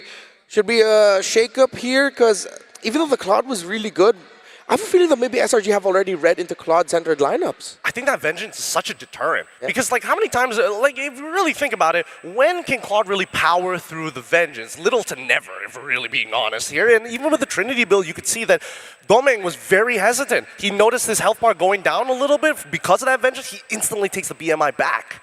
Yeah. So, with one piece now to consider for the draft. Mid trio already really good as well for SRG. You know, I feel like we're going to need a little bit more time to think about this. So in just a moment, we're going to be thanking some friends. I got really lucky last night, by the way. Just wanted to share. Really? Because cards. Yeah, what were you expecting? Yeah, so of course we have our little collaboration through OnePlay, the official MLBB M Series tournament trading cards came out. Oh, you have a pack. You have a pack. And I do. You have a pack. Are we gonna open that pack? Should we open that pack? Want to count down as I open this pack? Okay. All right. Give me a 10 count, sir. All right, I'll start from 5 because that's all I know. 5, 4, 3, 2, 1. Okay, what do you pull? What do you pull? I have here. That is 10 from Zeta, a wildcard player. We have who's this? DFYGZ. Oh, okay. We have. Ooh! That's Zing from CFU. Okay. He's got that cool treatment. It's foil. Oh, that's a foil. I didn't get a foil from the ones I pulled. That's cool. Okay. I think he could have made it to knockouts. Just close. And fire. Hold up. It'd be funny if we get like a signed card suddenly. I got Leon Esports Juviana. Nice. These are all wild card dudes. Yeah. Oh yeah. it's pretty interesting because this is a new way to celebrate esports highlights, man. I mean, the official MLBB M Series tournament trading cards which bring premium design and modern tech together, available this January. Head to oneplay.com for early access or grab yours and hold a real piece of the M Series legacy. Yeah, what are the ones that I pulled last night? I got Oheb, I got Kyrie, I got Yue, and I got Kazu. So I'm very happy with the pack I got. I didn't get any foils though. I wonder how rare those are. Yeah, this is the first foil I'm seeing. Yeah, and even the other packs that we opened in the previous days of the M Series, we did not get a foil. Ooh, that's very nice. I like the holographic on that one. Yeah. Again, many more to earn for anybody out there. So please, pick it up while you still can. And honestly, I'm curious if anybody has a full collection yet. I'm pretty sure someone already just got all the boxes.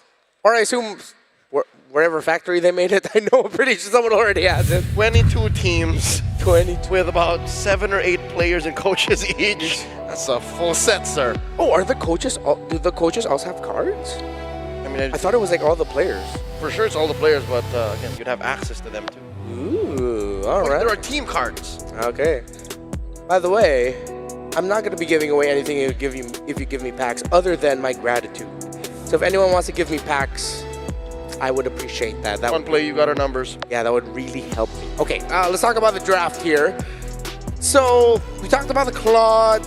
Is Freya now, if ever Aurora end up here on the red side again? Actually, no, even in blue side. Whatever side Aurora end up with, should they now consider banning out the Freya? Personally, I think that it might just be worth it, but then you're left with a different problem. Sure, you don't get the Freya. Oh, CC shows up and same problem, she's going to take vengeance. Yeah. It's still going to be a bit of a pain to deal with. Personally, I think first things first, we start with, hey, let's quickly go on to the blue side just to get a bit of a scouting analysis of what SRG tends to ban on red side, because that's going to show a lot of things that they feel is important, and that should be able to kind of smoothen things over for the rest of the series. I think Aurora can also latch on the idea of, not to discredit Demon Kite, and I do not doubt that he can carry with whatever hero that he ends up with. It seems like the best forms of Aurora that we've seen, even in MPLPH, is when he plays a little bit more of a backseat role, a facilitator. A role player. A role player, so that it's Yue and Domenkite who can actually come in through to the carries. Yes, SRG already acknowledged that by taking away the Baksha, but if they can manipulate the bans in such a way that they'll have a utility hero available for them, or something that isn't a little, that can just help facilitate. Even Lancelot in a way is a facilitator alongside being a carry. That's what I'm saying.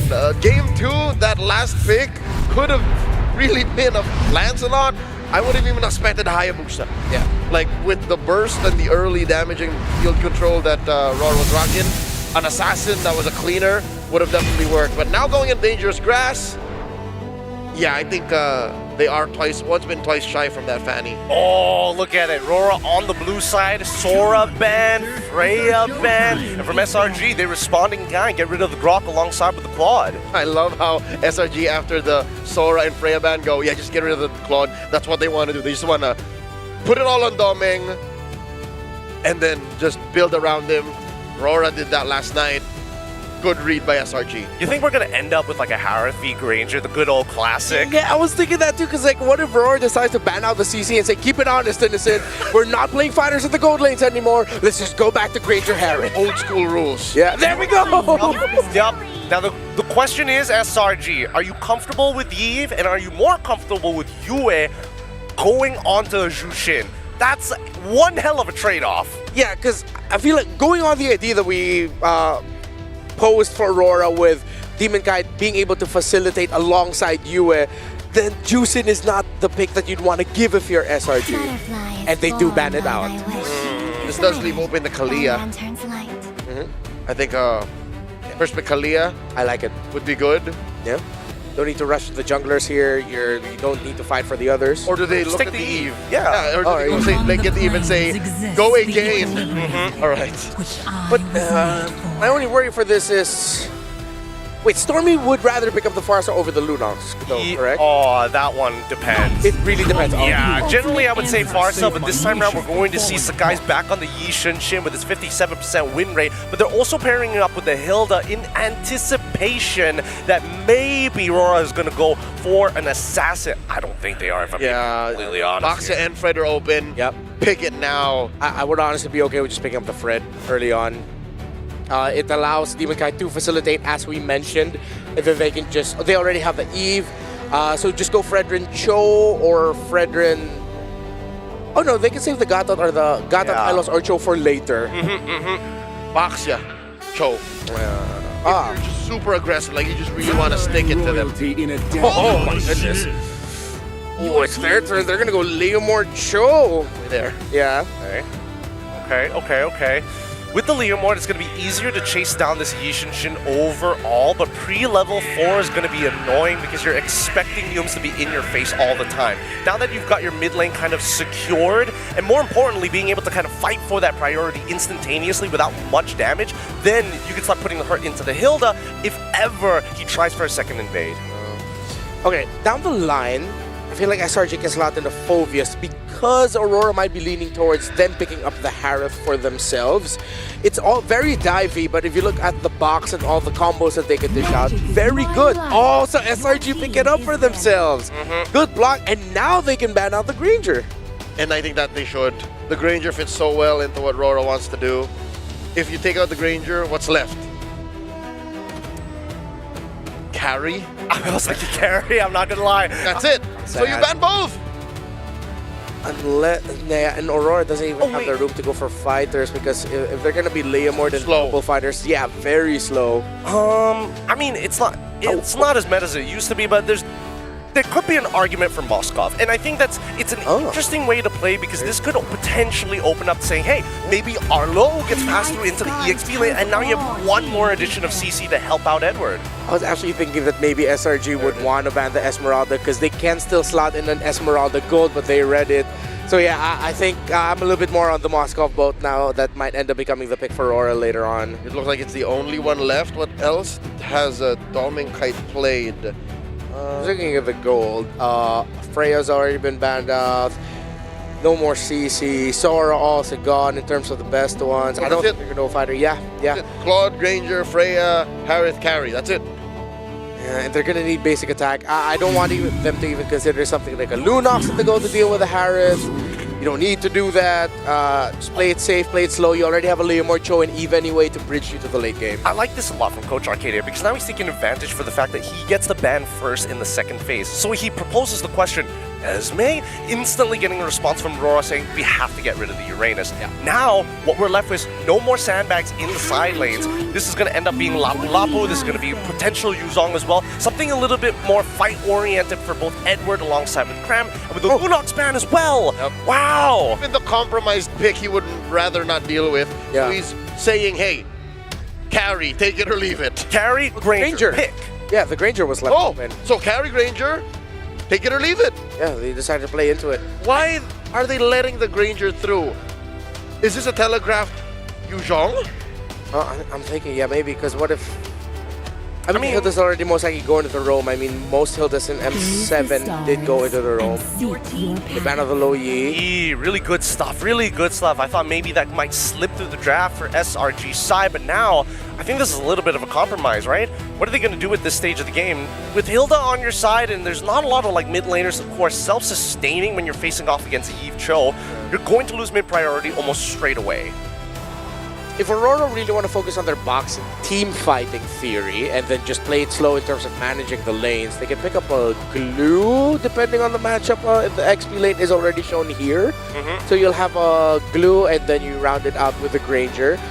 I mean, theoretically, with the Eve, you're going up against a Harith. It makes sense, but that's only if you see the matchup. Because if you blind glue, it might be really tough. Zetian. Vision. There's so much vision. I mean, double the vision, double the fun, am I right? But yeah, they see everything.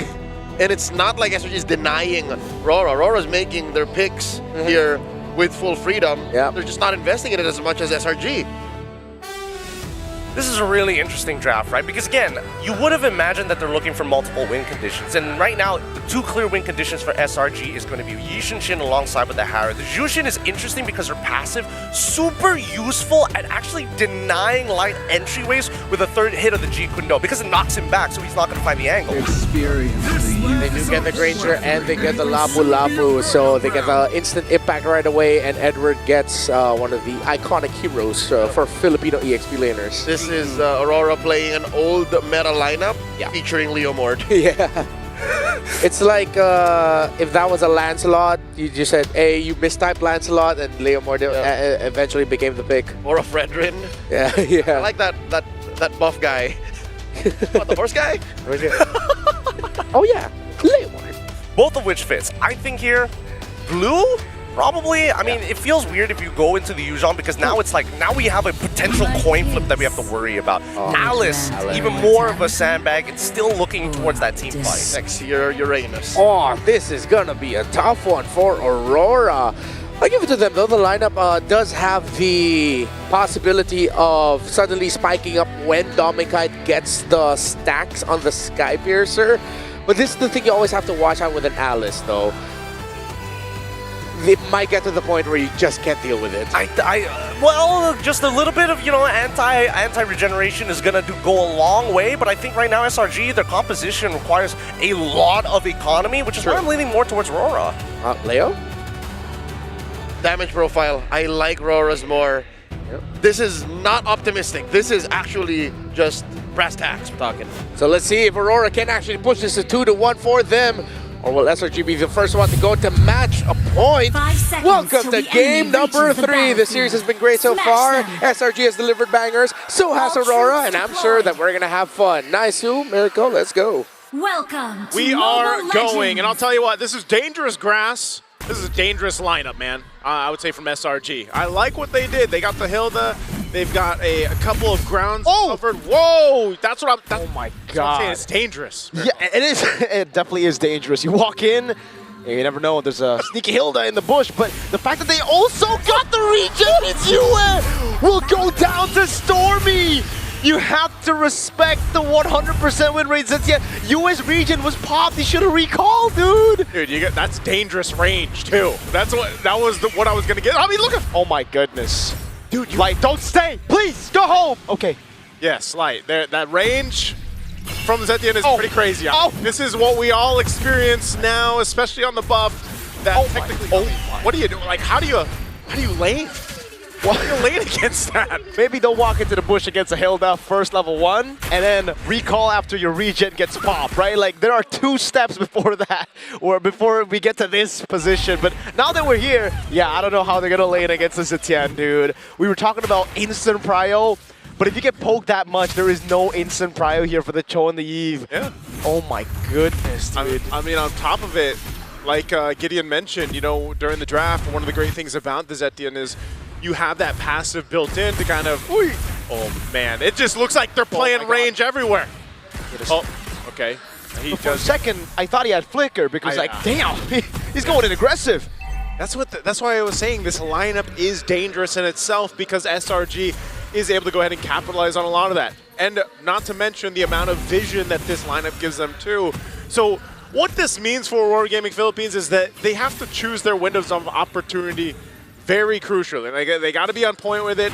They've got to be able to make it work, but because this early game pressure was already put onto them, they're not going to be able to contest this first turtle as it's already secured up by SRG. And here comes the pressure in the jungle. Edward? Stole away the purple buff. Light goes in for Zikudo, but Stormy's able to flick around, and he gets the kill too. Now throwing a ruin onto nothing but they won already. Nothing but air right now, Cram, though. He's going to wait for the Gleam to come up.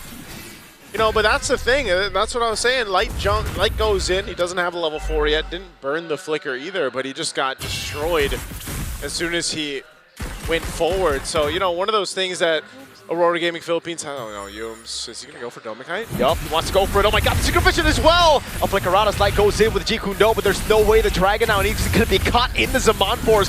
He becomes the steed. Yums able to flicker out of safety, but Innocent's now going to be caught all alone. Pops in a Purify, and now gets shredded back.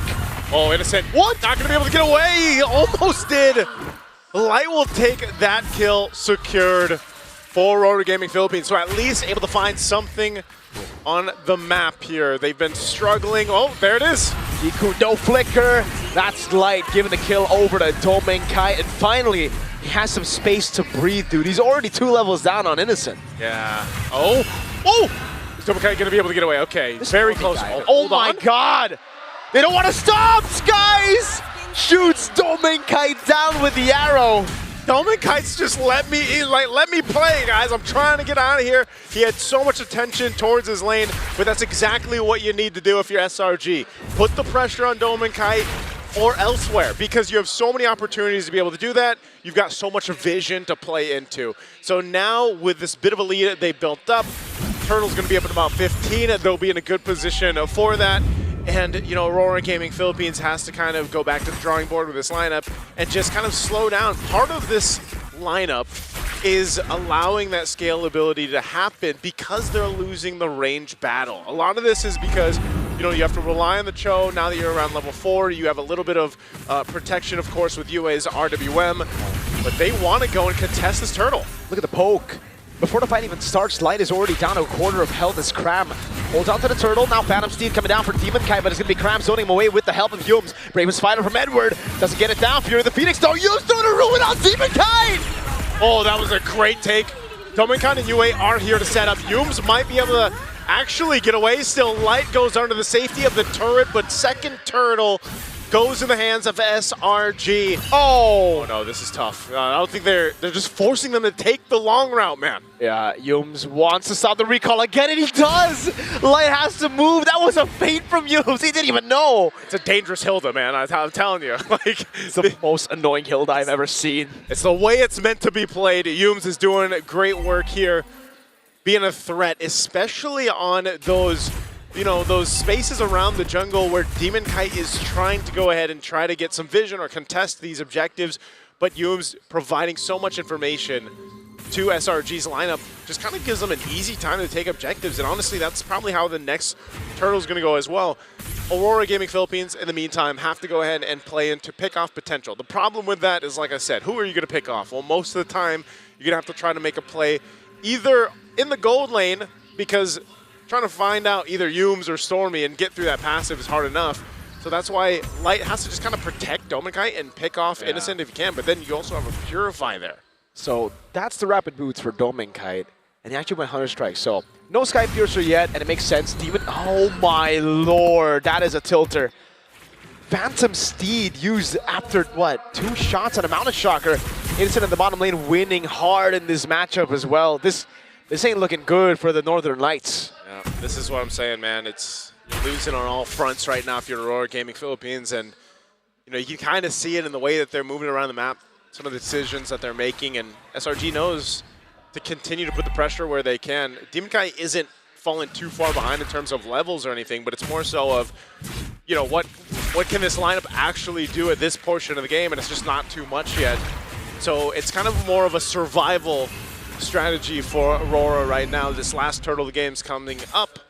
So like our Red Giants will go ahead and swing on forward. It looks like Aurora still wants to go ahead and show face here, but Domeng Kai less than half health. Yep. It'll be really hard to pull off. Yums is 1v1ing there. Light, oh, he goes for the way of the dragon earlier with Jikuno as well, but he couldn't find it. Now with the throw in the ruin and the Fury of the Phoenix, Demon Kai zone. Yums again giving it as the kill. At least they're able to pick up a kill back on Skies, but Demon Kai zone completely away. Zoned away, and Edward falls in exchange.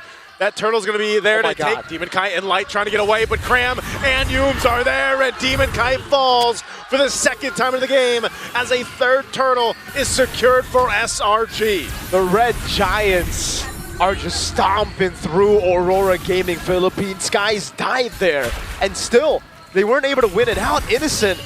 Perfect Turtle. Light goes in, wants to go for the Jikuno, but he has to remember Stormy has the passive, and Yums is right there. Domeng Kai to walk in, man! Hilda going for the damage against Stormy, able to survive! And now it's Light going in, he has enough damage! Stormy will fall, Light going to be taken low, and he actually does get away.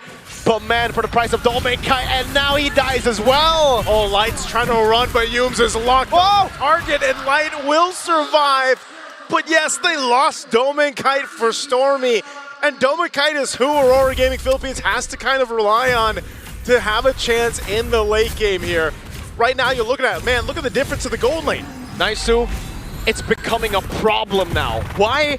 Because look at Domenkite, you know Skypiercer, he's like, yeah, nah, that ain't working. I need more damage right now because if I don't farm, I won't even have enough bullets to get those executions. Yeah, I don't know if we're going to see a Skypiercer at all. If we do, maybe probably, yeah. Second to last item or last item, if somehow Aurora Philippines gets control of this game. But right now, from the start, it has been no control at all. They just kind of, they're on the roller coaster of SRG, and they've just buckled in, basically. Like, it's really difficult to make this composition work because of just what is provided with the range, the vision, and everything else like we mentioned for SRG. So for Aurora, they're almost in this moment where it's like, all right, Domenkite will protect you with everything we have, you know, and hopefully that Granger will scale up. Same thing with Eve. I mean, Eve can also scale up pretty well. We've seen some great Eve RWMs change the tide of these games or team fights.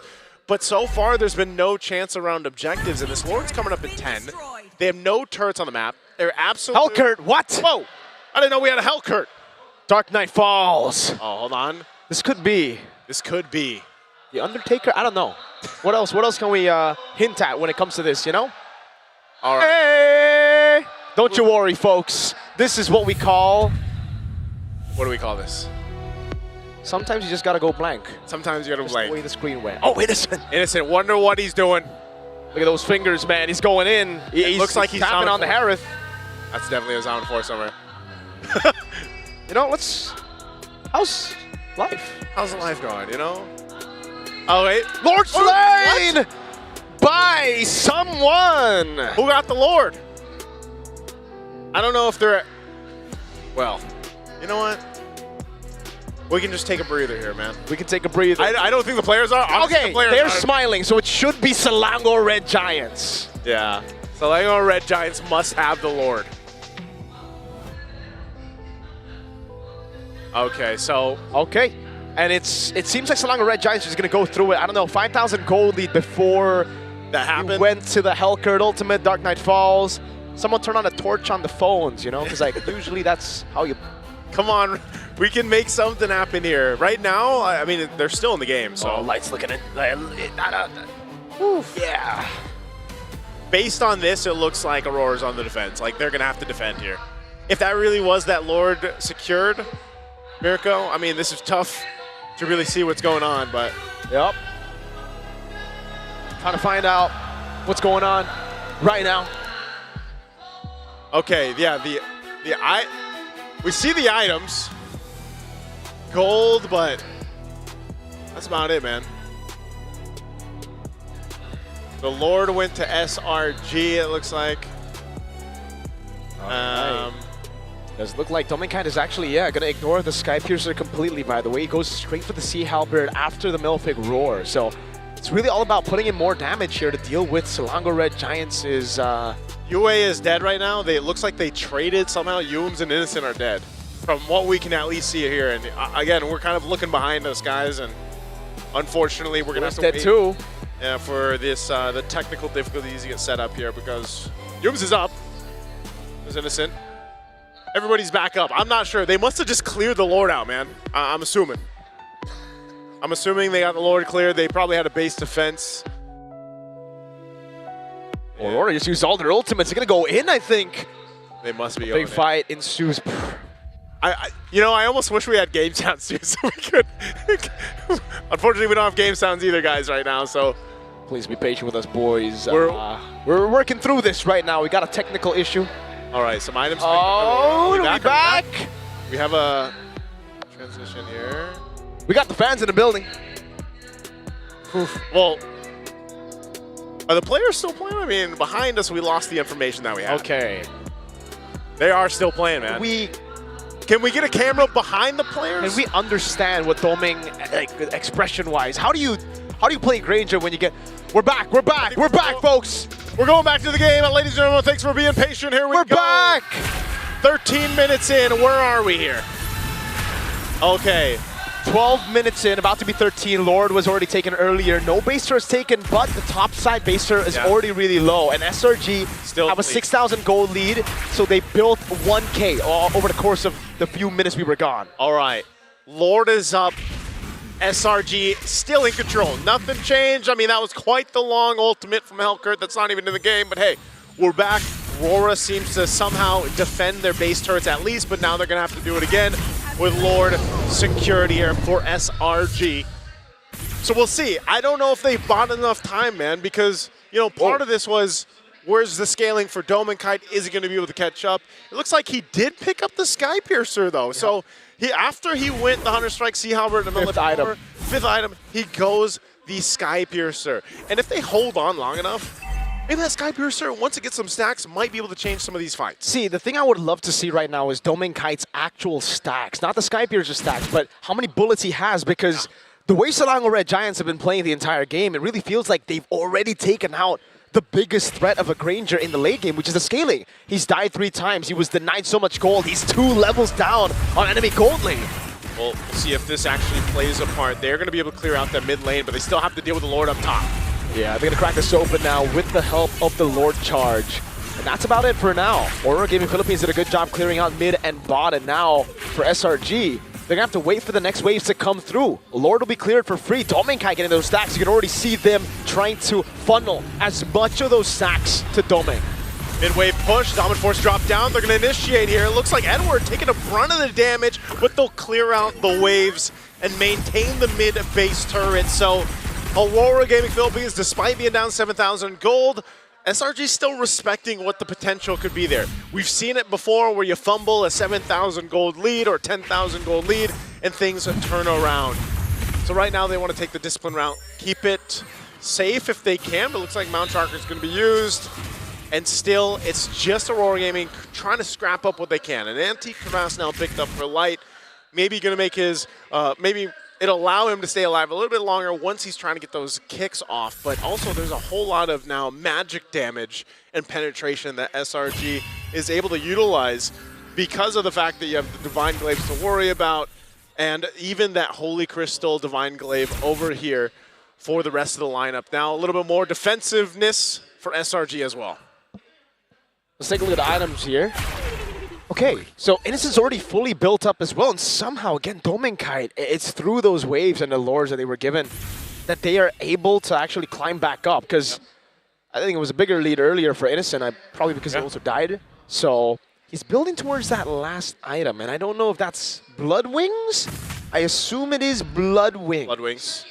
Yeah, maybe potentially Blood Wings. Not sure what else he would want to go here on the Harith, but nonetheless, you got quite a bit of scaling. I mean, even looking at Cram, he's got a Guardian Helm plus the Ice Queen Wand to go ahead and help slow down the members of Aurora Gaming Philippines once he jumps on in. And he's tanky enough to just soak up a lot of damage. So this Alice might be a problem. That's why Light's job right now is pretty difficult. You know, he's got to be able to go ahead and find a way, not just to find a way, but also provide the information that's needed here, because we're seeing how difficult it is for Demon Kite as well to make use of this Leoborn, who's been such a strong hero pick throughout the M7 World Championship right now, but it looks like they want to go ahead, potentially contest this if they can find the angle they're looking for. Light swinging on around. Whoa. It's going to be a reset on the Lord, though. Yeah, look at Yums. Aurora trying to get control over the Lord. They're actually going to be able to take the aggro, but Yums gets a really good flank here in the behind.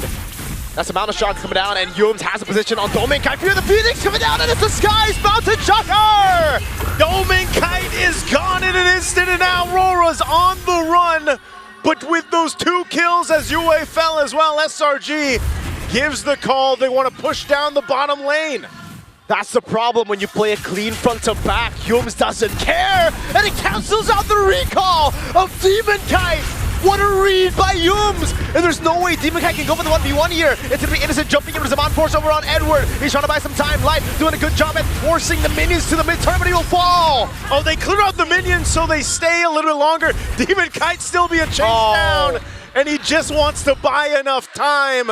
You have Edward still alive, but can he delay this further? Now it's Innocent again. Zaman Force coming down. Edward already used the Bravest Spider. He's going to go down. And Selangor Red Giants are a game away from etching their names, their region, into the history books. SRG came out swinging once again in this Game 3 against Aurora Gaming Philippines, and they made it look so good. Just a great performance. Again, synergy as well on display here from SRG. And you can see the faces here of Aurora. They have a lot to consider with this one.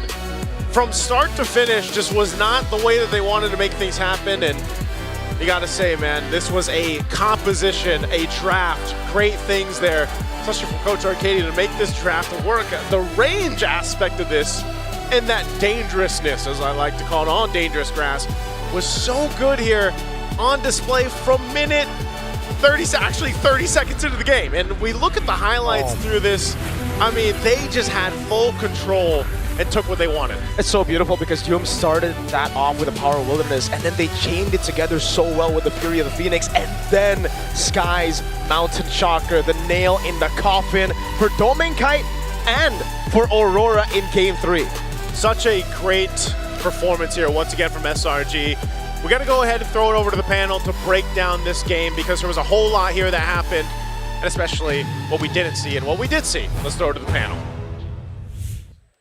Again, what we did see is that SRG had all the vision in the world to work with. The Yi Sun-Shin, the Zetian, and of course Yumes being relentless with reading the rotations of Aurora. There's a cruel irony to it. It was a Zetian picked up by Aurora Turkey that helped deliver a major win for them in the beginning of their series against SRG. Now it's Stormy on a Zetian delivering a crucial victory for SRG. They now go to match point with a Zetian. That's what I was saying earlier before this match even began. All the learnings that SRG needed, they took from last night. The hard-fought 5-game series against Aurora Turkey taught them a few things, and I was smelling it. There was something else besides the overabundant amount of vision. The reasoning as to why they were willing to give Aurora the Granger and the carry was because they were planning for this all along. We're in dangerous grass. The Hilda is naturally going to be jumping into your face. They have the Zetian. They can set up these long-fought initiations from the Alice. And not to mention the Harrods. They were going to rotate towards the Harrods lane very early on. I don't know, but I think I speak for a majority of Aurora fans out there. I call espionage. I think that something is wrong here because, again, the vision is good, and I agree that the Dangerous Grass has not been Aurora's favorite map because there's too many times where most of us would say, hey, that's a miscommunication. They literally couldn't see some people, and that's very frustrating to deal with, especially when you have a quote-unquote global vision composition on the opposite end. Yeah. I feel like the Eve is just not working out for Aurora, mainly because SRG are willing to play into it. They really don't mind. The 2 games that we've seen Aurora play that Eve, SRG knew what to do, especially with the initial trade. Everything began, I feel like, because of the initial trade in the center when we started seeing the Cho and the Eve just struggle to handle the lane against the Zetian. The little missed time of Light deciding to go elsewhere, of course, can't blame him for that, but Yumes waiting in the bush, jumping onto Yue, bringing that Eve down low, and then meaning that Stormy just dictates the tempo of the mid-trade. That's the thing. I really believe that, especially at this level, there's a lot of feints. There's a lot of expectations when you start walking into your lane. Consider this. Consider that there's already a Hilda on the opposite side. What's more likely to happen? That you would spot Hilda out in the river checking either maybe the orange, maybe the purple buff, or is he going to show up in the lane? That's the 50-50 risk that he takes when he walks up into these bushes. Although I will admit, Aurora didn't do their due diligence. They should have void blasted into one of those bushes to kind of give you a rough idea of what was going to happen. But besides that, it then devolved into something else. Edward left on an island by himself. A majority of the fights happening towards the gold side of the map. And even then, Domeng got 0 action of that gold. I think the whole situation that SRG put Aurora into exacerbated the fact that there's no vision. Multiple times in this game, these players, these very talented athletes from MPL Philippines, in their own environments, relish in the fact that it's very macrocentric. Here, they have to always think of, oh wait, SRG might be in these random corners, they want to fight, and then that kind of just melds into the background, and they forget, now, oh, I have to watch out. Remember that little bush down bottom near the turtle where Dominic just randomly walked in, like, oh no, there's dudes in here. That happened like twice. And that's twice too many times. Of course, gotta acknowledge, and of course, we apologize for the technical issue encountered during the third game of Selangor Red Giants versus Aurora Gaming Philippines that went on for about 3 minutes. Rest assured, the tournament integrity was maintained and the game was played fairly. As you could hear with our calls earlier on, the game continued, the players were still playing, and what happened from our vision did not affect what happened in game. Thank you, each and every one of you, for sticking with us. We appreciate your patience. Again, we humbly apologize for that. We can now continue talking a little bit more about what happened in this game with what we did get to see. The first floor did go to Selangor Red Giants, but even with the 3 minutes missing, we already got a very clear picture of what happened. Before that moment, the first 8 minutes, it was a clear story of the mid lane trade was not handled well enough by Aurora, and that eventually bled into the rest of the map falling apart. They did get a pick off onto Innocent early on, but also Innocent did a damn good job of beating the Domikite in lane, straight up with that Harith. Oh yeah, no, it was not even fair at a certain point. I think he won straight up at level 2 when we first saw the initial, forthcoming of the Hilda coming in from Yums, who I hope is going to be the MVP of this game because my goodness, does he grind these professional players' gears to bones and dust. Unfortunately, a lot of recalls were called. Well, honestly, I do feel that Rora should have recalled a lot earlier in a lot of these moments, but that's why. There's a lot of feinting involved. There's a lot of, do I really know that something's going to happen? Not really, but we'll probe the response first. Which is hard to watch if you're used to seeing them play in MPL Philippines and you know that these players should know better. Because in Game 2, all right, SRG's first win, it's clear that Fanny. They serve it up to the Fanny, right? The mistake was clear. You can point it out. Here in Game 2, rather their second win in Game 3, you can still kind of do that. You can say, oh, you are lacking this. The Zetian answered that. You made a mistake here and there. But where does it end? And where does Rora find their way back in? Because SRG are now counting their chips saying, all right, I think this is enough. We can go all in on Game 4 and end it now. Well, I'm glad that you brought that up because I think the end-all, be-all is the outmaneuverability that we've seen throughout these past couple of games. Why are they winning? Every single time, it just comes out they have one of the strongest mid laners in existence in the meta so far on this eve, but they always somehow get behind him. Yeah. Once again, game number 2, we saw that Barbiel, with the help of Sakai's, get right onto the RWM at the crucial moment. Same here, except even better now that you have Zetian, as well as the Yi Shinshin giving you vision to guarantee, hey, they have no idea we're here at all. Let's punish it. Yeah, going back to the idea that we presented in the very first opening panel that we had yesterday, this metagame demands perfection. You slip up on one thing, it crumbles the rest of your game plan. Everything else becomes so much harder, which is why yesterday, and for the longest time, we've been putting so much importance in the mid-trio trading. How Roam and mid handle their lanes, play around their shrubs, it's important. You slip up and then you lose, especially up against a Zetian. Zetian is that pick that we've discussed before that, yeah, if she's not getting wins, she's pretty much just there. Great ultimate, cool, vision, very nice. But when she's winning, you felt the pain. And here's the thing. SRG won against a Zetian. Well, they played away from the Zetian and didn't even have to ban it. So I'm hoping that Aurora go into game number 4 here without that sense of panic, which is, again, some would argue, what really took down Indonesia's champions earlier in tonight's broadcast. So I'm hoping that Rora look into this and say, yeah, it's not the Zetian, but something else entirely. The Zetian was just, part of the symptoms, not the true disease that needs to be cured.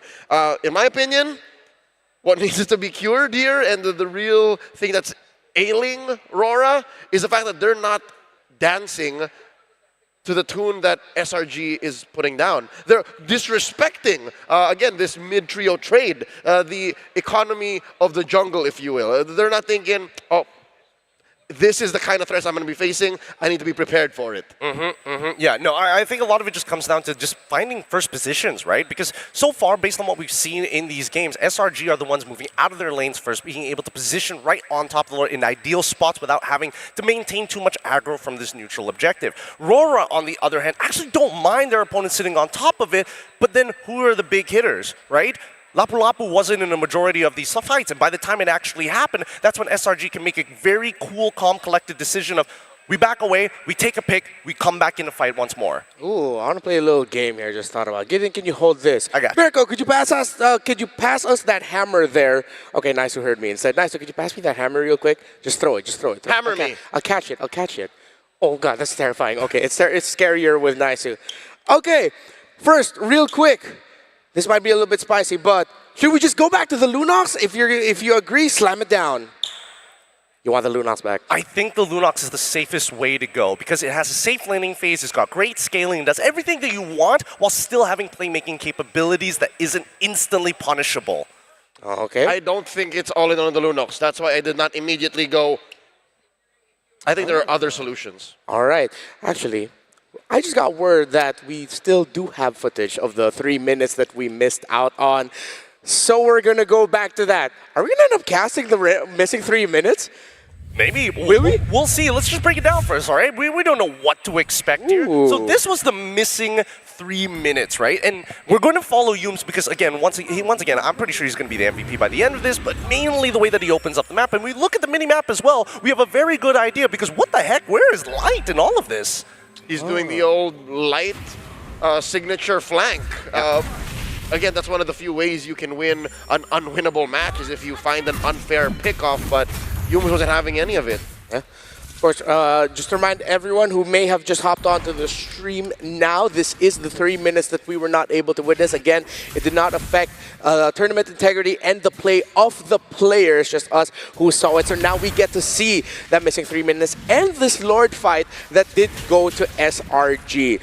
So with what I'm seeing here, Innocent and Sakai's were unbothered. All of the zoning provided by the Alice just gave so much value for them. Edward got close though.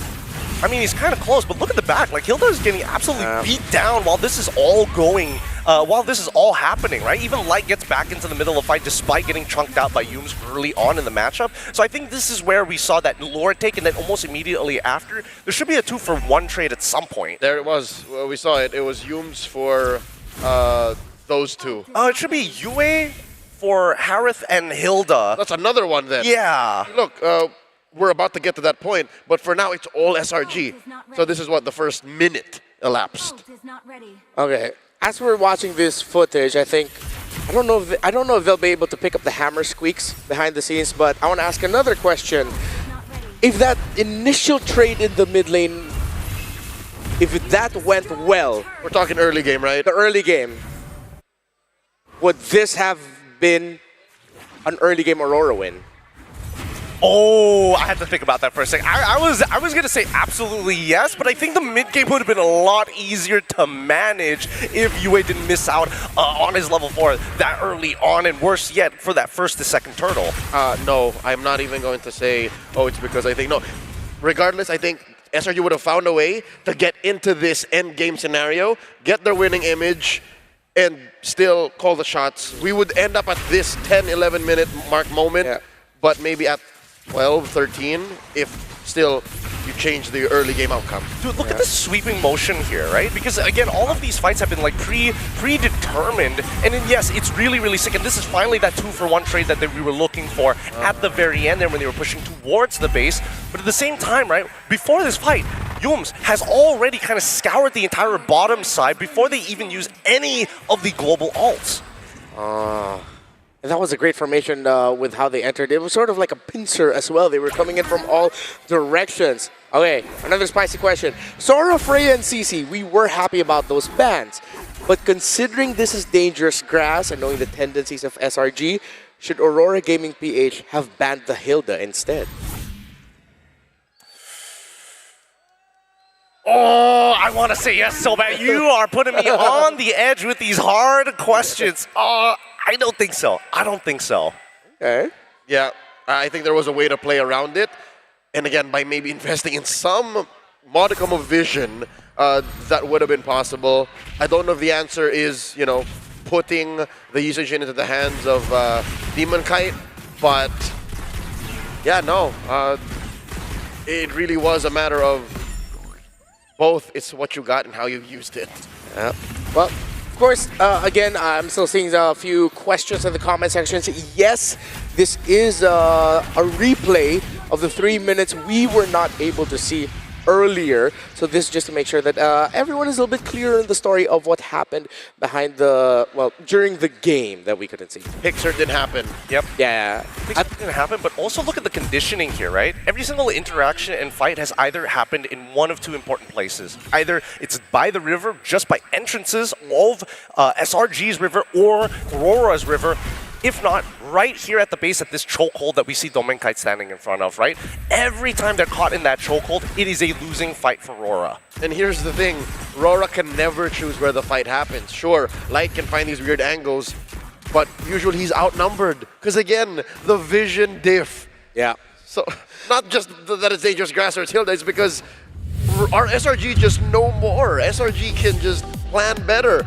And one huge proprietor of that overabundance of vision and intel is none other than Stormy on that Zetian.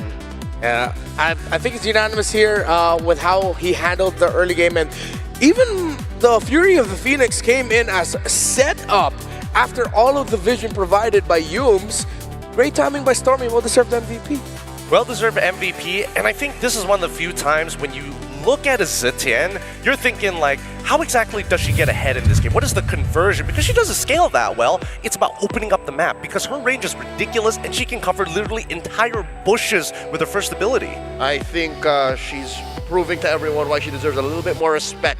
In addition to Zushin, Zetian is another, I'd say, mechanically unique hero that provides utility in a different way. Again, just to double down, she doesn't deal enough damage, yes, but she provides vision. She provides wonton CC that no other hero can do with just the press of a button. Let's not forget that she also has Magic Shred. Anybody who has MR gets loosened just a little bit, allowing things like Alice and Harith to really hit hard. Not to mention self-peel. Again, maybe that's why Leomord or by Demon Kai could not catch a breaks because you could finally find the source of all your headaches, the bane of your existence. You're like, oh, what is this? Yeah. We also have to credit Storm. Sue Storm. We have to credit SRG for not giving Aurora a lot of openings. So now let's see what opening Aurora will get to fight in this draft, the crucial draft, as SRG are one game win away from sending Malaysia to their first ever M-Series Grand Finals. We go into Flying Cloud, and I'm sure that's going to change the picture of the draft, and this might end up becoming longer games as teams in the M7 World Championship want to play a little bit more cautiously and a little bit more aware with the risks of being overly aggressive with Flying Clouds active. Aurora still in the blue side, still the same bans. Feels like Rora's just happy that it's like not dangerous grass anymore. There's just a couple of things that you don't have to worry about, but they still need to get rid of this hill though, because let me tell you, that Yums was really frustrating, right? Every little mistake you make, Yums, it amplifies it unnecessarily from Rora's POV, but that allows SRG to have more time to rotate, more time to steal away caps from Demon Kite. So then now, is it worth it to go for the ultimate risk? If you say that Yums is one of the more annoying pieces of the SRG lineup to deal with, do you just take his Cho away? I mean, I don't know. Give him his Cho. We'll play Kalia again, right? We want to replicate game one. I think it would be valid to give away the Cho if you're playing utility. Because that gives him what? Less targets, less valid targets at that. So for Aurora, I wouldn't say taking the Cho away by picking it now, because you still have that Eve. But are they going to die on that hill? That's the question. Is it worth it to go again? Fool me once, shame on you, fool me twice. Wait, we're past that. Never mind. Yeah. It's happened already. Aurora might even be willing to give the Eve Kalia because Aurora played an Eve Kalia and they struggled with it. Oh, they go for the Yu Zhong. It's time. Edward wants to put his stamp on that world stage. It's been a while since we've seen a first pick Yu Zhong. Yeah. I'm struggling to find the thread. This is 5D chess. Yeah, I'm trying to go back to when I think it was literally Swiss Stage Day 5. It was Team Liquid PH versus Yangon Galactico. No. A little bit sooner. We saw it in the knockouts. Yeah, Aurora Gaming PH versus Team Liquid PH. Okay. So they go Cho, as expected, Yums will end up with it. The last time Aurora Gaming PH first picked the Yu Zhong, they went Cho Kimmy to pair up with it. Would I be okay with that? Because at the end of the day, right? When you see Yi Shin on the opposite side, especially from SRG, how do we deal with it? A lot of it just boils down to taking away his farm, really accentuating the fact that you need a lot of economy to make this work. And now that Rora are now looking to play a utility jungler on top of this Yuzong, they need to have mega support. And now their side laners are prioritized here. Okay, good to see Aurora adjust to that. They put a Fredrin into the hands of Demon Kite. And the Granger, I think they're just going for that easily accessible early damage output. And then just seeing the coast is clear, like there's no Claude, no Freya, no Sora. Yeah. There's a CC still though. That's what I'm concerned about, that Aurora decided to just lean in already, picking up the Granger this early on. There's so many ways now that SRG can treat this. It's their decision. This is a tough one, because they could go like Uranus to sandbag the lane, but Eve is still wide out in the open. Their gold lane is going to get punished in the second half of the draft, I would imagine. But then CC is still open, so they just gotta lean into the gold. Yeah, we saw earlier that Innocent handled the good laning against Granger very well with this Harith. Oh, I think SRGs are going to cook up so many responses to this Granger. That's what I'm worried about. I know, but at the same time, it's like, why would you open with the Cho Yi Shin, knowing, especially seeing the Yuzong, especially knowing that you could easily kind of pivot your composition to play it in a more earnest style, right? Go back into the Leomord once again. Maybe arguably there's even a Boxia opening for you as well. Knowing Sakai's, yes, he doesn't want to go Boxia, sure, but the Leomord? Yeah. It's interesting because I feel like SRG did not need to have to worry about this gold lane trade. They have to worry more about the mid lane trade. That I feel like they could have had more cards of value with if they picked up their mid laner at red 3, then just change the bans around so that it's a bit more favored for them towards the matchup. I think they just rather win whatever comes through. They're giving Rora the onus, the responsibility. Hey, what are you letting through in mid, or else we pick the best one that's left at red 4.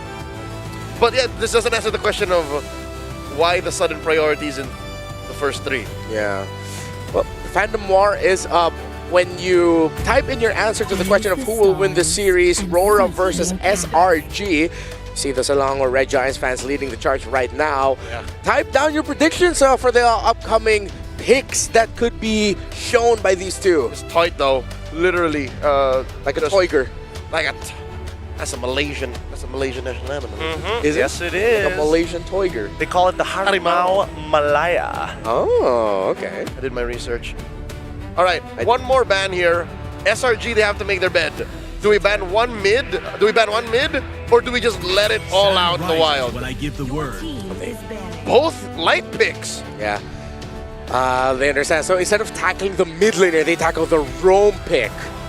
Which now with the Hildegarde, they're going to end up playing something slower like well, the Gotcha is going to be open for them. Kalea is also still open. Hylos. In case you really just want to find that Harith, find that Yi Shin, find whatever they put in mid. I still would want Aurora to just double down on the Kalea Lunox again. It worked out for them earlier, and it worked out earlier in the day as well.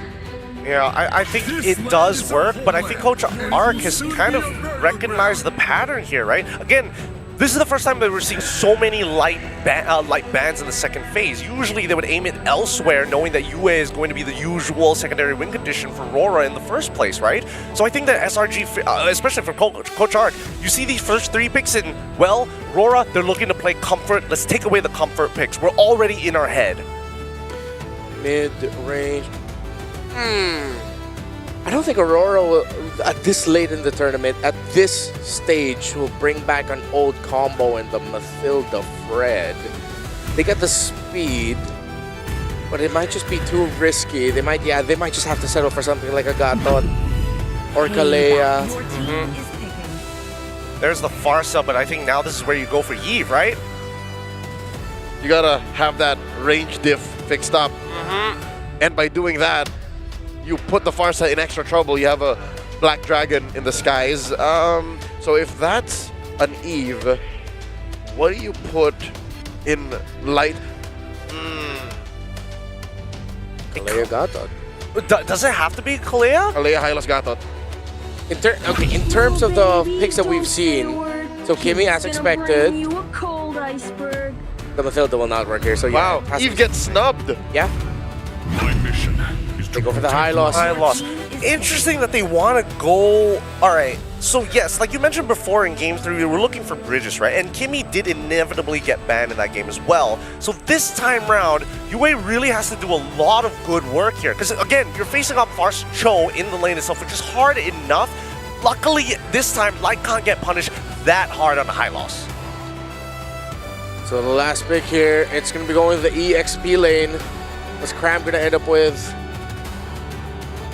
Usually we've seen some teams just back up the Uranus and just go, yeah, let's just have a body to hold. But then the Kimmy, the Granger, the Yuzon, because Uranus is one of those guys that really don't care. He's like, okay, I'm just going to be here, sandbag, it's fine. Just needs to shred, right? Yeah. Oh. Works as well. I like this a lot because now Fredrin is going to struggle to fight for these neutrals. A clear go signal if the Fredrin is standing your way, that Kimmy and the Granger's positioning is compromised. Oh, we're gonna see Patrick Star wreak havoc.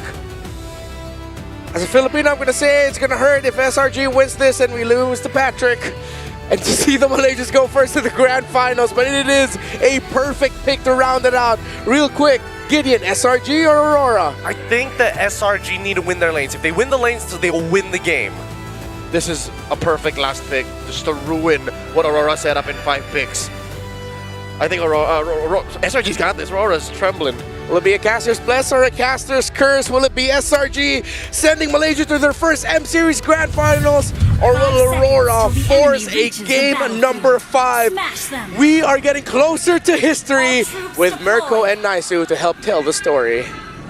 Welcome. I would be trembling as well, going against the Patrick Star in a potentially last match here. Oh my God, it's him. It's him.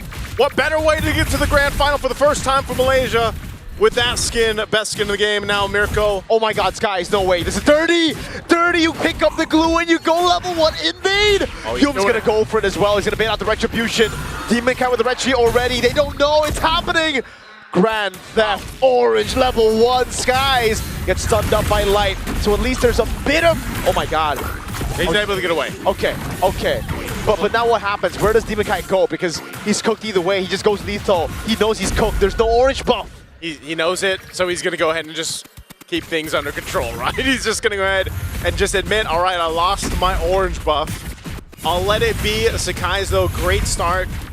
You know, going into Demon Kite's jungle, you can expect that. Again, this is kind of what you want to do anyway. You're the YSS, you're moving a little bit faster than the Fredrin, and you're just going to have to deal with it. So Aurora Gaming, with this kind of lineup, as we look at the emblems here, this is something similar to what we've seen in the past, right? This combination with the Fredrin and the Kimmy specifically works really great. The traction pulse, plus the amount of crowd control that this lineup has. Also, mind you, the Yuzhong first pick. The priority here for Edward could change these early skirmishes that might even break out before the first turtle. As you can see, just how much focus right now is allowing Demon Kite to get his side of the jungle after losing that orange buff. Yeah, but Skies, this is a 3-buff start. He might be level 5 by the time the turtle spawns here. He hasn't even taken the green caps up top. Yeah, he's taking it slow. Doesn't look like they're in any rush. Domeng, wow, for 1v1 over on Innocent, but this could be the gank up top with the Mountain Shocker as well. Domeng, did he make the wrong call? It's a free kill on Skies. Almost a trade, but Innocent stands tall. Okay, he stands tall. The fight for the turtle, they're going to go for it anyway. What? Whoa! Edward is slain by Stormy. Yes, they'll get the turtle for Aurora Gaming, but you lost 2 in the exchange. Make it 3 if the purple buff counts as well. Skies with retri, and he gets it despite it being a bit short. What just happened? I mean, the aggression from Domeng Kite, maybe he just wanted to go for the solo kill, but then, you know, with a flicker down, by the way, he then gets caught in the lane. They make a play up top. I'm surprised at how fast Edward even went down, but that's the damage like this from Stormy. Uh-oh, the pullback into feathered airstrike range. Edward 0-0. Dude, Stormy is locked in. He got his Farsa. The Prodigy right now on this pick is just making it happen. 2-0 right now early on. You're scaling already in good control of the early game. SRG has everything happening across the map. Think about it. It started in the jungle with Sakai's taking the buff, continuously putting pressure on Demon Kite. You're winning the lane up top, you're winning bottom. You're gonna go again. Oh, Edward. Great read on the Fierce dive, but again, it's gonna be the all-in onto him. 0-3 is it, Edward? Will fall again. The turret juggle is perfect from Selangor Red Giants, and they've taken the Dragon out of the equation. The Dragon, Agent Zero, Mr. Consistent, throw all the names out there. SRG is handling him.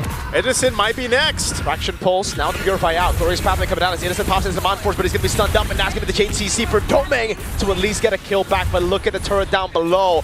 SRG took it. They had to get something, man. Aurora Gaming Philippines cannot let this continue to happen on all fronts of the map. And so at least they make a play there. They have to go ahead and kind of slow this down. The Giants literally are already coming into this game, trampling around, taking what they want, and they continue to do so. Edward's gonna have to play catch up. Whoa. Oh man, he's got a bottom. Oh my goodness. Look at that Stormy. All right. Lakers in, what a risk taker. He's risk taking because he's ahead like the way he is, man. Fight for the turtle. Cram's gonna go in. That's the way the Dragon is zoning him away, and the mount down as well from Patrick, aka Cram. It's an all-in over on Demon Kite. Big bonk on Yums. Domeng able to get the shot down. Traction pulls. Cram pulls back in, and he's gonna go down to Yue. Oh, Edward. All right, he pops the Black Dragon for him, but I don't think there's gonna be any follow through. Just checking things out. They want to go ahead and get this extra gold off this top turret. So with that, that's a great swing back in favor of Aurora Gaming Philippines, but it's not in there entirely just yet. But that will be some crucial gold and pickups that they needed to go into the right hands here. Gold's back to level on the board. Domeng Kai with the gold crab here. Certainly it will be, whoa! 1,000 gold lead for Domeng Kai in the gold lane. Dude, he knows that he's going to be a big part of turning this around. Look at that early first item. Chastised Pauldron picked up now for Demon Kite. Starlium Scythe over here for Innocent. Whoa. Yums. And this, oh no, Yums. Jikundo on the way to Dragon now. Over on Domeng for the air shake coming down. The lethal ignition is taken, and Yums takes him out. That 1,000 gold lead was too much. SRG said no. No, not today. Yums, I gotta say, man, his play-making ability throughout this series have been so good. Edward, okay, he's gonna get away. But look at this, tier 2 turret. Oh my god. Nearly gonna be knocked down. Actually will fall here, and Rora will lose more crucial real estate on the map right now. This kind of lineup too needs some time to cook, but SRG's not giving them that many opportunities. Oh, Glorious Pathway just to force Stormy out of here, man. Stormy, like I said, I don't know what he had for breakfast today, but he is locked in throughout the series. And even though he's 2-0, I mean, think about how much damage he's doing. I'm not sure if we're going to get to see the damage meter just yet, but he's definitely at the top. Feathered Airstrikes are hurting. There is a Sky Piercer now locked in for Domeng Kite. Much earlier this time in this game than the last one. So we'll see if he's able to build up the stacks that he needs here. It really is going to be all on Domeng and Yue. Because Demon Kite with the Chastised Pauldron, you know exactly what's going to happen here. They're all just going to be peeling for the backliners. The thing is, though, SRG can attack from so many different angles, and your front line is going to be brought to SRG's burst or away from the backliners of Aurora. Yums in the front, Demon Kite with a 2-man taunt now onto Cram and Yums, but it's Cram popping into pass, now goes in for the slam. Over on Demon Kite, puts the stacks on him. Remember, he can go for the mount down on him. So that's a big problem. Black Dragon form already used. Turtle gonna be very, very low, but Cram pops in a pass again. Sky's gonna be zoned away by the Black Dragon form as Yums rotates over. Appraiser's Ram with Retribution secures the Turtle. But it seems SRG don't even want to fight. That's quite interesting that they didn't want to. I guess they just didn't have the favored position that they wanted, because they definitely could have started the fight, but they end up giving over that Turtle, essentially allowing Aurora Gaming Philippines to buy a little more time. The purple buff is up. Yums is there providing that information, but they'll actually be able to secure this one. Demon Kite getting a little bit more tanky. Now Glorious Pathway dropped down. They're going to chase down Stormy. No flicker earlier. The peel coming through, but Stormy's going to be gunned down by Yue. And now it's Cram looking for the play onto Light. Not going to happen. Innocent in the bottom lane. Okay. Right now, Aurora Gaming Philippines is choosing these little ones across the map, giving Demon Kite some confidence to go ahead and start invading this side of the jungle if he can, forcing Sakai's back. It looks like they go for it. Yoom's in trouble. Can't get away. It's too much. Crowd control. And there you go. A kill going to Dome and Kite. Big stack. It's just 10, but it's a build right now for Aurora. It's a slow build for them. If they can constantly get these small wins, it will build up. That 10 stacks will help him execute even more, and the gold lead now is back to 1,000 between the gold laners, despite the fact that Innocent was sent down below to soak in as much farm as possible. Yeah. Oh, man. You can see this, too. It just... The way that things started for SRG is not the case anymore. Aurora Gaming Philippines really itemized for that. They now have got a couple of defensive magic items as well. Aegis over here for Edward. He's dealt with the brunt of the early game struggles, so he's going to be able to survive some of that damage from Stormy, and then also you have the Radiant Armor now for Demon Kite too. So, and a Malefic Roar over for Dome Kite. So that's why his damage is starting to be felt by those front lines, especially when Yums tries to set things up, or Krem, for example.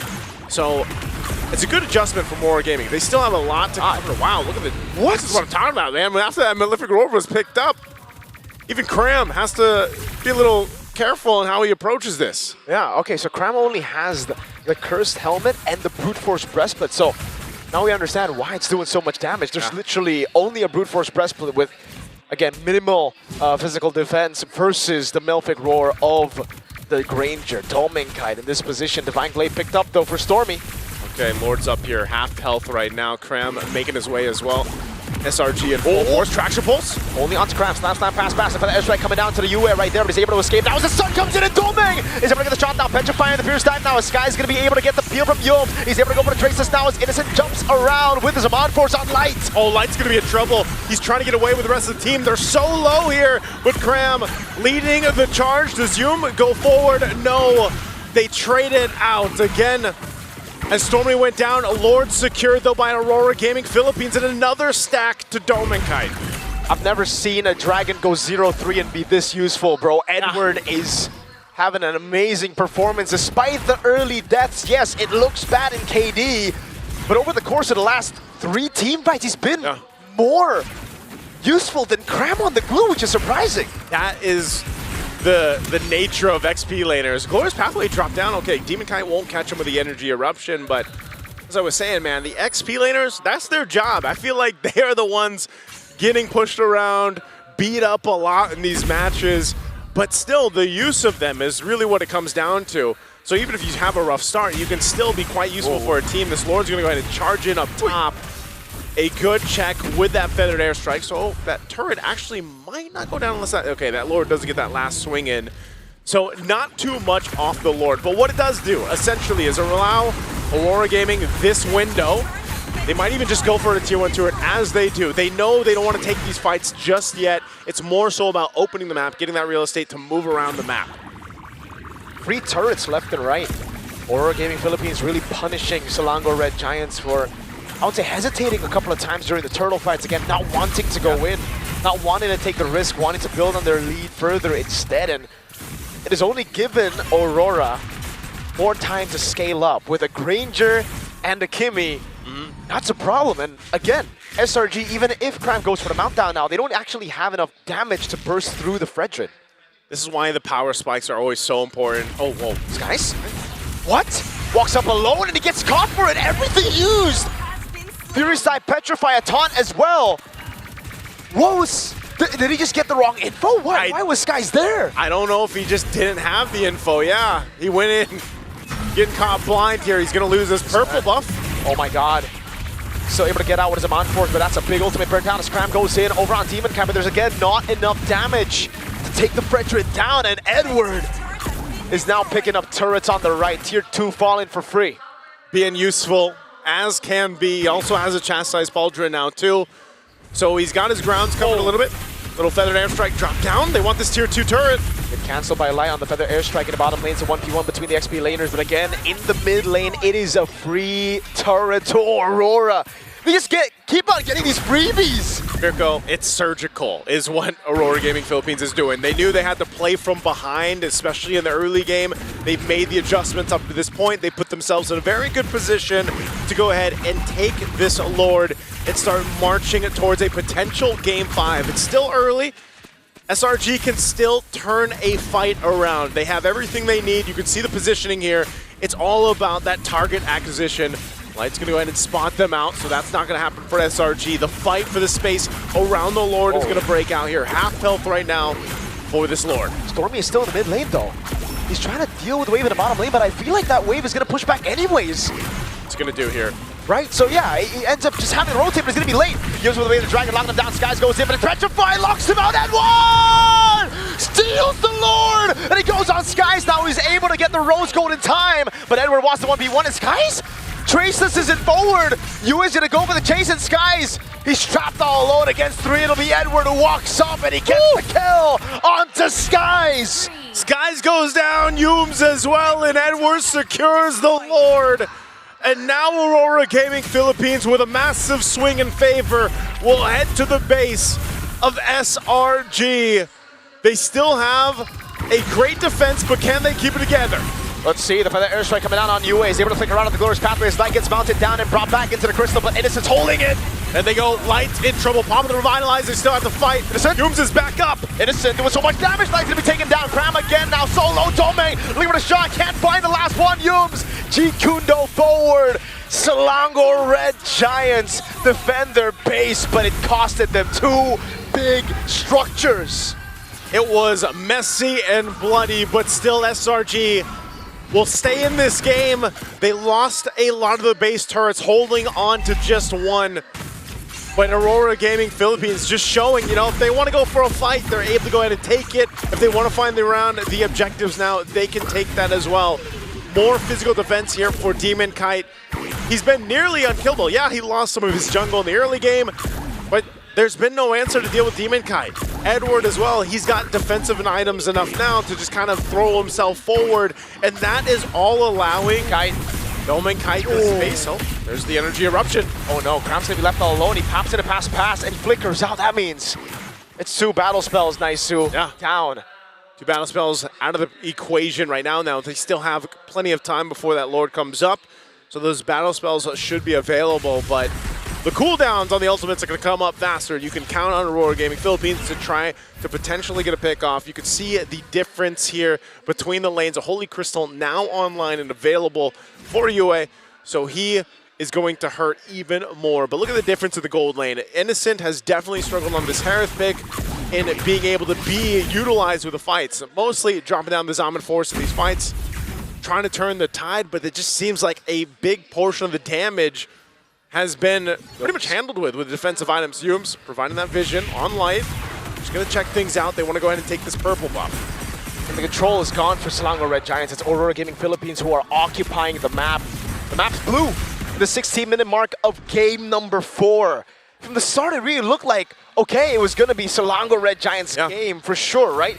A level 1 orange buff take. Oh, Feather Airstrike onto Domain. Now Sky's going to go for the chase as well. An instant flicker from Domain. He saw the invisible Cho, and he reacted. Now that's an even bigger spell to lose out before a Lord fight. Your main man. Oh, man, that's actually big to not have that flicker available. And you can't just wait a minute and a half for it to be back up. Nope. So now Domain Kite, they're going to be pressured into this fight. Once again, where's Yums and Sakai going to go here? Light is also on this part of the map. Stormy going to get caught here. He's going to, oh, is Light going to actually go for the stun? He's going to go for the stun. Where does Stormy go? He's able to flicker out, but again, that's what they were looking for. They were only just trying to look for the flicker. It was just a feint. It was a threat right there. They're like, Domain Kite doesn't have his, now Stormy doesn't have his flicker. Yes, sir. It's fine. Now it's level. Oh, right now, though, Lord still up. Half health. Demon Kite holding it up alongside Cram. What are they going to do here? Stormy as well. Jordan the fight. Sakai's still off on the wings in the mid lane. They're going to have to force something here. Black Dragon form as well. Demon Kite still holding on to the Lord. This looks really, really good. Again, the zoning coming in from Edward as he jumps in with the Petrify as well. It's an all-in over the skies as Cram's able to survive, and it goes in for the mount down. Edward gets kicked, but he goes to the back line. Edward will fall. That's Yums on the G-Kundo, and the Feather Air's trying to follow it through Yums. Able to flick around. Light pops into revitalize. And Aurora got what they sought out for. They got the Lord. As I said, both XP leaders are the punching bags for the teams here, as is. They both go down, they're both traded out, but Aurora Gaming Philippines gets the advantage. Lord making its way down that mid lane as Yums takes the flying cloud, and now SRG on the defense. Can they clear this out once more? Man, that traction pulse force Innocent to go for the Saban force, and now it's going to be big again. Innocent going to be caught in the taunt, has to purify out of it. The mobilization used as well. Yums in the back line, able to go for the amount of shocker landing on light. Yums cancel out by the taunt of Demon, and a big bomb with the Appraiser's Wrath to shut him down. A great attempt from Yums to make something happen, but it still does allow SRG into the game, and they haven't lost the last base turret just yet. Can they clear this out still? Aurora Gaming Philippines might still look to punch it in. The pace is down to half HP. Skies' Rose Gold Meteor gets procced by Domenkite on the Granger. And now that he has Flicker, I don't think Selangor Red Giants can get to him, dude. Ooh, Domenkite has all the space in the world to work with too, man. I gotta say, Aurora Gaming Philippines has done a great job at providing that space and protecting and peeling for Domenkite. This is now and has been a game of resources, right? The battle spells, the ultimates on both sides, but SRG is still showing that even at this point, almost 20 minutes into this game 4, that there's still potential for them to turn around these team fights. It's more so not having all those battle spells down or those ultimates used too early on. This purple buff is going to be taken over. Sakai knows that he's not going to see this for a while, so it's more so of just what can they get? What can they get around the map? How can they continue to build up? Nearly item locked over on both sides, still working on some of those last items, but man, you gotta respect what SRG's lineup is still capable of doing here. Immortality for Yum, so he wants to go for more of those plays, but this time he's just like, even if I don't get it, I want to bait more resources. I want to make Aurora Gaming Philippines think a bit more. And again, for Aurora Gaming Philippines right now, the advantage that they got, the turret up top, it's so unfortunate that the Lord has spawned the top twice now. So again, they can't really utilize the far lane. Selangor Red Giants can still clear it out. It's just Stormy needs to be decisive, brother. Yeah. Last time, he went bottom lane, even though it was going to push back to Aurora Gaming Philippines, and that's why Aurora punished instantly. And I mean, look at this, like, almost expect Aurora to potentially try to catch Stormy, or if it just means another flicker being used. Because obviously with this Lord being evolved, it's going to take a little bit longer for this dance to kind of break out here, but Aurora is going to get in position, and SRG will go ahead and clear out that bottom wave. They got to manage these waves and get ready to fight. A Divine Glaive picked up for Cram here. Nearly half health on the Lord. Once again, very similar positioning. 8-3-4 stacks. 8-3-4 stacks for Domenkite right now. Yeah, those bullets are not going to run out, man. Whoa.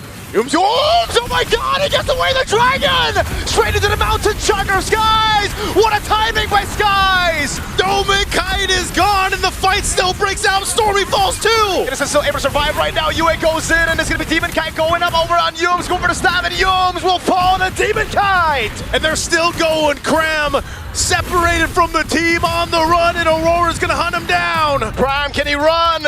He takes a turret shot. UA is getting him down, and it will be a slow, painful death, and he falls in the end. Skies in the mid lane trying to save this game. He clears out the wave. What do Aurora do? They see a wave up top. They've got a wave up top to walk in, and Sakai's is left alone for a little bit longer. Aurora, can they end it here? Mountain Shocker coming down, Light unable to get the stun. UA in the mid lane, already clearing it out, but there's a big wave up top that's going to be used. No glorious pathway. Skies able to trace this away. Pops in Mountain Shocker. Now again, it's going to be Sky. Chase CC down. He buys the immortality, but the base is wide open, and Aurora Gaming Philippines will take us to a game 5. We wouldn't have it any other way. For a spot in the grand finals of the M7 World Championship. We need 5 games, we get 5 games. Oh my God. The road to make it to the grand finals will not be an easy road, both of them.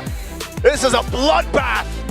It's a slugfest, and it's exactly what we wanted for an upper bracket finals. Again, brother man, Edward on this Yu-Zong. 0-3-0 start. I ain't hear no bell. That's basically what he said, man. There was no towel, there was no bell. He kept on going. That's what you gotta do, all the XP laners out there. How do they win this with Domain completely dead? Look at him! Yeah. He got shot, that was perfect timing from Skies. Perfect attempt and pickoff. Oh my. You take out Domain Kite, but this fight still doesn't go their way. I mean, just phenomenal team fighting from Aurora Philippines here to make this work. And it really tough for SRG because they started the game strong. They started off on the right foot, but then it all just kind of fell apart, man. I know it was a really decisive and disciplined way that Aurora approached this to turn things around. So just again, very solid game 4 we got there. We're gonna throw it over to the panel to break down our game 4. We are going to a game number 5! Aurora pushed the envelope. That man leading the charge suffered 2-3 deaths, multiple losses early on, but miraculously getting the Lord, holding on as a team, playing for Dom and Kite, means that all of the efforts of SRG to piss off Edward was just wasted away. Not just piss off, but turn off Edward J in the Padap. Mr. Consistent, only the second player in all of M7, according to stats, to have broken the Uomi 2 deaths under 5 minutes rule. Usually whenever a Yuzhong is beaten down this hard, suffering 2 or more deaths before the second turtle, usually it's game over. But here, again, the question stands, how did Aurora come back from that? Well, the devil's in the details. The devil is in the details. I mean, when we get to the item build, I think we got a lot to talk about there. But for the most part of things, it's really just maintaining control and composure. But there was a lot of weird motions. I don't know about you guys. Number one, we saw that Aurora playing a pretty standard game. But do you feel like SRG kind of just let a lot of things go? Yep. First Lord, let it go. Torrents, let it go. First, whatever. We'll give whatever is necessary. And Sakai's, by the time he got his 3rd item, that's when they finally started to participate. Felt really awkward. In addition to just letting things go, I think they let themselves go. Yes. How early was it that Stormy down bottom was just wanton throwing out these flickers and trying to kill Edward over and over again, despite the man already being down with nothing but the clothes on his back, and it led to nothing. If I'm innocent, I'm honestly going to be quite annoyed here. It's like, all of the motions of SRG, yes, it was to turn off that Yuzhong, which was, in the bigger picture, going to be very problematic to deal with when it comes to the team fights. But then it got to the point of like, yo, aren't you guys forgetting you have a gold laner you're supposed to help out? It was getting kind of like, why? Why keep continuously going for Edward? You've won the lane. Sure, they broke 2 towers, but then Innocent lost lane because of the overcommitment of SRG, because Aurora said, sorry, Edward, you're going to have to like eat that for a while. We're going to help out our gold laner. Edward, back in the corner, is like, all right, sure, let me try. And he did. And he got that first Lord somehow, too. That was like the perfect ironic punch to the gut to everything that happened in that game. Oh yeah, for sure. Because again, it's when you are that Yuzhong, especially for EXP laners, you're targeting junglers when you're fighting for those neutral objectives. And I think that on this Yuzhong, and funny enough, a lot of chain of bad reactions happened for Sakai's just because of that. Oh, Black Dragon form nudged me into the knockup, which followed up by the Furious Life on top of the Petrify, so things could have not gone worse for him. And none of these things go, even if you beat down on the Yuzhong ad nauseum. Even if the Yuzhong was at 0-8 and 2, it could still do that to a Yusun Shin 20 minutes into the game. So I think that's one of the things that Edward held on to. And just like one of our favorite comic book characters, Batman, he said, I can do this all day. And I think that's why he deserves to be MVP. I don't know if he's going to get it. We're about to find out. Indeed he does! 1-4-7. Everything that he suffered, but him miraculously getting that Lord and then eventually leading the charge for Aurora. This tactic of SRG would have worked if they were up against an assassin in the jungle. But now they're up against a Fredrin. And even if you take out that Yuzhong, you have that Fredrin you ignored.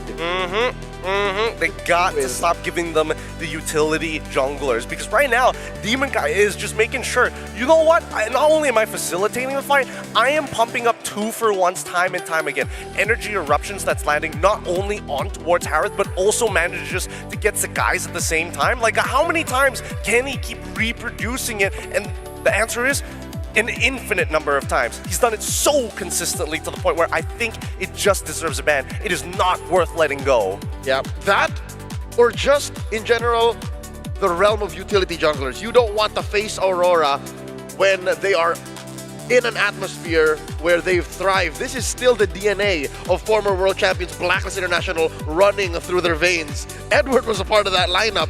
Demon Kite fought through the time wherein they were in the shadow of the M3 world champions, so they know what it's like to be this oppressive. And talking about oppression, that Yisenshin could not play. Despite them having a great start, this is one of them. Oh my god. 10 minutes since Sekais hasn't died, that doesn't tell you the story of how hard it was for him to secure anything.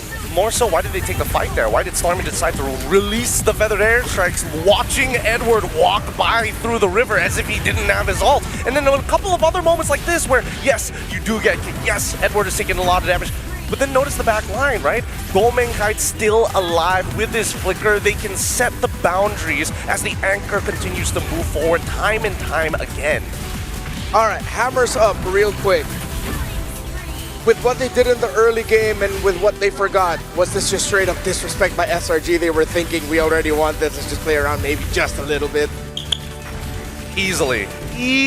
A lot of weird motion. I mean, even me and Leo were talking about this in the middle of the game. It's like, what's going on here? Yeah, very un-SRG. We were mentioning how some moments last night between Aurora Turquía and SRG were non-SRG moments. This might be the biggest one of them all. They let go in the early game. They played dirty MLBB with no rhyme or reason. And I'm hoping that this does not get rid of their mental constitution. I'm hoping that they don't beat themselves up hard for this, because I could have sworn that the first, 3 minutes of this game, we were going to see Malaysia in the Grand Finals for the first time in the M Series. Yeah, again, to tell the story of what happened early on. Yeah, they got a lot of kills onto Edward. They started it off also with a beautiful steal on the orange buff of Demon Kite by Sekais. And then it seemed like, okay, there's going to be no room of recovery here. But then Aurora doubled down on, hey, they keep going to the bottom lane. Let's just farm the opposite side. Let's get our orange buffs through the buffs of Sekais in the orange side that they're not getting. I also really like the itemization of Edward here. I'm not really sure if he got to complete that War Axe. He never left the Ogre Axe. He went into the Fury Hammer, Hunter Strike, built the Pauldrons to help deal with the attack speed of Innocent and of course Sekais, and then he gets his Spell Vamp through the Queen's Wings. And then we look on over to the opposite side. What are those items from Cram?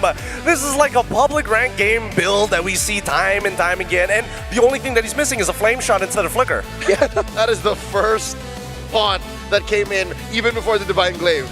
The Glowing Wand alone, the fact that you allotted that much economy when you were losing consistently for 10 minutes now, you still decided to do that? I'm hoping that it's a team decision. I'm hoping that he ran this through the squad saying, yo, I'm gonna go this way, all right? I'm gonna try to play a quote-unquote assassin glue. Let's see if this works out. He went in too deep. He went and built the Divine Glaive too. As one of those RG players, yeah, sorry, I'm one of those guys. Let me add a little bit more of a thought of what Cram is thinking here. In the team fighting, your job is to jump on the Fredrin. Divine Glaive, Glowing Wand, happy to help take down that Fredrin's health a little bit more. But only if the rest of the team focus on the Fredrin. The rest of the team want to focus on Domikite because that's who Yums is looking for. Yes, he got a lot of kicks out the Demon Kite to delay his take, but where's the rest of the damage going to? It's going to Yua, it's going to Domikite, meaning that those items that Cram built, Demon Kite's just like, alright, thanks for the faster charge and my Appraiser's Wrath, I guess. Bonk onto Yums. So the growing theory is he communicated it, but not completely. Guys, I'll take out the Fredrin. Okay, says the rest of SRG, and this is what we're left with. Personally, for me, I don't deny that there is a little bit of logic, but it's very counterintuitive, right? Because yes, you want to get on top of people like Demon Kite, for an example, but with all of these items, you're not really going to kill him. If you're on anybody else, though, maybe you'll be able to chunk him out pretty hard, but for the most part, majority of the members from the side of Aurora will be running the Flicker in the first place. So here's that gold curve, the story of how the economy swung so clearly towards Aurora. This is heartbreaking because for what? Apparently not just the first 3 or 4 minutes, for like 8 minutes, up to about 8 minutes, SRG was in control. It was that slow of a burn, and then suddenly the turn, and then too little too late. Let's also notice that in terms of the gold curve, right, the maximum and as well as the lowest, the deficit wasn't too crazy. We never got to see 4K, we never got to see 5K, and of course, obviously the big old 10K where the game's basically over, but it really just goes to show that Aurora is just more efficient with smaller leads in comparison to SRG, who are waiting for clear timings rather than playing as adaptive as they usually do. SRG played to their conditions and they were satisfied with the first tower break and already Edward suffering 2 deaths early on. This could have been a different story if they then turned their attention to, if they can't disrupt the jungle pathing of the Fredrin, which a lot of teams actually cannot do, then at least help Innocent out. But then they couldn't. And then in the end, it's Aurora who forced the game number 5 because of the overzealousness and the overcommitment of Selangor Red Giants towards the EXP lane of Edward. But we also have to credit Aurora's comeback here. Fundamental, man. How they just decided to tackle the rest of the map despite all that pressure. That was beautiful Mobile Legends. Bang, bang. Yeah, it really was. And it's extremely expressive as well, right? I think if anything, if anybody forgets the entire series, just watch the laning phase between Cram and Edward. Because my God, there's some kind of hostility that's going on with Cram feeling like he's trying to punch above his weight and trying to kind of set himself in stone at an international stage. And Edward is just like, just you wait. Just you wait. I didn't say it was over yet. There is a way to harness that kind of aggression. I'm hoping that Cram has reset well enough after Game 4, after that 22-minute loss, to be able to use it the right way. I'm hoping that he just doesn't shut down and plays like a very Mom Esmeralda or something. I hope he's still that same aggressive team captain. Yeah, I mean, one of the best qualities of Cram is that aggression, that in-your-face style that gets into the mind and under the skin of a lot of teams. So hopefully we don't see Cram and SRG change up too much because I'd want to see a very competitive game number 5 between these two. Aurora Philippines and Selangor Giants are on the brink of making history. But for who? We're going to theorize just a little bit more behind the scenes about drafts and picks and whatnots and strategies. But for now, let's toss it on over to Eterna with an interview.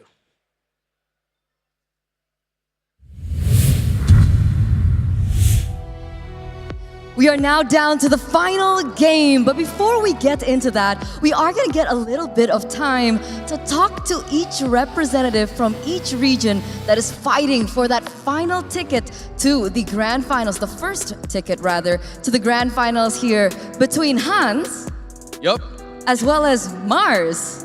Hey! Guys, I gotta say, behind the scenes, this has been the most chaotic duo, and we're gonna talk to them about it right now. All right, let's start with you, Hans. Okay.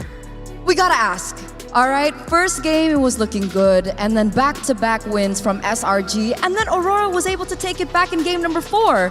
How did that momentum shift happen? How do you feel about that? Bro, I can't even lie to you, like, we got nervous, because, again, SRG, we understand that they're a pretty strong team. Aurora, we eventually knew that they were going to fight back. I guess on a serious note, it really comes from the draft. MTB and Dexter really did a great job trying to figure out that it's not just about Innocent and Cram with that team. You got to respect that entire squad if you want to win this series. So, yeah. So, yeah. So the draft's execution as well was amazing coming in from game number 4. But I got to ask you, do you agree? What happened with SRG in that 4th game? Because technically, SRG had the chance to close that out 3-1, Mars. Yeah, my perspective is, from a business side, this is good. Business side? You know, because the more matches we get, more views we get. Okay, more games, better views. More better views, more money. That's true. Okay. Yeah, for us, this is good. I really appreciate the players.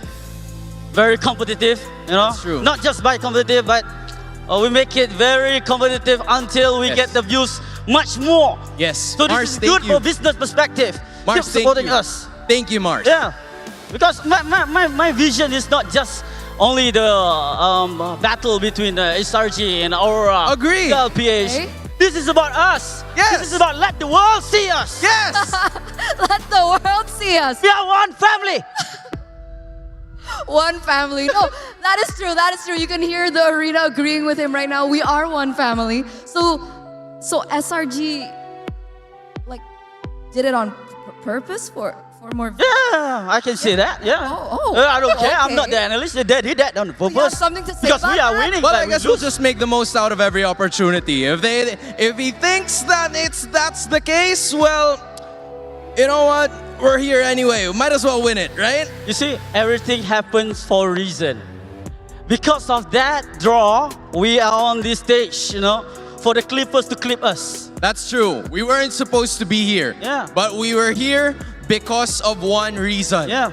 Aurora won Game 4. Yep. And today, at this very moment, we're gonna see them again. We are. Yes, We are, we are. because it's a best of 5. Yes. And we have one Intelligent. more game. Yes. Right? So one more game is ahead of us, boys. Do you have a message to Aurora PH and do you have a message to SRG? We'll start with Mars. All right. Message. Yeah, message for SRG. Oh, usually I message using WhatsApp, but it's okay.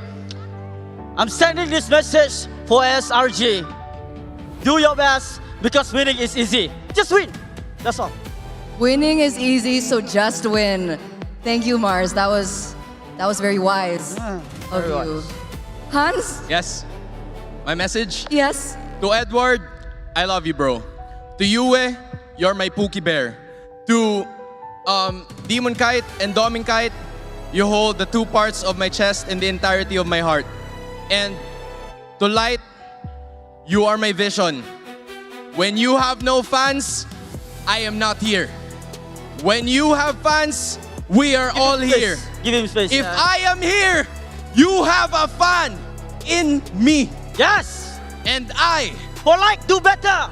Thank you. For Dominic Kite, do your best. All right. It's getting super chaotic up on stage, but you can feel the passion from these 2 representatives. Thank you, Hans. Thank you, Mars. Thank you. And thank you for the passion of the fans that are in the building right now, because this has been one of the wildest crowds we've seen here in M7. So with that, ladies and gentlemen, it looks like the players are now ready. Who will take the first slots to the grand finals? Only time will tell. Let's throw it over back to our casters.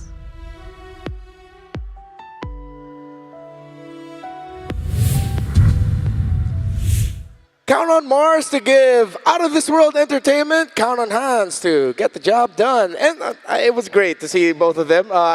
Interesting dynamic. I kind of want to see more, not going to lie. I want to see more of Hans and Mars together. We need an MPL podcast, and those 2 are the ones handling it. Yeah. Just to see what happens, just for funsies. Maybe for an entire season. Our belated birthday boy, happy birthday, Hans, got the full-on copy pasta. Yeah. I don't think Mars was informed that you could go long. He decided to just wait. I want to jump in on that. That's not fair. That's not fair. Let me help you glaze the Aurora right now. But again, thank you, Eterna, Hans, and Mars for that. But now, you got to get down to the nitty-gritty details of this game number 5. Because game number 4, again, we were going into the game thinking the glue, perfect pick. Early game, perfect. Wait, what's this over-aggression? But then that's the interesting thing here, because it's that little decision, that little close detail that could have made or break that game. Turns out we're going to have to delay just a little bit the deep discussion for this series, because we're going to have to thank some friends. And by reminding you that if you want that, well, in-game as a skin, but if you do want that, make sure you play your pass. The Thunder Ascendant skin. Ooh. Actually, that's not the Thunder Ascendant. This is the Prime version. Yeah. This is the level 75. Yeah. The easier to get one, literally upon buying the pass, is just as cool, but it's not this one. It's just it looks similar though. All right, just by getting Thunder, just by getting the pass, you get Thunder Ascendant immediately. All right. It's like saying, yeah, we love him, but he's not our youngest son.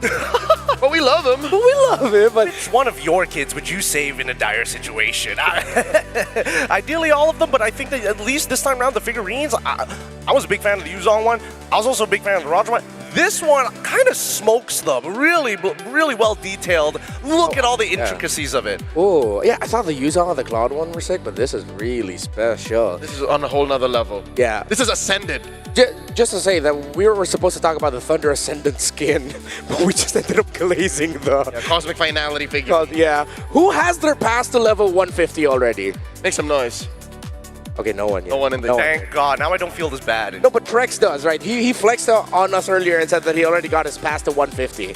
Yeah, but he's a capitalist, so it's like, you know what I'm saying? Because if you can't just buy everything. It's not gonna just come to you that easily, especially when it comes down to competition. Well, maybe you could buy some friends to join the MRO, the MLBB Rising Open Season 5, because it's already back, still open to everyone and flexible to join now with major updates. Earn hero power from victories based on your weekly champion rank and team up with friends to form a 5-player team to complete rewards and stack, win or lose. Earn MRO coins to redeem permanent skins, exclusive avatar borders, and more. Climb the weekly championship to qualify for the championship. Win bigger prizes and keep the M7 passion alive. Yeah, buy your friends. I mean, tell your friends, gather them together and complete the MLBB Rising Open. Hey, if you're good at ML, I'm sure you have a lot of friends. A lot of people want to be your friend.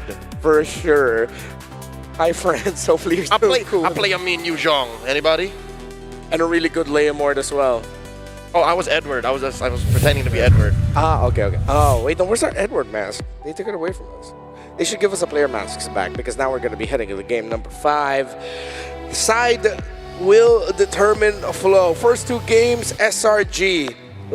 Previous 2 games, it was Aurora. So, who goes where? If you had the choice, if you're Aurora, would you want to still go blue, or would you want to switch it up? I think it's SRG who chooses, though. Yeah. So, should we ask that question? Okay, let's ask that question. Ready? If we're SRG, what side? 3, 2, 1, blue.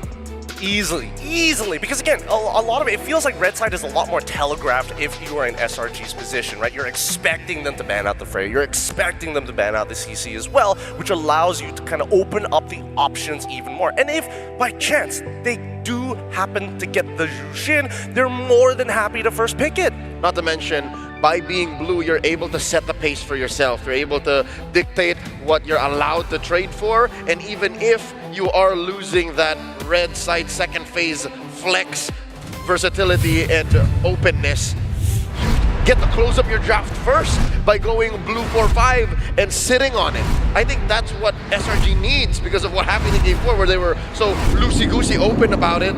They have to tighten up their game. They do that by going blue.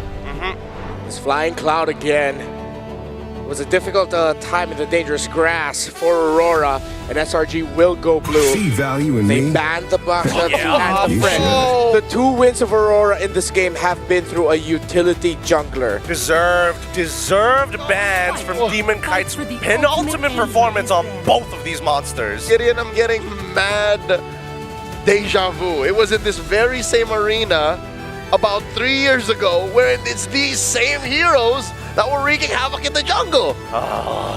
Frustrating as it is, it's very true as well. And coming into this, I do want to see what the adjustments is going to look like, right? Because now, looks like Aurora has to make a decision on either banning the CC or getting rid of the Zushin. On the side of SRG, what else is actually worth banning at this point? Let me just say, before it happens, the only other legit threat as a utility pick is Redmar's favorite hero.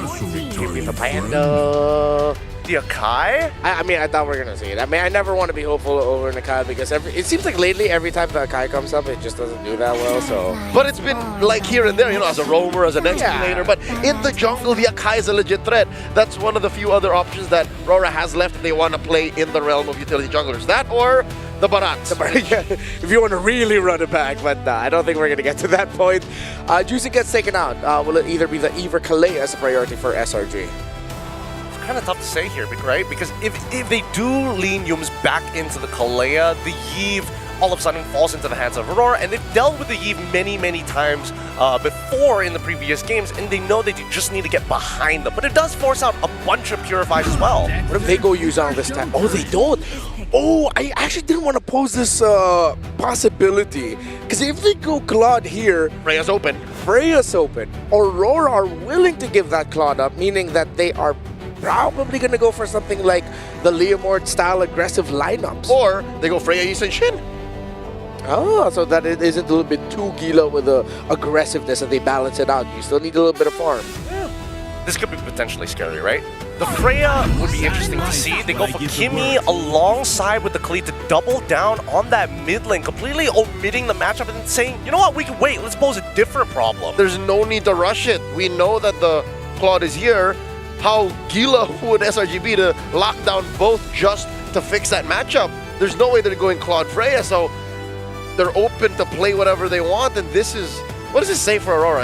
Are they going for speed? Are they going for the throat here? I think they want to minimize Youm's impact because they're dealing with Youm's playmaking capabilities. Now it's about how much impact he has in the game. With the Hilda, it's high impact. But now, when you have access to the Khalid, even if you give the Yve on over, hey, you hit me a couple of times, that's fine. I'll heal back up, I'll still clear waves faster than you, and I will always be a threat. They pick up the Zetian without the Cho or without the Hilda available. Aurora can just spend the next 2 bans here, taking out the best heroes he can pair with the Zetian. As I mentioned, the Cho, as it helps clear out the minion waves much quicker. You know, those heroes that want to pack a concussive blast so that they can get that fast clear. Will they pick up the gold laner here so that they don't have to worry about it too much? And they will. They want a Dominant Guide on a Harith that for a good amount of 2025 was the most feared pick in the hands of Aurora Gaming Philippines. Does mean that Aurora needs to start thinking about the second half of the draft now. They could go back into a sandbag style of EXP laner, but considering the Yuzong performance we saw the last time, the Zetian is going to be a little bit harder to deal with overall, especially when her passive is up. Yeah, if anything, it's SRG who has room to play maybe the Yuzong. Again, you're already ruining the formations with the Fury the Phoenix. What more? A rogue dragon flying around. I think Aurora should consider taking out EXP lane options. There's the one. There's the Esmeralda. Yeah. Not only EXP, but Flex as well. SRG still has some room of flexibility for their roam and EXP combined. So... I don't know if they're worried about damaged EXP laners, right? Because when I'm looking at the lineup, they're like, yes, there are people who are susceptible, but they also fall to the same tragedy of Alice at the end of the day. And that's something that we've seen SRG whip out multiple times. And I'm worried because Aurora may have gotten overloaded. A lot of Cram's favorites are still available. The Uranus, the Phoveus, Yuzong, Alice, Arlott. And Arlots usually are one of the responses. They can't ban all of those. Yeah, exactly. So it's damage control for Aurora. Well, for Salong or Red Giants, they will be very happy that they have a wide pool of EXP laners that they could go for. Especially if Aurora decide to show their EXP laner already on Blue 4 in the hopes of trying to minimize what Cram can pick, they might just end up with a better matchup. If I'm reading the draft correctly, Red 4 is going to be for Demon Kite. And then they'll try to win that EXP lane matchup via Red 5. Because again, if Cram doesn't play well, I think it's safe to say, Gideon, you can back me up, SRG just do not take off. No, not with the ban on the Alice here. I think they're going to go Uranus instead and then hold up for Fanny to maybe potentially attack Stormy in the mid lane pre-level 4. There you go. They can't ban everything, but they can narrow it down. I wouldn't be so confident with picking up the Fanny if we are going to let Youm's get the Cho again, get Cho Zetian together. That's very fast wave clear to set up for Sakai's. That's why Red 5 is open. That's what Rora's hedging on. There's the Arlott. I like the Uranus because then SRG would want to pick up the Lapu-Lapu, but they won't really have a lot of the damage to annoy that Uranus as much. But hell, it's Edward. He might just end up saying, Coach, give me something explosive. Give me something that can set up and be aggressive. If we do see the Uranus here, I think it's going to be Kalia Lapu or Kalia Yuzong for the side of SRG. This land is our home. Oh, they take Lapu. What? I think it is what I said. It was like, Coach, let me be me. There's room for the Yi Shin still. So I think they're both protecting the Yi Shin and just picking up good peel. And again, taking it away as well from Cram. It just means that Aurora is going to be playing towards the gold side of their map, right? Because they don't know what the Lapu-Lapu is going to deal with. He's kind of going in blind into this draft. So whether he quote-unquote wins the matchup or not isn't really up to him. And I think SRG can also just pick up the Uranus so they can kind of stop this imminent Yi Shin threat. But what if it is going to be utility for Aurora, though? I mean, they are going to be lacking the vision, and the Mountain Chakra would be great against a Zetian. Yes, I will say it now. Yi Shin is the most likely pick. But what if it is utility? What if they are looking at Lapu-Lapu and Khalid thinking we have enough physical, let's set up for our magic damage dealers and let's pick up utility in the jungle. Wow. Left. SRG here, lock in the CC for Cram and the Gatot for Yums. What utilities left besides the Barats and the Akai? Even Guinevere got banned. Yeah. Oh boy. Just give me my Panda. I mean, yeah, again, Wise is most likely, but just give me my Panda. Because I'm also 50-50 on this. I'm Prepare for the return. There it is! There it is! We alluded to it! Oh, we're pretty good at this. We could be analysts. Oh my goodness, yeah. Again, really good call here. If they went for the Yishishin, it would just be too much economy to invest. But what a composition. And I think even from the side of SRG, they were alluding to it with the CC. They look deep for this. I will say this now though, this is so close and I'm glad that the stats show it. Early to mid-game potential leaning towards Aurora. Late game potential, a little bit more SRG recovers there. The stats are leaning towards Aurora. But this is definitely one of those lineups where you cannot mess up. Perfect MLBB is what's needed. Who are we feeling for these drafts? Real quick, Gideon. I'm going to say SRG on this one. I didn't call the Akai for nothing. Let's go, Aurora! I'm guessing Aurora here. This will be legendary. This will determine who makes it to the grand finals first. Mirko and Naisu set the stage for us. Ladies and gentlemen, welcome to the last game of the evening. We've had a hell of a series, and now it's come down to this, a game of 5 to get to the grand final. Will it be the first ever for the Malaysians to make it an M-Series grand final, or will it be Aurora to make it their way to be the first Filipino team in M7 to get to the grand final spot? Here we are, it's me, Naisu, and Mirko to bring you this game 5. And either way, Naisu, what a story. The first Malaysian team to make it to a World Championship, or Aurora Gaming Philippines, a team coming into this tournament with a narrative of the chokers, the ones who always fail when it matters most, the one that finally gets to shine the brightest in the world stage. Be massive either way, man. The story couldn't be better for either team to make it through, and you know, to even go through this draft and bring an Akai, for example, a utility hero that doesn't get picked up pretty much at all. But because of the way the draft and the bans went, and because there was a really hard focus on Demon Kite's utility picks, he goes to the Akai. And you always have to remember, this hero alone could either work for your team or against it. Okay. I thought it was going to be a big miscalculation there, not hitting level 4, but he ends up getting the XP crab anyways, so really, it's all good. Emblems-wise, I don't think there's anything too crazy here, right? Yeah. It really looks like just the standard stuff. The Impure Rage for Demon Kite. I guess he's just thinking there's not going to be any invades. He's going to be fine because he's up against a Leomord, not an assassin, right? Sky's Phantom Steed over on Light has the Flicker, will use it, and now Phantom Steed is down, so Aurora have a chance. Yeah, that's actually pretty good. Even though the Flicker was used by Light, Turtle's up, Demon Kite's going to go ahead and start it up. Cram hitting that level 4 too, so they'll get in position for the first Turtle of the game, but without a Phantom Seed, this might be a little difficult. And all in over on Yums, Fury of the Phoenix coming down, 4-man stun as well. Cram now from the side, pops in the current call, does a bit of damage over the Demon Kite, but the red tree is there for him to claim Turtle 1. It's all they need, clean and steady right now. First objective secured. Nothing too fancy with this kind of lineup. That's not what you're going to see here. Now for SRG, they might be the ones to be a little more aggressive because of the fact that they brought the Leomord in play, plus they have the Zetian that they can rely on. And again, Innocent going on this hero that he's played so many times, is able to go ahead and scale up really well on this Claude. The same can be said for Demon Kite. There was a thing, back in the MPL Philippines, he was the best Harith in the league and probably the best still. So this is such a great matchup, that Harith, that Claude that we've been seeing so much throughout the Swiss stage. And even now, even though he was kind of slept on a little bit in the beginning stage of the knockouts, Claude is still a menace to deal with. And so with that, again, you're just going to see a whole lot of poking back and forth. This is a little bit different too because we've seen so much of Cho, for example, where you're playing around that level 4, the Kaleas, right? The pick-off potential. Uh-oh, he's going to be caught on the Raging Sandstorm there. Good timing by Doming. They're actually waiting around the BMI, and he actually gets the resets too. So I'm not even sure if Innocent actually got the gold crab, but he lost that on Purify and now he's low. Yeah, he's low right here. He's going to have to rely on SRG just in case they need to support him up here in that gold lane, but Domain Kite fine.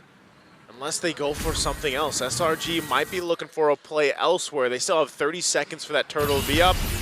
Demon Kite, again, tanky enough. One of the players that still really likes to lean towards utility junglers if they can. I mean, we saw a really good kind of back and forth between the utility compositions, but teams were still pretty much, I would say like almost 80% of the time, maybe 90% of the time, pick up assassin junglers. Demon Kite, a specialist, I would say, as utility jungle. So buff secured, turtles up, second one of the game. Aurora Gaming Philippines already in position. Light has the angle here if he wants to go for it. Traction pulse. Yeah, lands on Stormy, a bit more pro coming down as the Bravest Fighter gets used up by Edward. Now with the stun on 2. Fury of the Phoenix as well. Sky's looking for the opening now, but Demon Kite goes in and it's giving the victory win. He goes for the heavy spin. Now Sky's gonna be pinned down over the turtle. Oh, Sakai's pinned down, can't get away. First blood to Demon Kite and the second turtle. What a pin up top! Domain gets a shot down. Oh my goodness, he might be going for the dive, but he misses the synchro vision and he calls it quits. Demon Kite up top with the pressure. This is the systematic Aurora Gaming Philippines in a game 5, bro. They went back to their comfort. This is back to the roots, right? Oh no, Yums, is he gonna get zoned in here? The escape.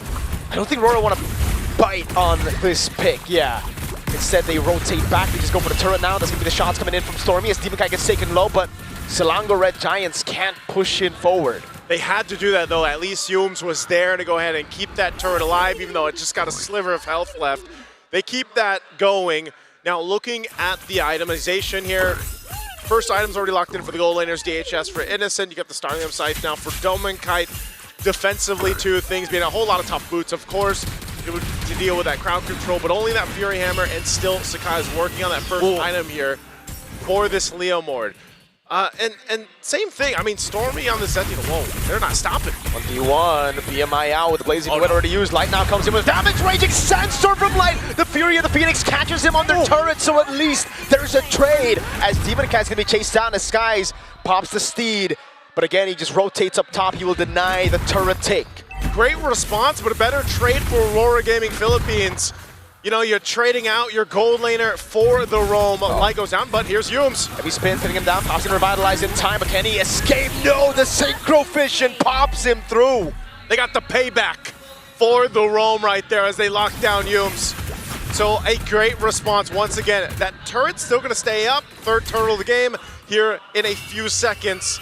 Now the War Axe available to Skies. He's got that. He's got his buff as well. He actually wants to go ahead and contest this though. As Demon Kite's grabbing his purple. Light's giving the information over here, but they're going to be able to rotate just in time for this turtle. That's so much damage on Sky's half HP. AOG coming out with Raging Sandstorm from Light, and Demon Kite with the retry gets it. Innocent pops it, Blazing Duet. Demon Kite's done it again, and now they're going to be going for Yums. Cram in the midst of it all, pops in a curtain call, now going for the chase, but it's going to be the Kite away. Now it's Edward onto Stormy, forcing the flicker out as Doming goes up top. Doesn't have some on-force. Light goes in over the Cram, but it gets away in time with the sprint. Meanwhile, Edward in mid again, holding Innocent and Yums down. Ooh, it looks like SRG is just trying to catch their breath in this game 5.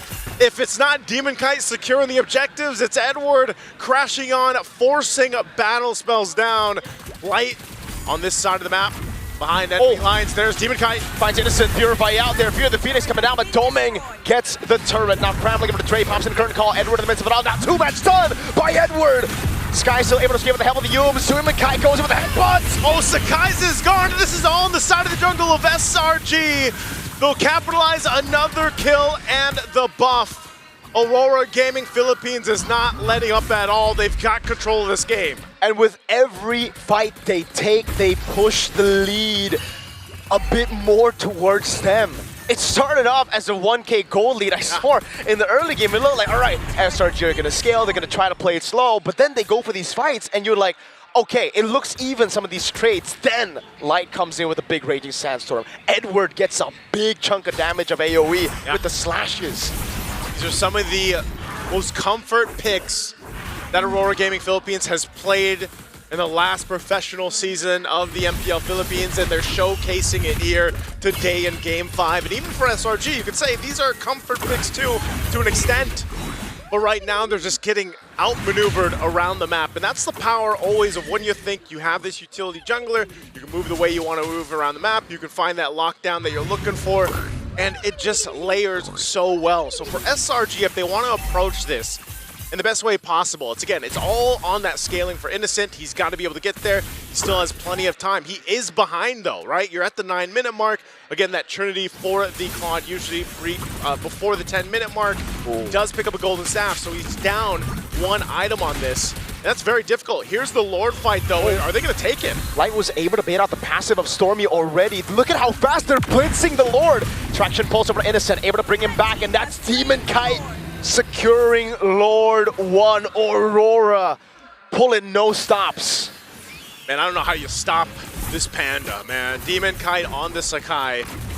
It's one of the better heroes. I know it's slept on in the draft, but it's still one of the better heroes to go ahead, secure objectives. If anybody gets close, you can usually heavy spin them away to get that retribution off. And they're going to take this tier 2 tower up top as Demon Kite just stares down SRG, threatening them to force a fight if they want to. Holy Crystal now online over here for Demon Kite.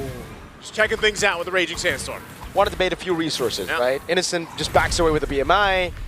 But again, this lead is getting to a point where it's a big problem. Like Selangor Red Giants, they have Innocent to scale. Zetian, I'm guessing as well. Traction Pulse baits out the BMI. But they don't really have a body right now. Sky's a 0-3-0. And I don't think he can pull off an Edward on Yuzong type of 0-3-0, Brian. Yeah, this is going to be way more difficult to make it worth for Cram and the rest of the team of SRG. You know, you waited 10.5 minutes. You got to start to make something happen here because you're in this last game, this Game 5, with that potential chance to get to the grand final on the line here for both of these teams. But look at the difference in itemization across the board.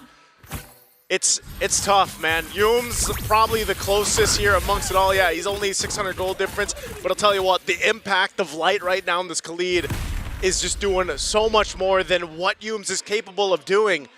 If that means just getting the passive out from Stormy, if that means getting some of the battle spells, and even then, the Raging Sandstorm is threat enough, and Light knows it. And that's why they're able to go ahead and play that upper hand. Also, on the gold lane, you still need so much more time for Innocent here. He's building into that Corrosive Scythe. But even so, if that Trinity is online, it's going to be a hell of a time to get into the fight, man, because of the fact that you have Nakai to worry about. You have also Light there peeling for the team, or starting things up in Edward as well. So now this purple buff for the taking from SRG. You're still plenty of time, 40 seconds away from this Lord to come up. And now SRG are forced to, again, group up together. Stick is 3 into the bottom lane. They're being starved by Aurora Gaming Philippines right now. There's no way for them to actually just brute force walk into their own jungle alone. And Light's been able to take these poke like it's nothing. Yeah. Stormy, this is a 100% win rate Zetian, right? Is it still a 100% win rate? I believe so.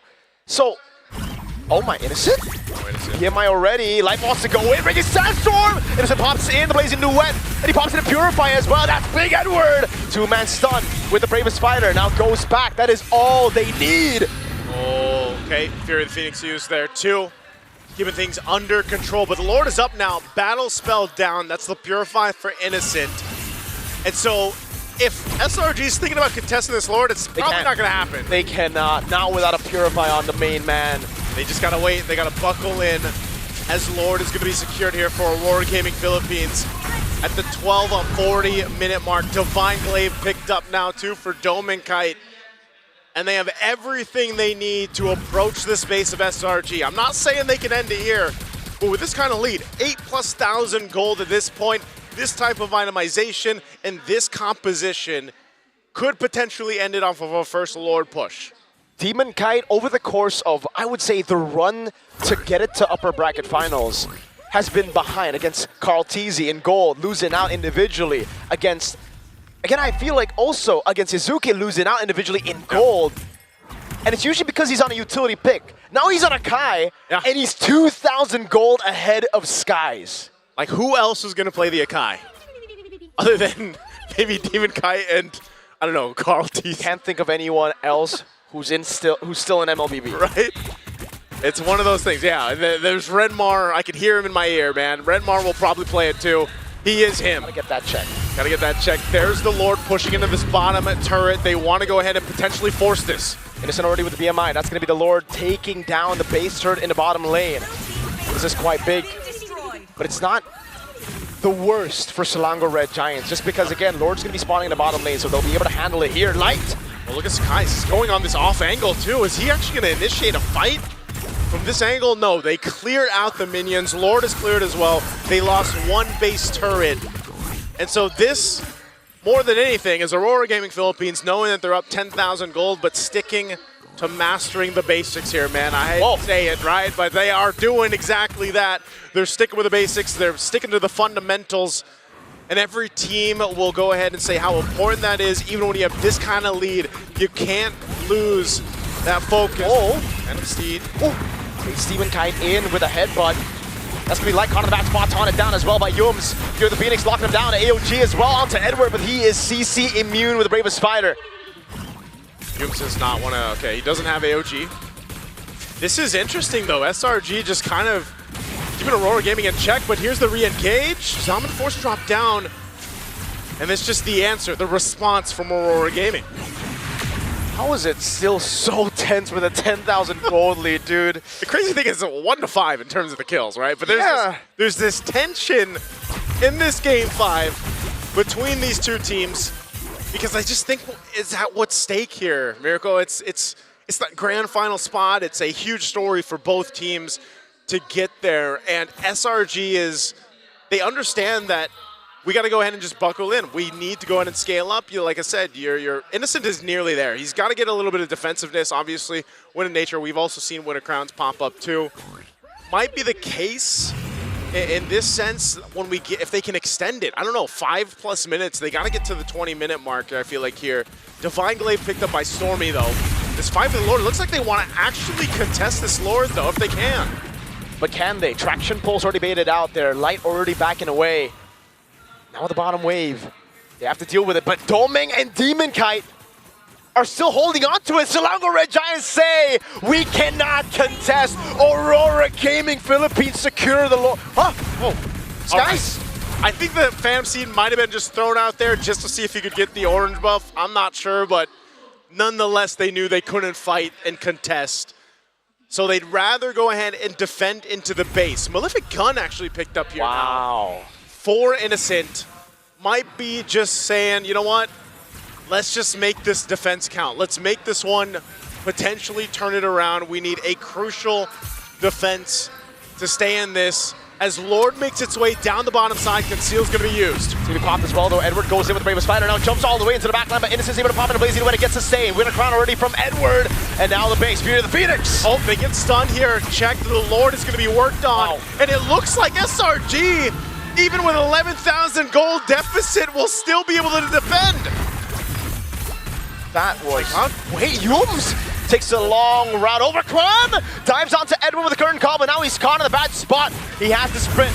He's able to get away. Light with the Raging Sandstorm and the Flicker. Now it's Kram turning things around with the help of Yums as well. He goes for the taunt as Innocent's right there. Domeng! There's a jump on the defense. They want to disengage, and it looks like Aurora wants to do the same. Oh. This is the tension we've been talking about. Wow. Folks, my heart is beating so hard right now, and it's not the Red Bull. It's not the Red Bull, it's the game.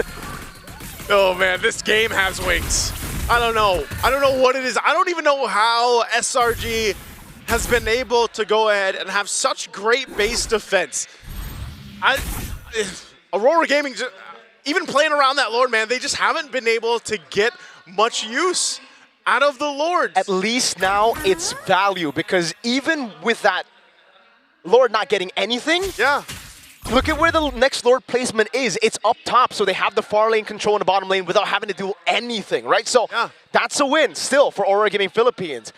The only loss they took there is the scaling of SRG. Now, Innocent has more time to build up to either a Winter Crown, probably Winter Crown, not Win of Nature here. Mirko, the impressive thing is SRG doesn't have anything. on the map. Like, they've been able to defend in the base despite... Not a single turret, you're right. That's what I'm saying. Not a single turret is down.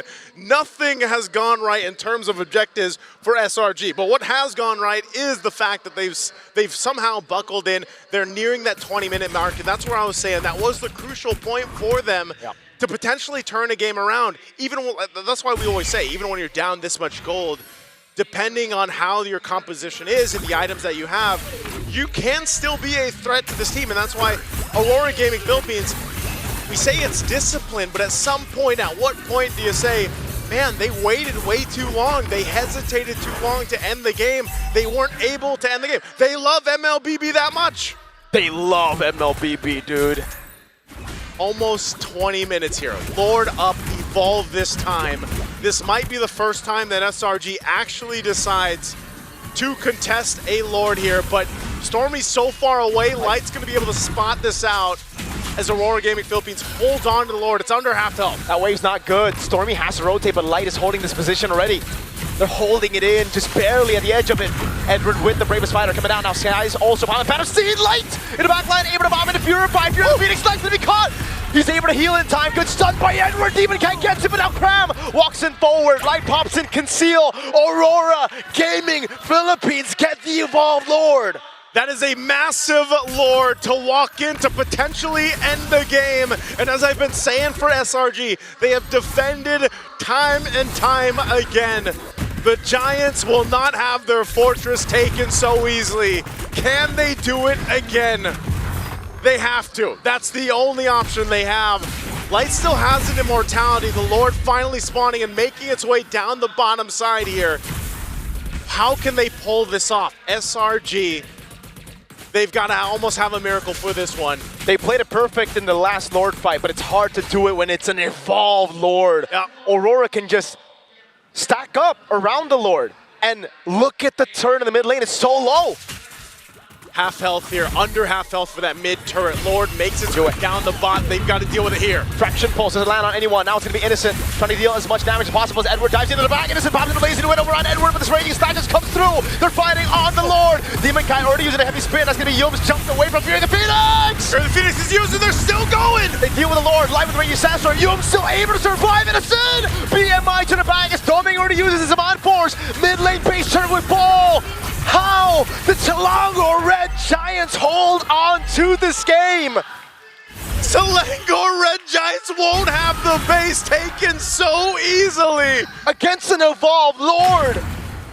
Man, they still do it. They don't have any space to work with, no base, no turrets down, but they're still showing that they can defend and fight against Aurora Gaming. That is an evolved Lord that was dealt with in the best way possible. We are still at 6 kills! That hasn't changed in a while, Miracle. I mean, 6 kills, no turrets. When was the last time one of them died, dude? I'll tell you what, I don't know if that's the pro of having this kind of lineup for Aurora Gaming, or for SRG, and the con of Aurora Gaming's lineup. It works so good in the beginning, but you know, at this point of the game, they're having a difficult time actually punching it in and ending it, you know? And we have seen this when it has been utility compositions and that require a setup that has to be perfect. This is the trouble. Winter Crown now available for Innocent. And a rose gold too, nice Sue. He sold his boots. He's bootless. Man's barefoot. Barefoot Claude. A Winter Crown 2 for Sakai's. Fight with this Lord again. Look at Light's positioning. What are they going to do? Traction pulls thrown out? Wait, Cram already used the curtain call. It's on Yue. Light has a very, very good flank on him. Zetian, does he spot him out? He's able to spot him out now as Edward goes able to stun. Fury the Phoenix, locking him down. Edward losing immortality. Now Sky's going to go in as well, but he's going to be pinned down by Demon Kai, and no one's there to actually dish out damage. Skies will fall to Yue. They take out Sakai's, they can get the Lord. Plays into Wet from Innocent with the Winter Crown as well. Demon Kai's going to be taken very, very low, but he's able to find immortality in time. Doming in the back as well, doing this with the stop. Cram still there doing damage in his heart. Innocent's still alive, and he gets the space, but Doming Kai will take him out. He got cooked by the Chrono Dash. Doming has all the shields in the world. Now it's Yums who falls. Cram has immortality. He's going to fall as well. Evolved Lord in the mid lane as Cram dishes out damage to Light, but he's going to be gunned down by Yue. And that's gonna be it as the Lord makes its way down the mid with Aurora Gaming. The stage that once haunted them now rises for them. The Northern Lights do not fade.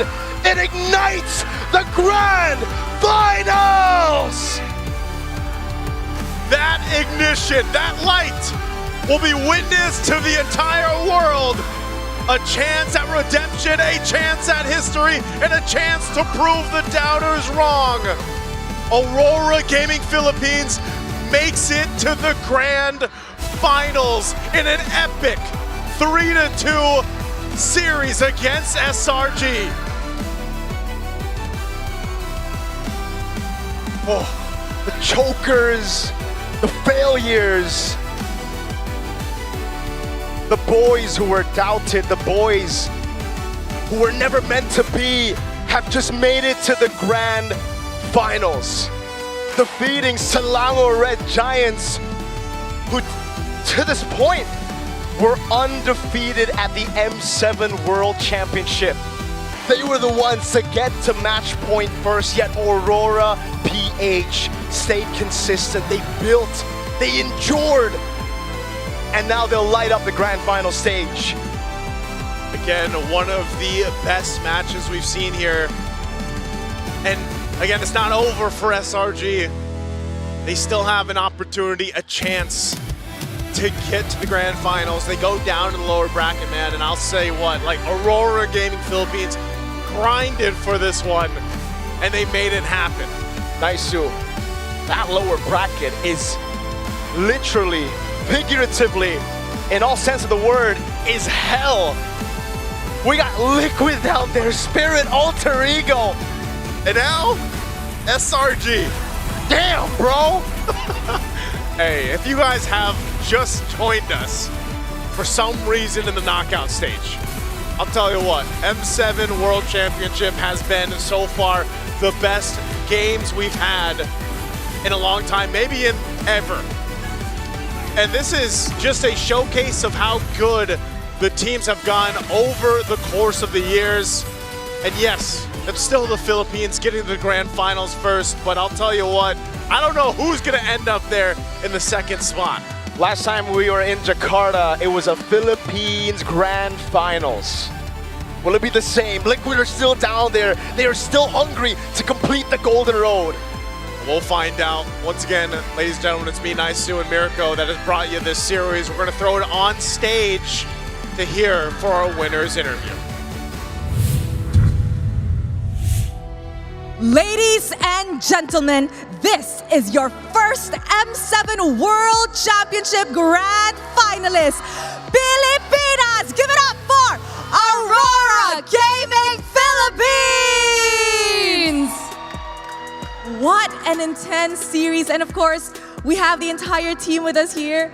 Demon Kite, after last year's early exit, you guys have completely turned the tables around to redeem yourself and reach to the grand finals. How important is this victory to you and of course to Aurora Gaming Philippines? Sobrang importante kasi kumbaga ito yung namin yung revenge namin dun sa last run namin ng M6 So sobrang importante sa team and yun, sobrang saya lang na nakapag-grand finals kami. You said that this win actually means so much to them because it's practically a revenge from their run back in the M6 last year. And of course, they're very much happy on this incredible run to make it to the grand finals, Aeterna. We could tell. Right as the winning moment happened, they were still busy looking at their own gameplay. So even up until this point, even at this winning moment, they're still considering, I think, what's going through, what happened in that earlier game. But now we go to Light. Light, in your first season with the team, you were able to go all the way to the grand finals. And now here, take to M7, another grand finals. Like, could you talk to us about the hurdles or the challenges that you faced that led you to this point right now?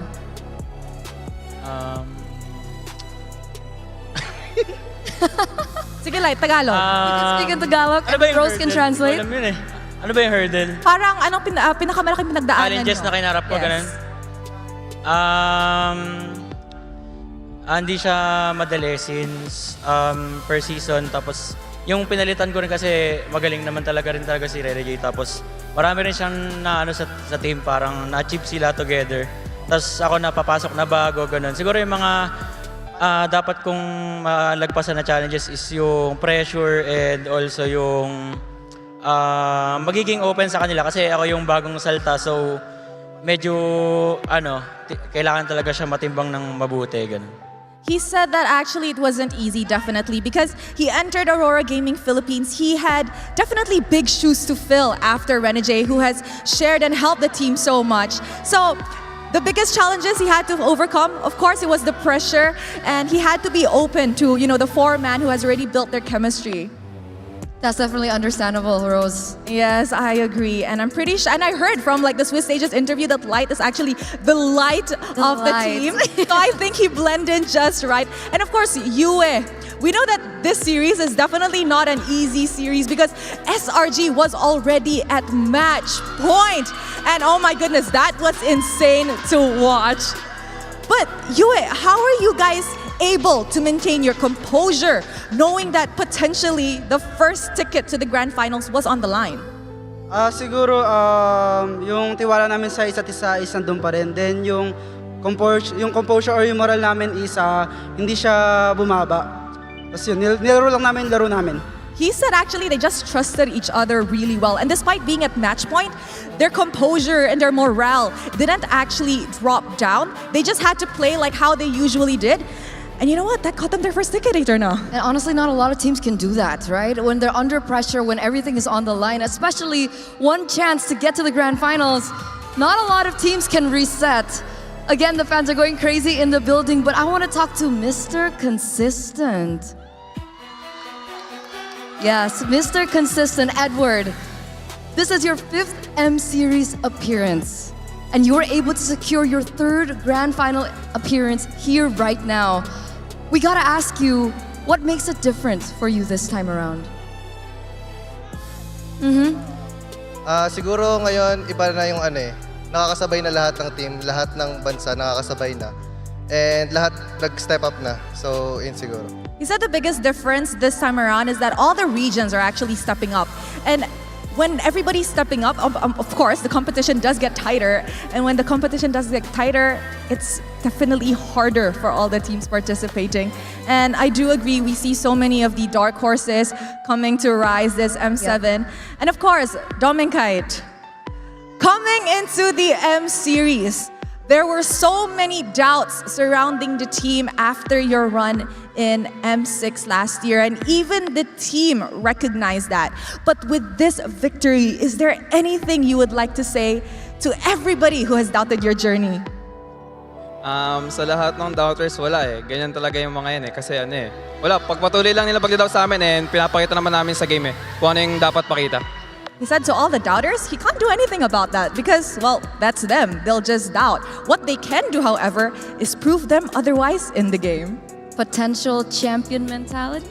Potential champion mentality indeed, Eterna. And with that, before we let you go, boys, we gotta ask the final question to each and every one of you. All right. Who do you think you will be facing in the grand finals? Or rather, who would you rather be facing in the grand finals? We still have a few teams left looking for that final slot in the grand finals. We have Alter Ego from Indonesia, we have Team Spirit, EECA, SRG, Aurora Turkey A, and of course, TLPH. Let's start with you, Yue. For me, TLPH. TLPH. What about you, Light? It's either SRG or TLPH. Ooh. Edward? TLPH or SRG. Oh, still similar opinions here. Doming? TLPH and SRG. TLPH and SRG. Oh my, Eterna. This is honestly a potential grand finals that everybody don't want to miss. And of course, Edward, now that a Filipino representative finally has a ticket to the grand final, is there anything at all that you want to say to the Filipinos in the arena and those back at home? Yun, maraming salamat sa patuloy na pagsuporta sa amin sa Aurora. And bumili na kayo ng Grand Finals tickets. Is that thank you so much for the continuous support for Aurora Gaming Philippines, and don't forget to get your grand final tickets. Nice, promotional. Very promotional. Definitely. That was an intense upper bracket final match. And of course, we will throw it back to the panel to dissect what happened in this amazingly crazy series. Panel, we're throwing it back to you guys.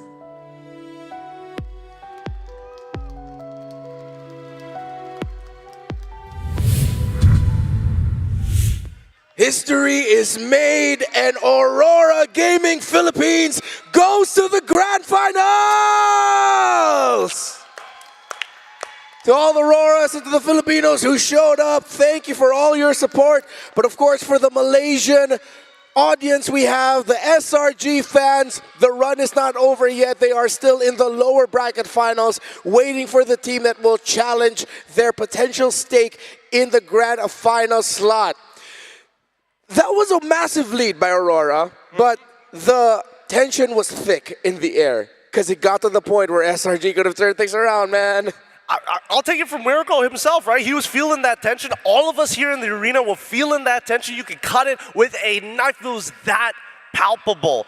But when we look at that final game and really break it down, it's a battle of wits, it's a battle of mental, and clearly Aurora just maintained rock solid like cement, did not budge. Aurora threw back to plenty of the old hits, the greatest hits in terms of Filipino MLBB. They started by drafting very ube. They threw back to an old hero that literally all of us, none of us thought of up until that very last moment of what if. It was the Akai, and indeed it was. And that allowed for them to play very similarly to the M5 World Champions, AP Bren, now Team Falcons PH, where it's a battle of attrition. They were literally just taking all of the resources away from SRG, slowing down the potential comeback, and responsible for keeping forward that momentum, and then in the late game, just ruining the back line is none other than their newest addition, Dilan Katipon, light on that Khalid. What I could never understand is why there were just so many people doubting this team with so many good players, so many staples. It was just a matter of time before they achieve international greatness, and Light has been waiting for it after his time with RSGPH, winning MSC, and then never seeing an international until this very day. He's in the grand finals on a Khalid of all things, and better yet, ruining Stormy's day, making sure he never had his passive, making sure every step that SRG made across the bottom side of the map was visible. Now it's time for us to see who the player of the match is. How poetic that it's Light leading the charge in this series-winning game. And the player of the match is the man himself. Poetic. The Northern Lights led by Light on this Khalid. You mentioned how Stormy had a lot of difficulty here, but I think it was the entirety of SRG who eventually felt just how annoying it is to try and find position in the map when the Khalid is going everywhere. Yeah, very similar to a Hilda that can do all the things you want a roamer to do plus more. In the late game, even in the late game here in the twilight of that match, you can see that when Light finds Stormy, when even Light finds Innocent, they're threatened to die. That's how scary a Khalid is, and if I'm not wrong, he did not build a single damage item. He was literally just using his full kit and what was that, a blade armor.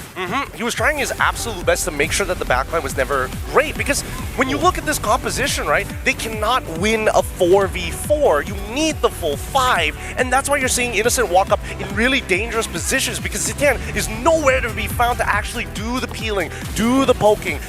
He needs to build up stacks anyway. He might as well put himself in a dangerous spot. We posed that question, that what if for SRG, that what if the loss from game number 4 affects their mental and we don't get to see them play the way they do. The coach mastered the basics in Dexstar said, let's add another layer to that. Let's pick up heroes that forces that to happen. You doubt everything in the map when the Khalid is around. You doubt how you team fight objectives when an Akai is around. And that Akai pick, and no, this isn't my Akai bias because that is my favorite hero in the game. We've seen it in all throughout MLBB history. When the game is close, when there is even a slight lead on the Akai side, heavy spin just rattles any team's mind. And just to add on to the throwback, the walk down memory lane for Aurora, throwing back to all of the old Filipino meta favorites. They also went back to just hard macro, no deaths. Yeah. All we're literally going to do is going to play the game. For about 15 minutes of that game, they only had 6 kills, and that's it. Yeah, this was a throwback, a massive throwback to history here in Tennis Indoor Stadium, Senayan in Jakarta, Indonesia. It's Aurora making it to the grand finals first. Edward back once again in the grand finals. This time, what if the story of Aurora wasn't to win at home, it was to win in another country, continuing the legacy of the Philippines. But to hearken to what Mirko and Naisu said, this lower bracket is literal L. Yep, it's dangerous. I think this is one of the few M series that nobody really knows what's going to happen at this stage. And I think, as you heard it from the man himself, every region has stepped up. Every region has bolstered themselves, but only the best move on. Aurora has proved themselves. The question is, who's going to be joining them? Is it going to be Aurora Turkey, their brothers from across the seas, TLPH, AE, Team Spirit, and of course, SRG waiting at the very end. You know what? Looking at the lower bracket, that's all champions. The finest from Turkey, the Filipinos champions, and of course the people's champions in Alter Ego, and of course the Dragons of the North, ECA's finest, Team Spirit. You'll see them all in action tomorrow. We will be starting at 3 o'clock GMT plus 7. So make sure you mark your calendars and your timers perfectly. 2 more teams will be saying goodbye. 2 more teams will be advancing in the hell that is the lower bracket. I will stand with my statement before we headed into the knockouts. This is the most grueling, most competitive, and craziest lower bracket that we've seen. Last hammers, put them up, ready up real quick. Overall, with how the bracket looks in the matches we've seen, is this the most competitive M series? That is a unanimous yes. The quality of matches. Real quick before we go, any last quick words from Gideon and Leo? Well, honestly, I think I'm very happy to see the development of Mobile Legends esports to this level after watching since M1 to now. God, it feels good to feel what these players are doing on that stage rather than just being entertained and in awe of them. I'm barely over what happened tonight, but tomorrow saying goodbye to one of those champions is going to be more difficult. Folks, we all better prepare. On behalf of everyone involved with the broadcast today, Mirko, Naisu, Trex, Gani, of course, Rose and Eternal, our hosts, Leo, Gideon here, Renmar, good night, good fight. We will see you tomorrow.